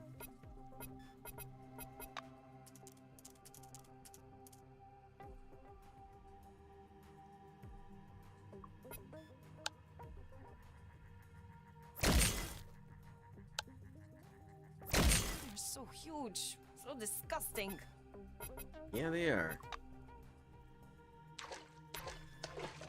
Try to kick you. Okay.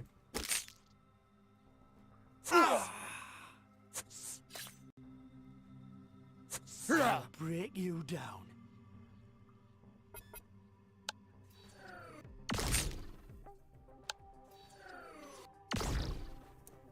Just hit the damn thing.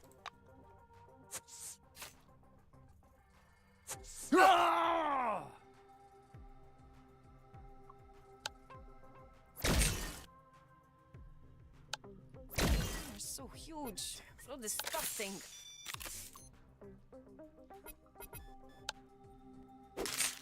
Yay, we hit something.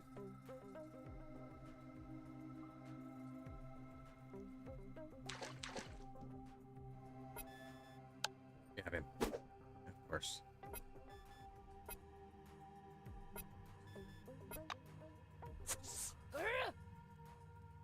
Oh!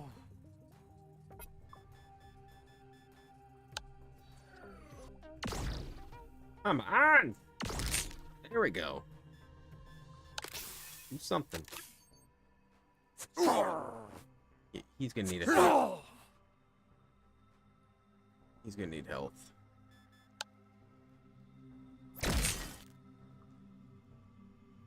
You nasty insect.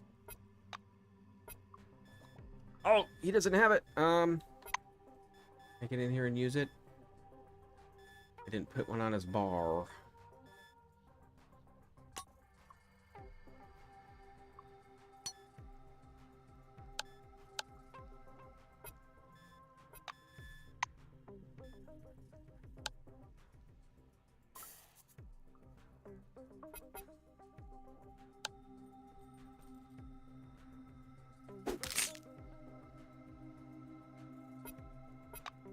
More defense.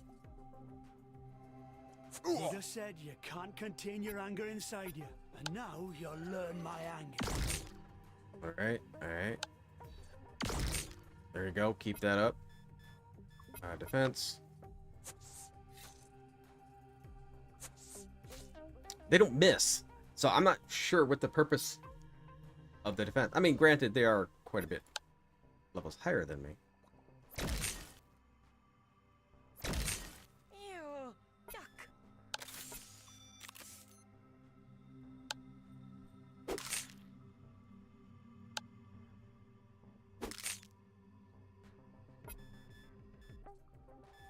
Defense.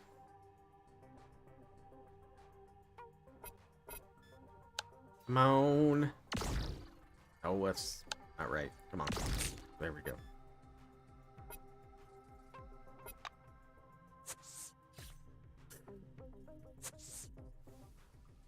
I'm down.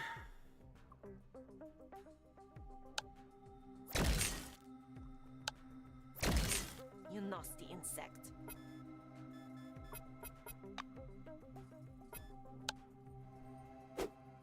Oh, come on.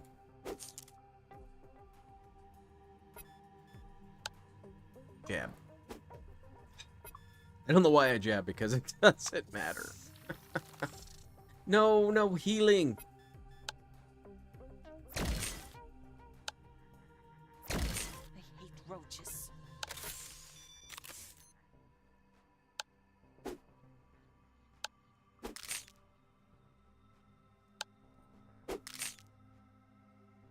I'll break you down. I hate roaches. Okay. Come here. Okay. I'm back up.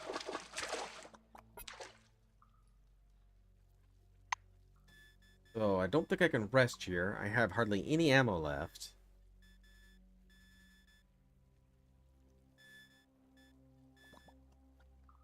Hmm.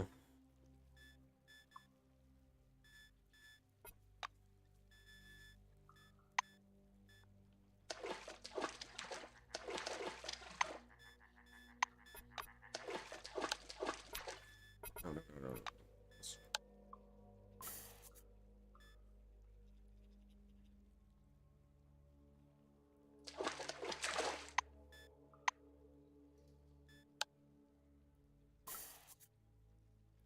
That was decent.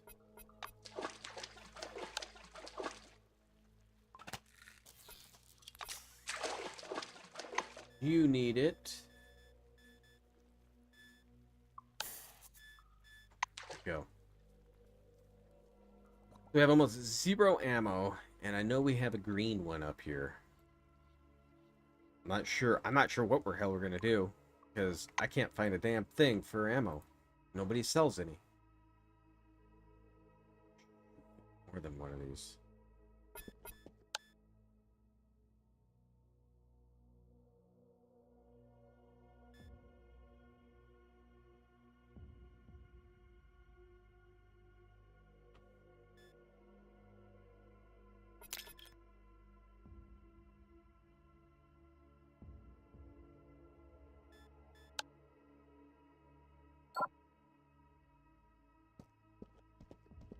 From there.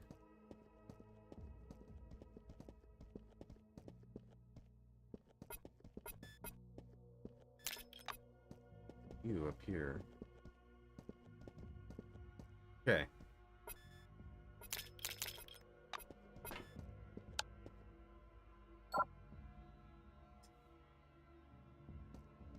That's one way to move one of you.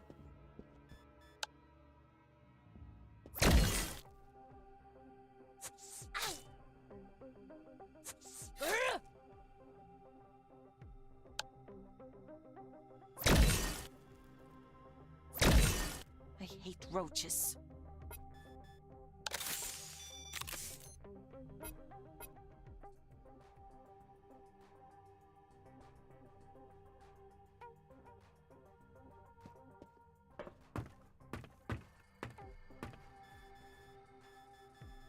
Jab him?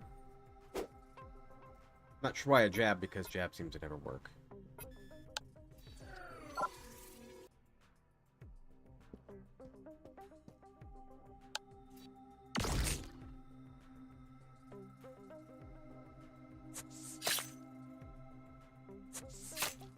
Oh.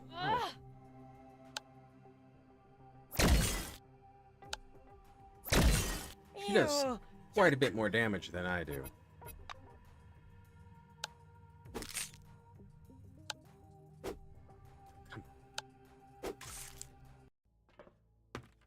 Perfect. We got one left. I'm gonna die.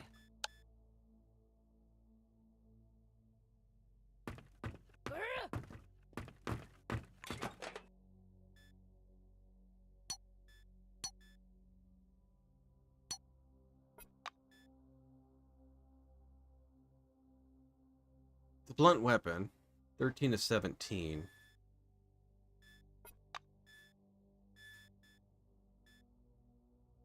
What does fist does so much more damage?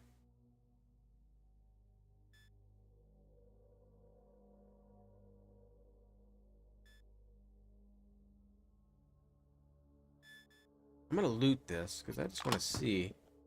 Does it make a difference if I? Oh, that's his brass knuckles though. 14 to 16.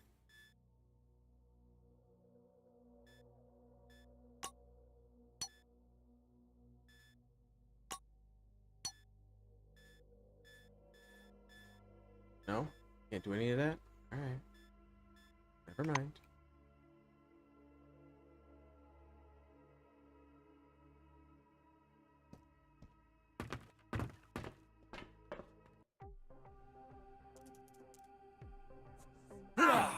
Why wasn't he sneaking?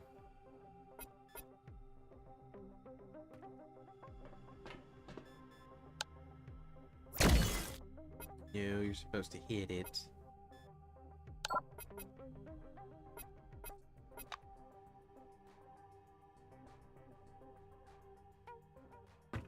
I don't think you're gonna hit anybody. We'll do defense.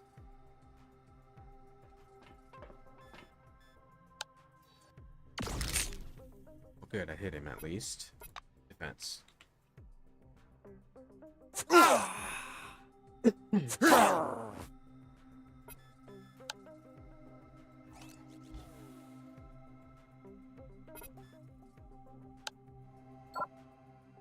All tool is broken.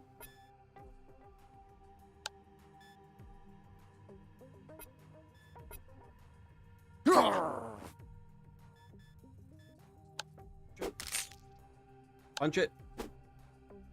Punch it. There we go.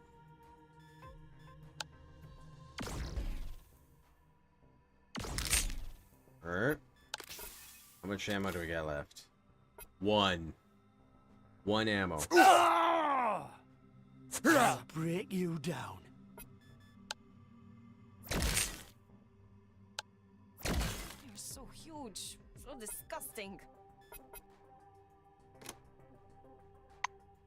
Can you use this? I might need some action points, actually. Okay. Oh!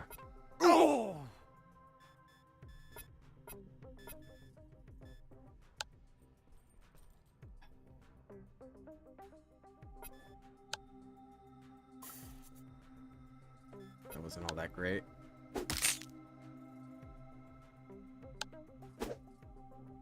Chaps never work.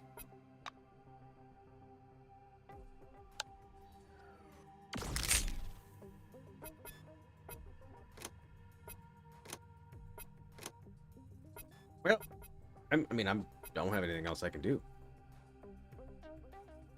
That's so loud too. Okay, so let's try to put the hammer on you.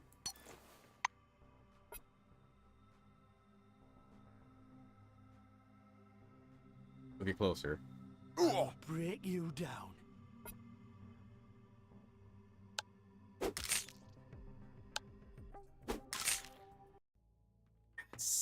Hit it. I don't know if there's more. Baba Yaga. Grenade launcher? Oh, that's insane.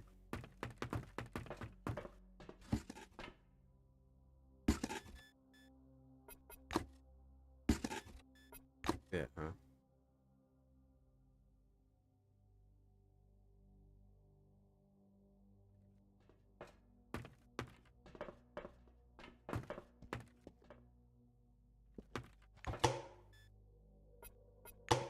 Okay. Okay.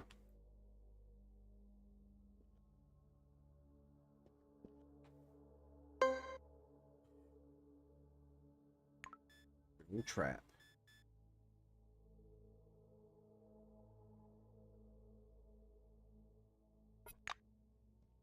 Okay. Fiber skeleton.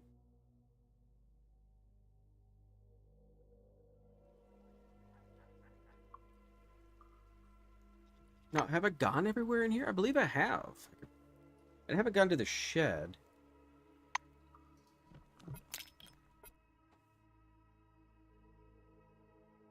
Where? That's the grotto.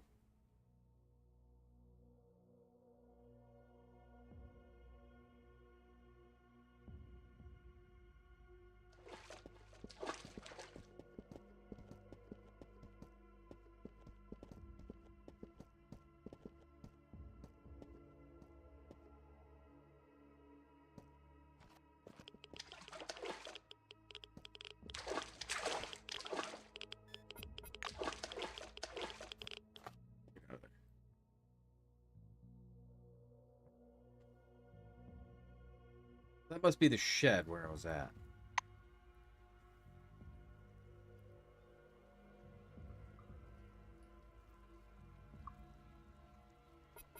And then for the quest...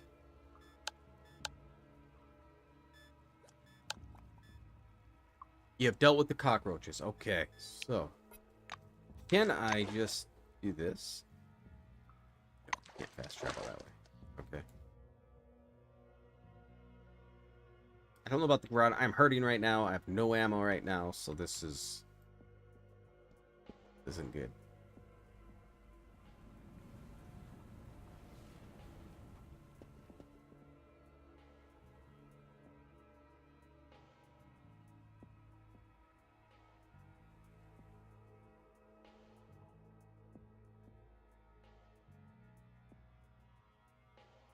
Go to the gas station.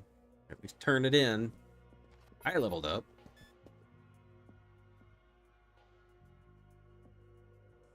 That was a nasty fight.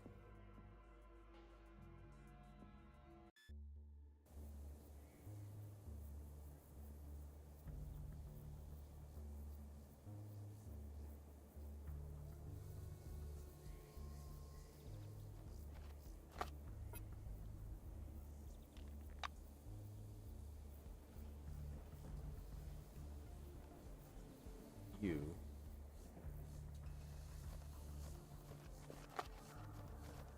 Ammo? Nothing.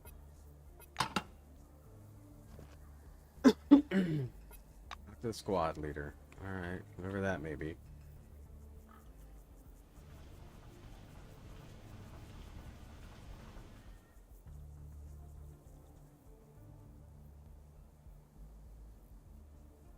Used to be a bed in here to sleep, but not anymore. Maybe I can still get in there.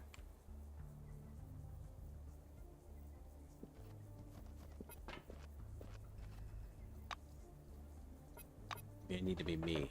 Instead of him. Oh. Forgetting about my weapon. Audrey puts down the cup. You seem to like it here. No problem. A smile appears on Audrey's face. Good job. You deserve a reward. She stops. Wait, you wanted the anomalous essence, right? I'll go look for it. The blue takes a small, soft bundle out of her pocket. Here, take it. This is enough to keep the emulator functioning for a couple of years. Need anything else? Nope. Is there a bed in here still? There is.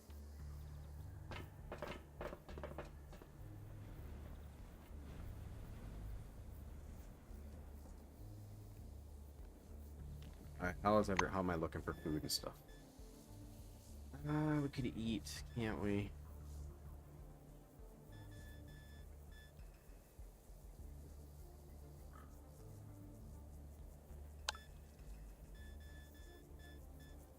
There a faucet in here I can just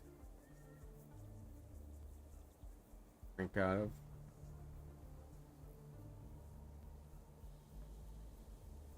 think there's a sink. Let's see where we're at for sleeping.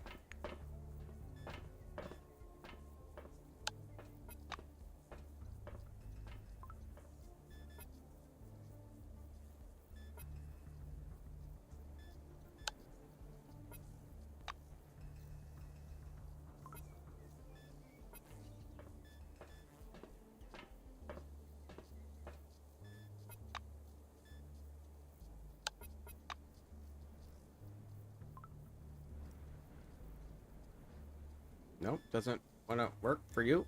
How well? Let's see, how are we doing on food and water? Yeah. All right, so we'll drink coffee.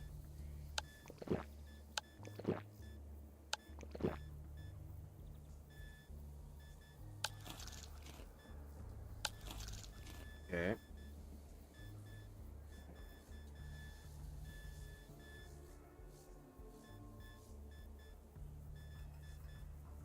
We can cook those up.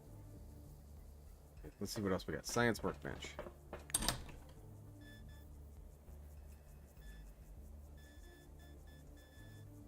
Nothing.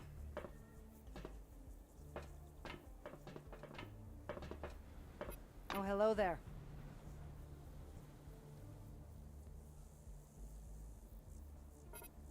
All our Chronos points and stuff like that. Okay. Again, I keep forgetting Come back again. to scan.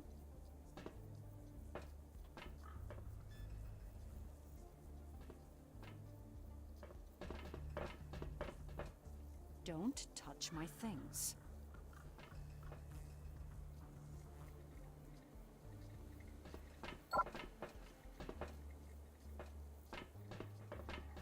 Where am I gonna get ammo?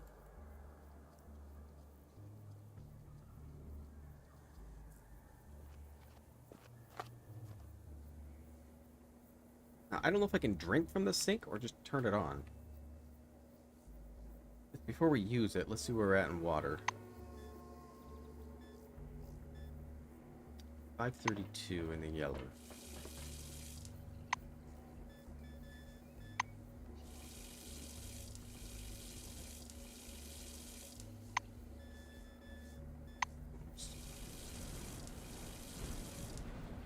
Alright, so we got a stove. Let's make some... cook the beans. Cook ham too. Craft them all. Alright. Let's... ham. Perfect. So... got the anomaly. We're gonna have to go back because there's no way we can do anything. And we gotta find somehow to get ammo.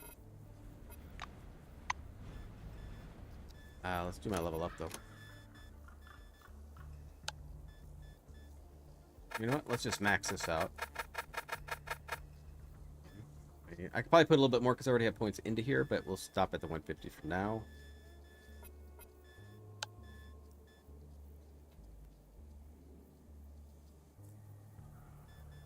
And tech.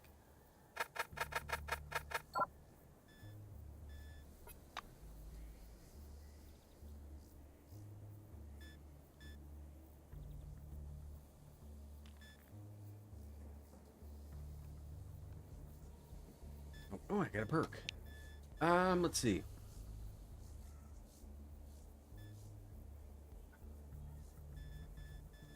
Optimizer. I think that's the next one I want.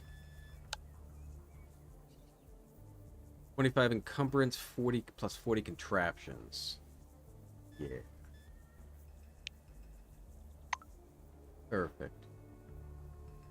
And after that, I believe I want Jackal and all as planned.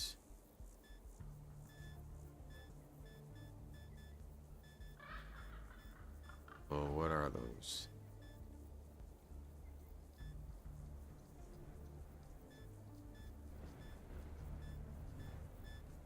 Or can I not use those? Oh, there's all those planned. Need to be level 15. Crit chance is 100%. Perfect.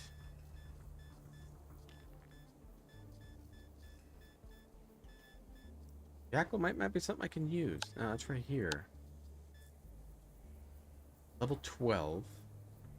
Oh, I need more charisma.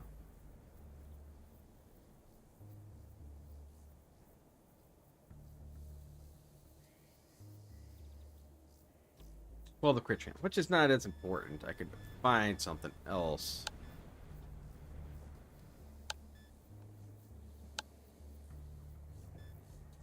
Discount at a store would be good. More hit points would be good. Instantly gain the next level.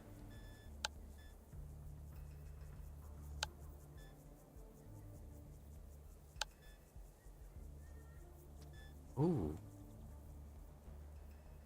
Lose 2 muscle though for this one, but I gave 45 tech and 45 science. Not supposed to be muscle.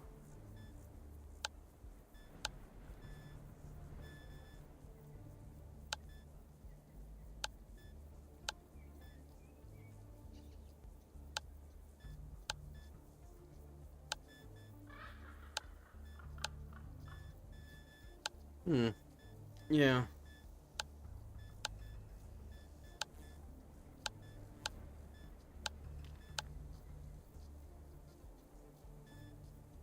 Alright. Well, let's see if we can sleep. Get him fully rested. Now, there's bandits out here we need to try to get, but I can't attack them because no ammo.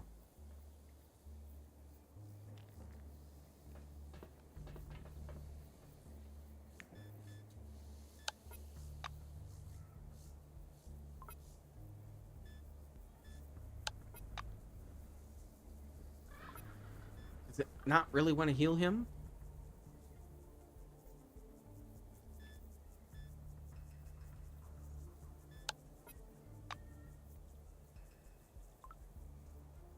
It does, but man, it's hardly healing him.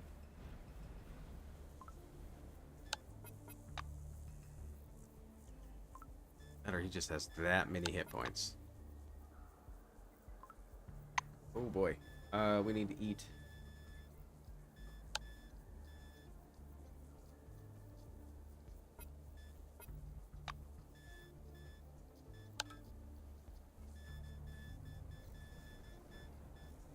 Beans. I don't think I ate those yet, did I? No, there they are.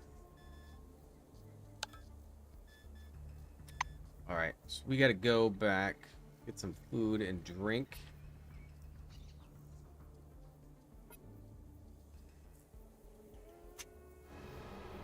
Picnic usually becomes under attack at night. Scurry ensues. You realize something is wrong. You decide to find out who's interrupting the peace and quiet. Turns out a small flock of apparently hostile hyenas is about to attack. You understand that the fight is inevitable. Great.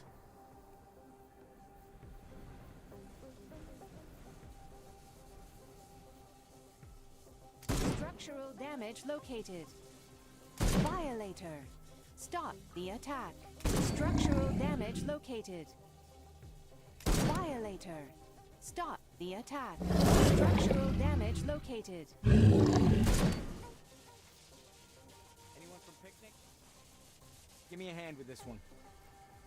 This is not going to go well.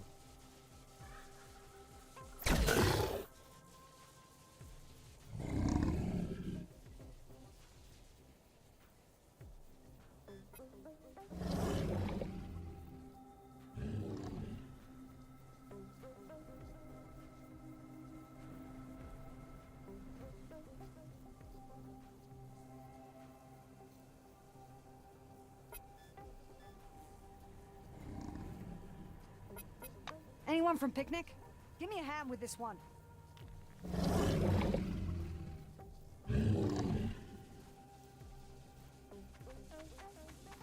Oh, we're gonna tear him up. We got another turret over here.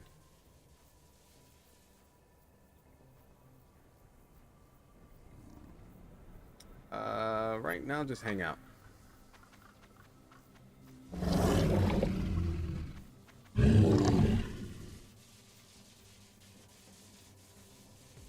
The rank 12s.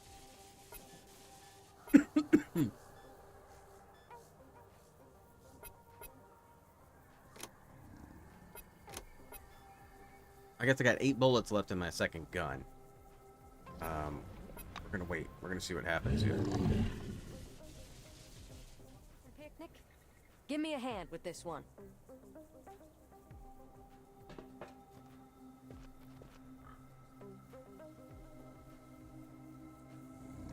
I'm warning you. I know Kung Fu. The turret's not going? What's going on here?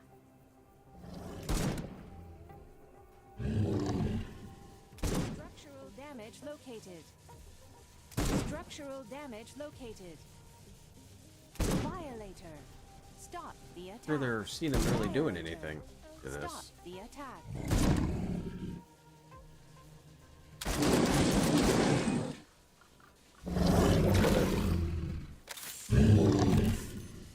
Oh man, that only took half his life off?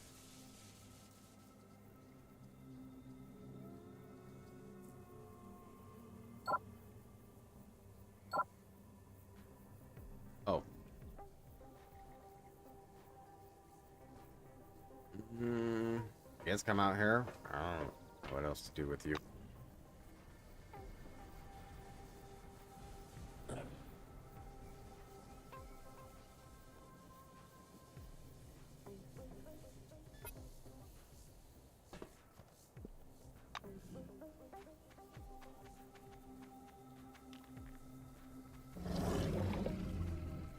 Alright, turrets, help me out.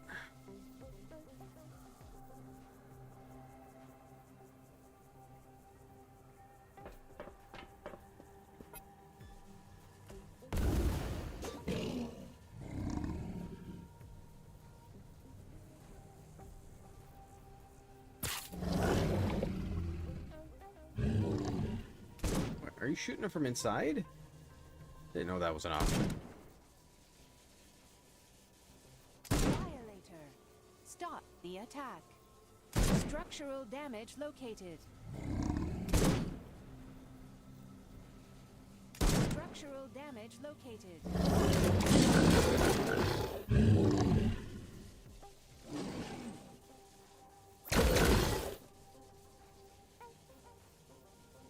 He's about dead.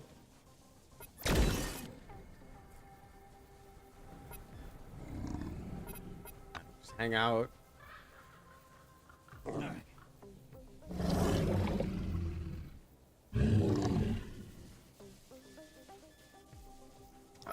Just wait. I want him to come closer. I don't want to run him up there by himself.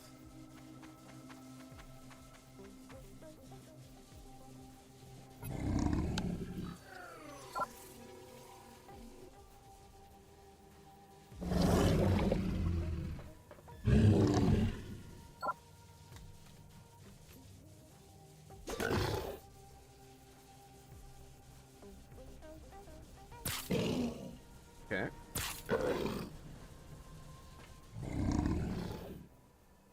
Some of these are about dead. Employees down. Send back up. Violator. Stop the attack.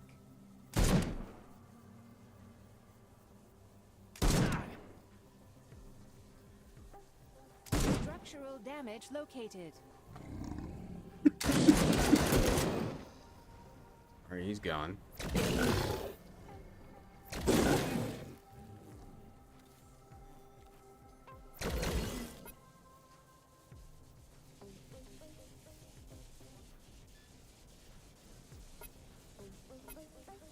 You just hang out back there.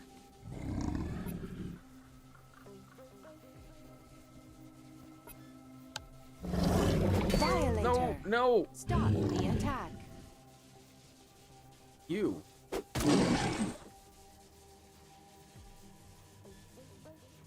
Gotta hope that turret doesn't get mad at me.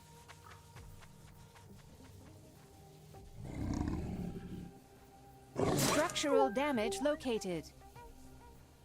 I'm not doing no damage to him. Structural damage located.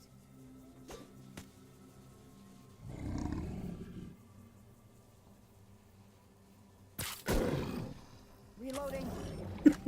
Alright, he's down. That one's burning pretty good.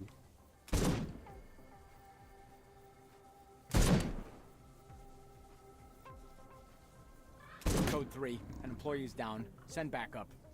Structural damage located. Structural damage located. Reloading.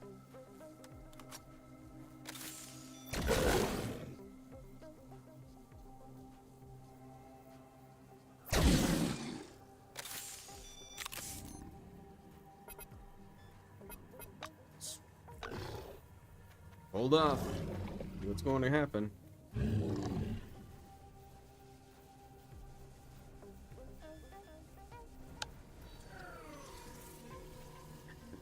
Don't even bother shooting him.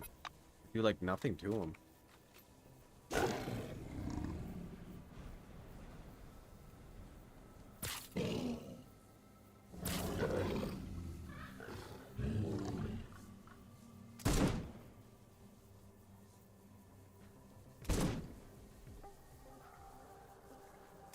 Still alive. Not much left of you.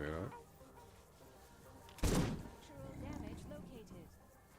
Structural damage located. Stop the attack. Nice hit.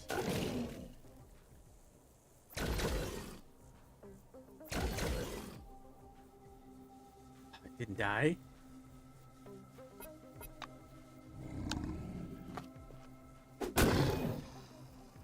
Go. Move here.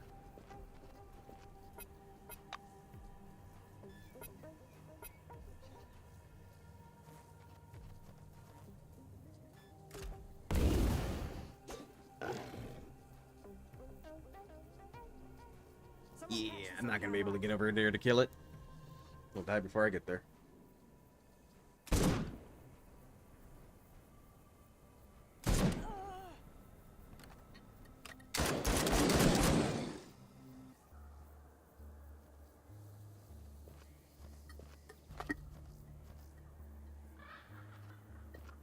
Okay, so let's loot them.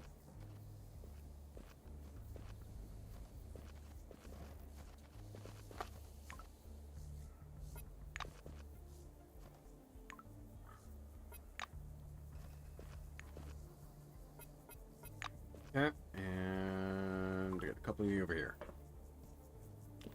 Then I gotta get some food and water myself.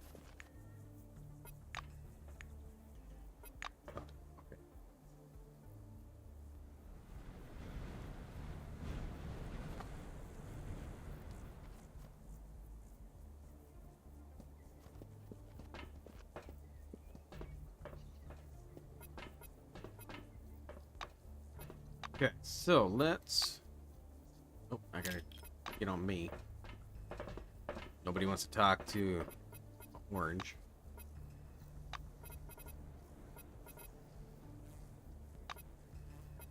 Look over his wares. Okay, so... Negative 200.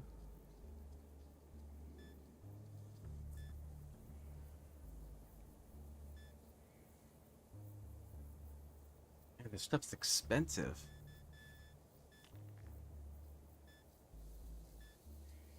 I only got one hyena meat out of all that.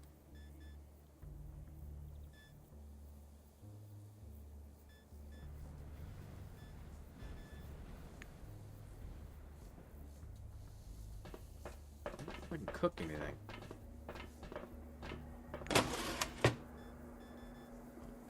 The one ham. Oh, never mind. No, I don't have it. Hyena meat. Okay. Boiled egg. Maximum.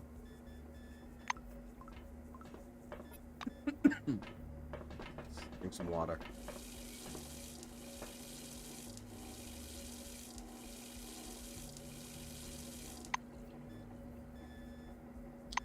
One more.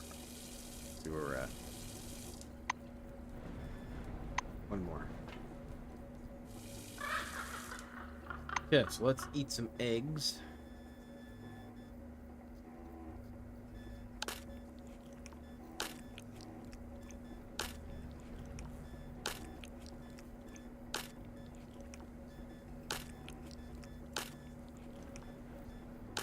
Damn, that didn't get me all the way.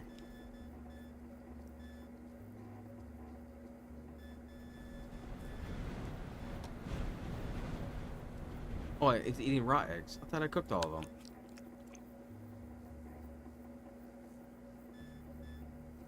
Huh.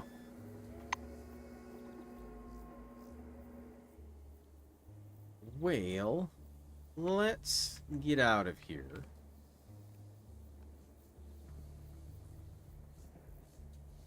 We gotta get somewhere. We're gonna have to get ammo.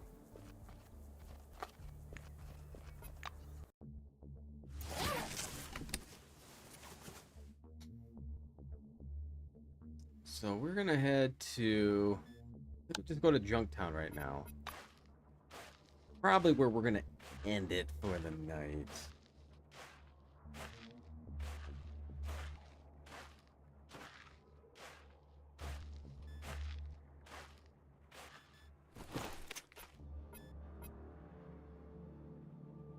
Swollen, mutilated corpse laying on the road. Walk away. I don't have the ammo or the melee weapons.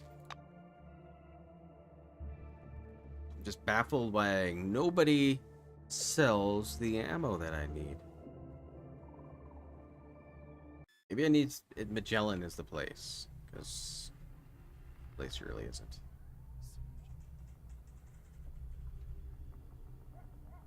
I haven't found anybody.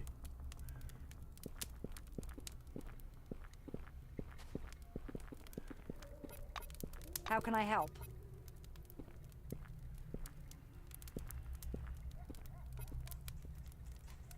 Great.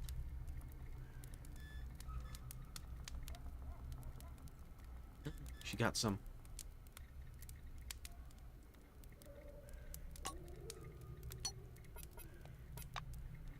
$240 for all of them.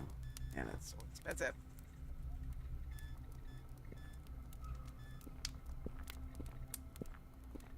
Everything's so expensive. Still you.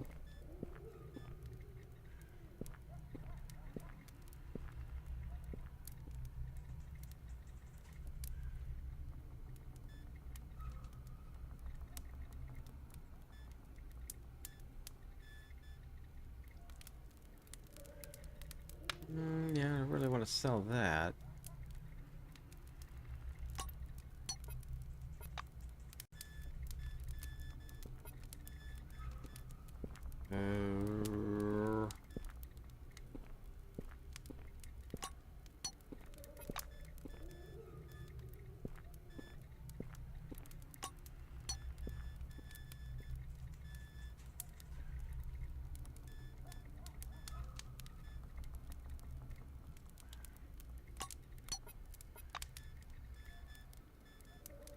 There you go. Won't cost me tons if I start selling some of it.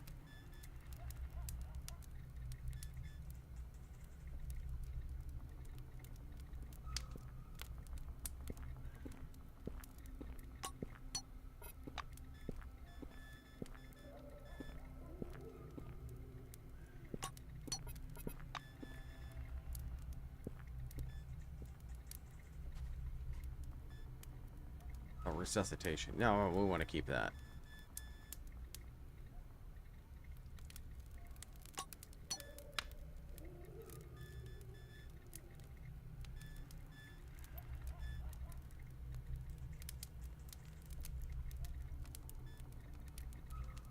I think I'm going to keep that grenade launcher, though.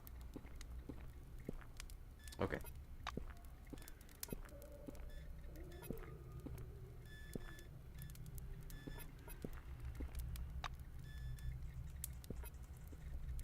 Got a little bit of weapon ammo. Little bit. Okay, so some of the quests we got here.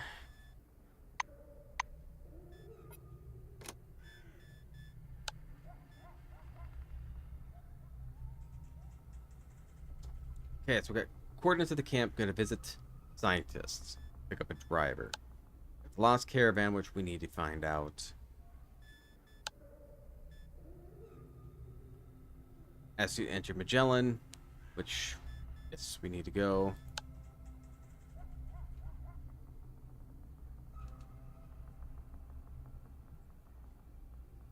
Gotta go to Magellan. This is all those other ones that are mixed up. So, working on the main one.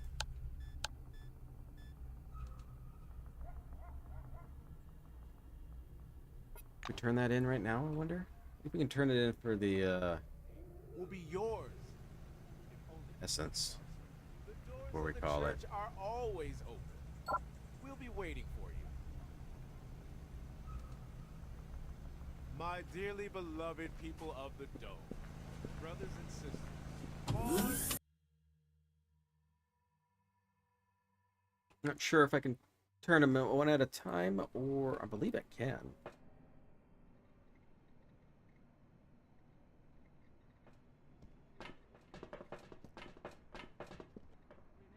Russo is comparing the readings with the data in her notebook. Any news? Henrietta takes the container and holds it up to the light. Audrey Melville. What's she like, I wonder? Is she folksy? Or does she play the tough leader? Or perhaps she's been forced into the leadership role but doesn't understand what's happening. I am simply thinking out loud. Please don't answer. I got lost in my thoughts. Alright. We got a few of them turned in out of the main quest. Fantastic. Alright. So, we're going to end it here for tonight. We're going to end it here. It's a little past 1. But we'll continue on Thursday. I have a little bit of ammo. So hopefully we can get some quests done that require me to maybe at least attack. But with 2 people using the same type of weapons, this is not good. May just say the heck with it and have I don't know how you pronounce cat. Let's say cat. You might have her just melee. Alright. But we're gonna do. Just so I thank y'all for spending some time here. If you did enjoy this, hit that like button. And if you are new here and like to see more content like this, please subscribe. I'll see you all next time.